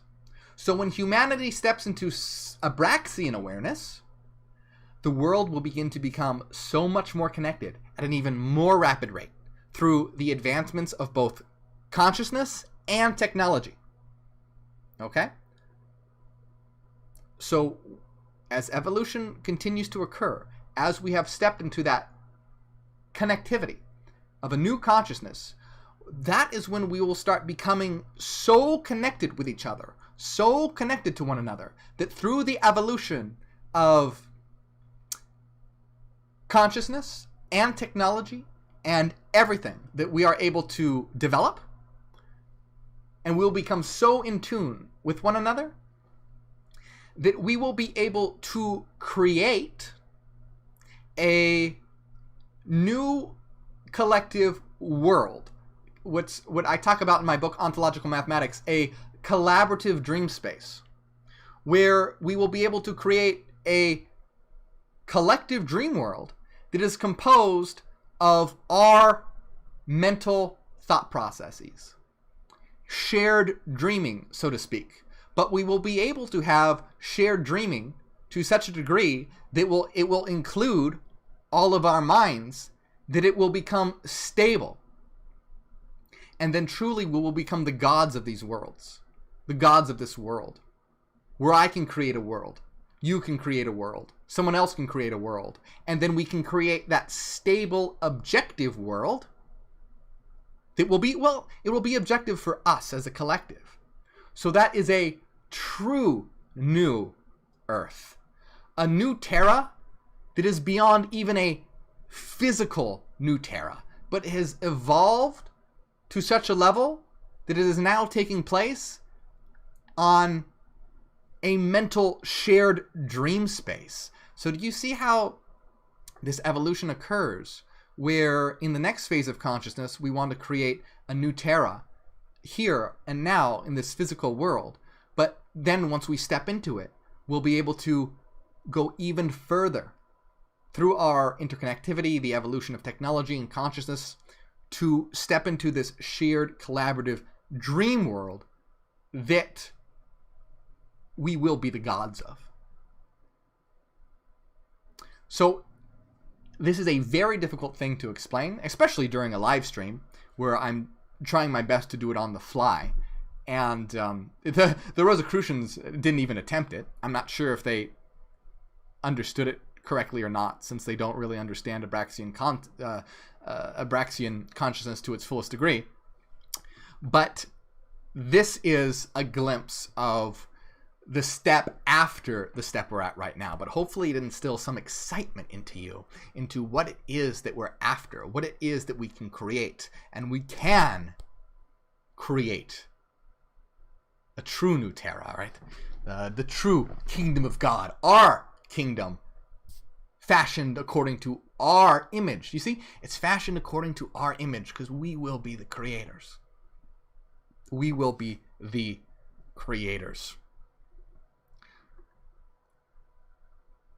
So once again, I really encourage you guys to check out, if you have to watch this part again, please do. Watch these important sections, because they're very, very important. Particularly, this last one is really interesting, but the one before it is really important to what is happening right now with regard to Hyperianism. So,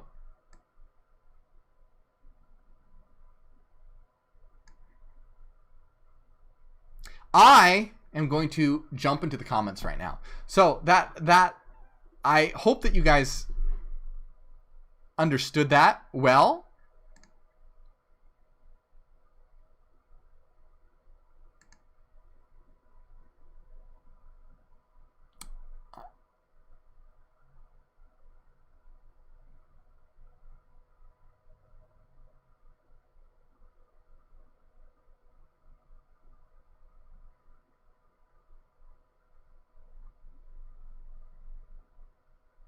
Sorry, I'm just going through the comments here.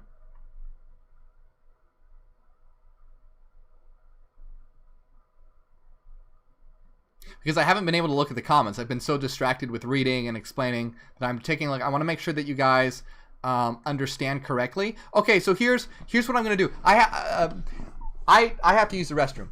Again, I know. It's crazy. But I do. That sucks, you know, being in an avatar.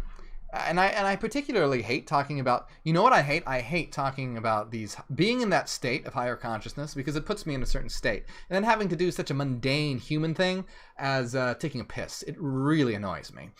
Being in that higher level of consciousness and then having to acknowledge the disgustingly low level of gross matter that we currently exist in, to the fact that I have to go excrete waste into a bowl of water. So stupid. Humanity is at a very slow stage at the moment. However, I have to go do that. So I'm going to go do that. Please ask questions while you do, and while I do, not while you do, while I do, and I'll come back and answer the questions and hang out with you guys for a bit in the chat.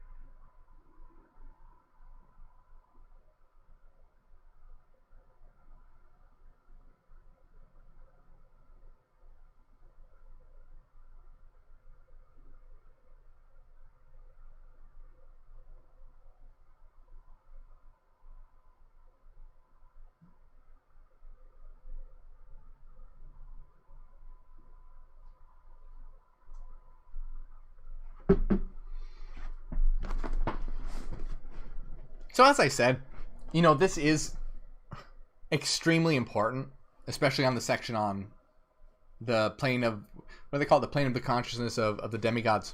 Extremely important and very relevant to Hyperianism. And I hope that people actually watch this and see it, because I realize that this is going to be at the very end of something along the lines of a 3.5-hour live stream. So I hope it's really important. So I hope, you know, some of the viewers out there actually get to it.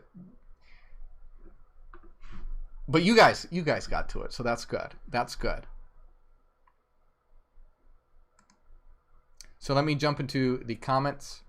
Oh, okay, that's Rick. Rick wants to know, are vegans allowed to give or take oral sex? Yeah, they can. I don't know why they wouldn't. Yeah, they can do that. That's fine. Why wouldn't they?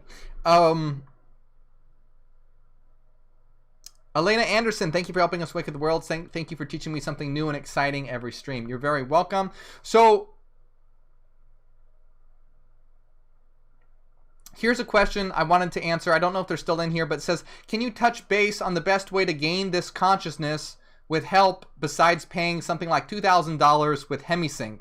Love what I've heard so far. I'm new and eager. Okay, yeah, so I know what Hemisync is. Hemisync is by the Monroe Institute. Look, you don't need to pay $2,000 for tapes that are essentially guided meditations. If you want to know this higher form of consciousness, This is what we are doing in Hyperianism. We're giving you all the tools. So understanding inner star actualization and ontological mathematics. That's the way you can do it. And I know Ont Math is going to be super hard for many people. So if you have a real hard time with the Ont Math, at least start with inner star actualization and understanding void states. That will give you a good start. Okay, so inner star actualization for sure. Inner star actualization, and I would say at least understanding the basics of Ont Math. The more Ont Math is extremely powerful, and if you understand it correctly, it's like a cheat code to your mind that will rapidly increase your consciousness. So I know it's hard, but I highly recommend it. The Hyperion Source, the channel on YouTube, has a fucking phenomenal course on it right now. There's a course that you can watch. So highly recommend it.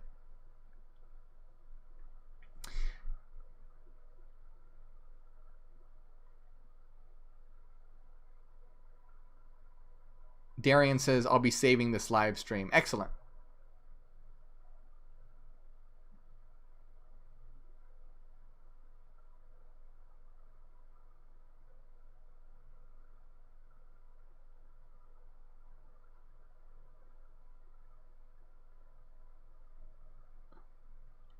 Simply Emily says, can't this help addicts more? Yes, it can help addicts. I mean, a lot of addictions stem from unrecognized shadow content. So by exploring your shadow, I mean, would be a huge part in understanding and overcoming addiction. So it very much can. Very much can.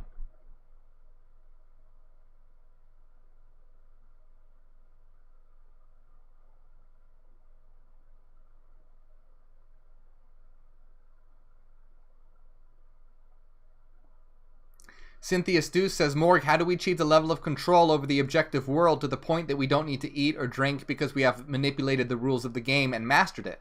That's the level of gods. That's the level of where we have created a new shared collaborative dream space. And remember, that's a collective effort. That's a collective effort. So this is why we need, it's about individual evolution, but also collective evolution.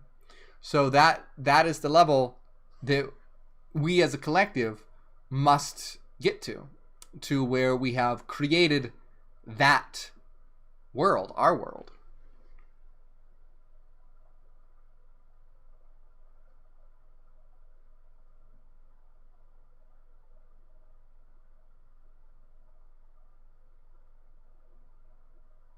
Some people are talking about me cutting my hair and not doing it. I might cut my hair. I've been thinking about it. I probably would. If we were not, in lockdown, I probably would have cut my hair already. The only thing stopping me is not cutting. I haven't even been able to bleach my hair. You can't see, but my roots, they're not even, look, my bleach starts here. So all that, for those wondering about my hair color, this is all natural. Then right here starts with the bleaching. So can you see, like, there's a slight color difference? So people always want to know my natural hair color. All the way up to here is natural. All right, so natural, and then, yeah. God damn it, David! David says, it's hard not to be here, for you always have very interesting teachings and readings. Still have to watch the replay, but can't sleep without watching and listening to your teachings, my friend. Going back to work within an hour? Oh no, have you not slept? Well, thank you, David. Jesus. Another $100 from David. My God. And I'm glad that you you enjoy these readings so much, but my God, you do need to sleep, my friend. You have to work in an hour? I feel so bad. Well, geez. Thank you again. Here, what color? I don't know. You get party lights. Party lights for David. Thank you so much, my friend. Let's what shall we send? Jeez. Let's do some Ad Astras. Let's send some Ad Astras. Ad Astra, my friend.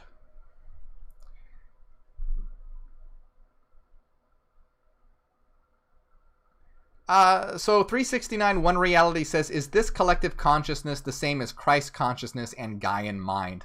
I mean, just like you should. So, I mean, no.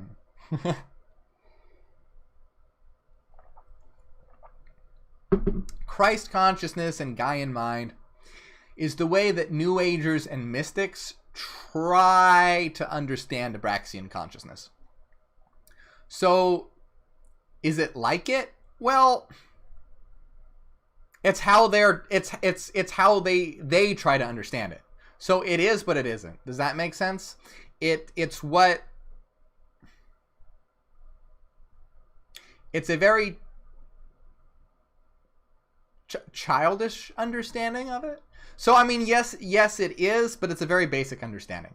So, it is, but isn't. Does that help? I hope that helps.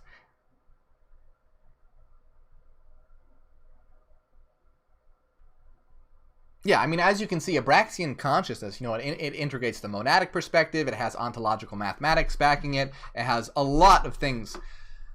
Whereas like New Agers have a very, very basic understanding of it, not underpinned by logic or reason, not underpinned by the monadic perspective. So, yeah. See, the reason why it's hard for me to say is because, like, right away I want to say, no, it's not. But I mean, it kind of is. So if I were talking to a New Ager, I would switch to their reality tunnel, and I would probably talk to them about Christ consciousness, right? So if I were talking to a New Ager, I would switch to their reality tunnel and say, oh yes, you can attain, I would start talking to them in their language, because that's what they can understand. But in our reality tunnel, in the Hyperion reality tunnel, no, it's not. It's like this really basic version of it. This very two-dimensional, cardboard cutout, child's coloring book version of it. So yeah.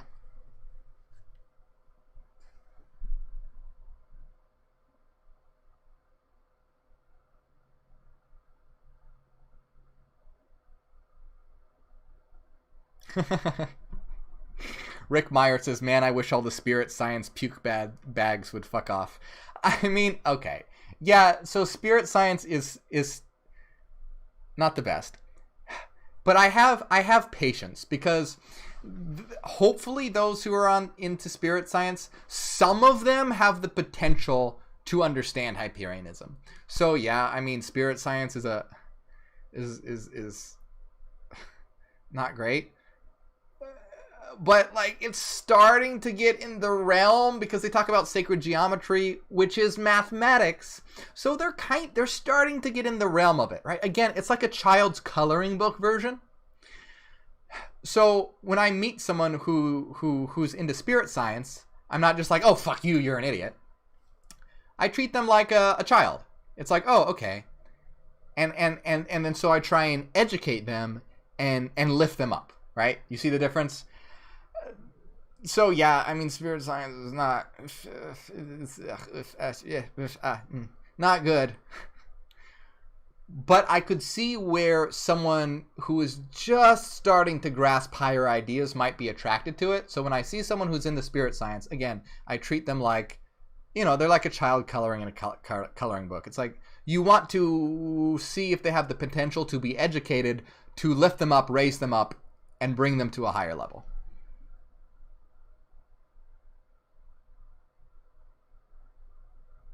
And so if you're coming here from spirit science, like, don't feel bad. It's like you have to go to kindergarten before you can go to college. And spirit science is kind of like, I mean, it's not, but it's, but I'm just saying, don't feel bad if you did, because I completely understand where, if you're thrown into this world and everything really seems confusing, I can see where it would have its appeal, because it does it talks about math a little bit in a not so good way, but it does kind of start to talk about math and how we're one, but it gets into really, really crazy territory really, really fast. So yeah, I do not I do not recommend, and I do not recommend spirit science in any way. Spirit science is not good. is not good. But again, if you watch spirit science and you enjoy my work, that's perfectly fine. I'm not telling you to fuck off. I'm just saying I don't recommend it. I just don't recommend it. But if you watch it and you enjoy my work, that's totally fine. That's fine.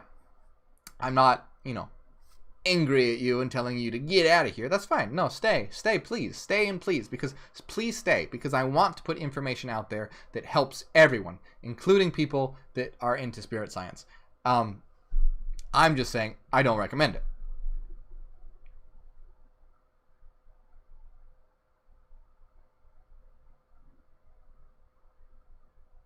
Are transgender and non-binary folks able to become Hyperion? Well, I'm non-binary, my friend, so I certainly hope so.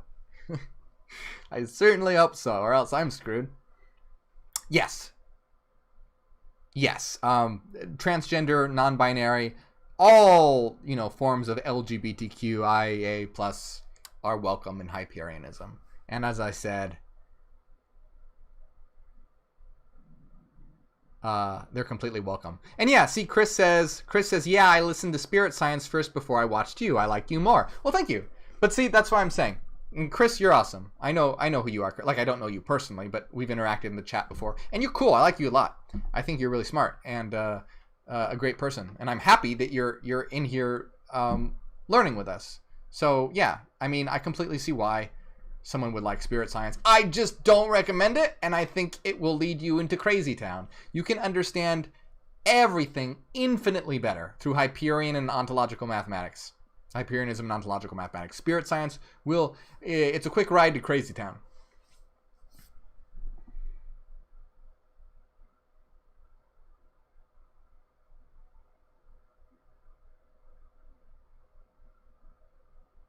I guess I could bring the chat on screen, huh?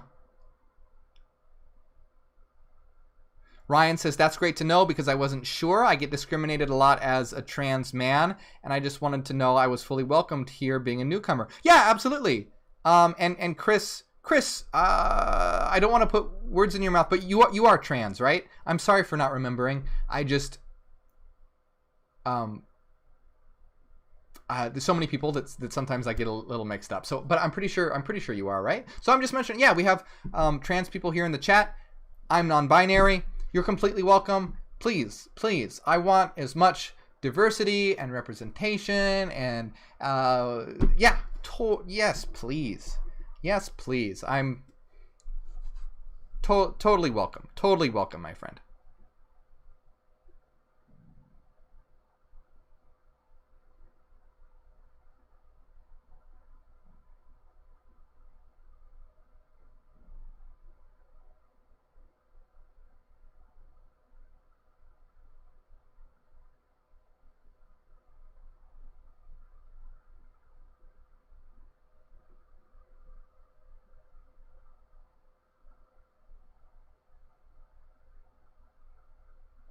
Katrina's non-binary. That's awesome.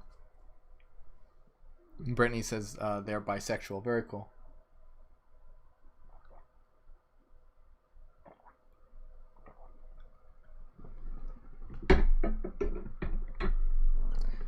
All right. Let me see. My God. How long was this stream? Holy shit, guys. This was a 5-hour live stream. I didn't even know it was that long. We've never, I think our longest live stream was something like 3.5 hours. This was a 5-hour live stream. My God. Well, you all deserve prizes for being here because Jesus, I didn't realize that it's been 5 hours. That's crazy. I really hope that some people watch the replay and get to the part about higher consciousness because it's so important. I want people to see that, but it's now buried within a 5-hour live stream. My God. Well, Irma Cushman, thank you for helping us wake up the world. Says thanks for all you do. You're welcome. Well, my God, I didn't know it was that long, but I think then we should probably end it. remember, we have new videos coming out very soon. We have another live stream on Thursday. We have a secret live stream on Thursday as well. And I'm going to put the link. If you want to become a supporter on Patreon, that is how you get access to our secret live streams. So I'm just going to put that in the link in the comments real quick. If you want to support on Patreon, the link is in the comments right now. And that is where you can get access to our weekly secret live streams. Let me see one more time here. Big shout out to all of our top donors. Christian Kaczynski, we've had a lot of records today. The longest live stream, the biggest donation, Christian Kaczynski, $670. Fucking crazy. And then David with his insane super chats. And all you guys are amazing. Blows me away. Seriously, blows me away. We're growing so fast. Thank you all for your support. It means the world to me. I wouldn't be able to do this. I would not be able to do this without you guys. So thank you all so much. I love to see how fast we're growing, and you know, keeping up with it, putting out all this content for you. I hope you guys can see like how much more videos I've been putting out lately. Let's see. Huge shout out to our moderators. Thank you, moderators, for sticking with us for 5 hours and making this a pleasant community. Thank you for being able to make the Hyperion Collective a welcoming and place of learning and education without trolls. Thank you to Rowan, James, Megan, Eva, Susan, and Azure, Blue Sybil, and each and every one of you guys. Thank you so much for liking, subscribing, and watching and sharing this video. You are the fuel behind our movement. Once again, please understand how important this is as we move forward into a new consciousness and usher in this new world and build a new earth. So happy to see you all, and I will see you all very, very soon. Ad Astra, to the stars.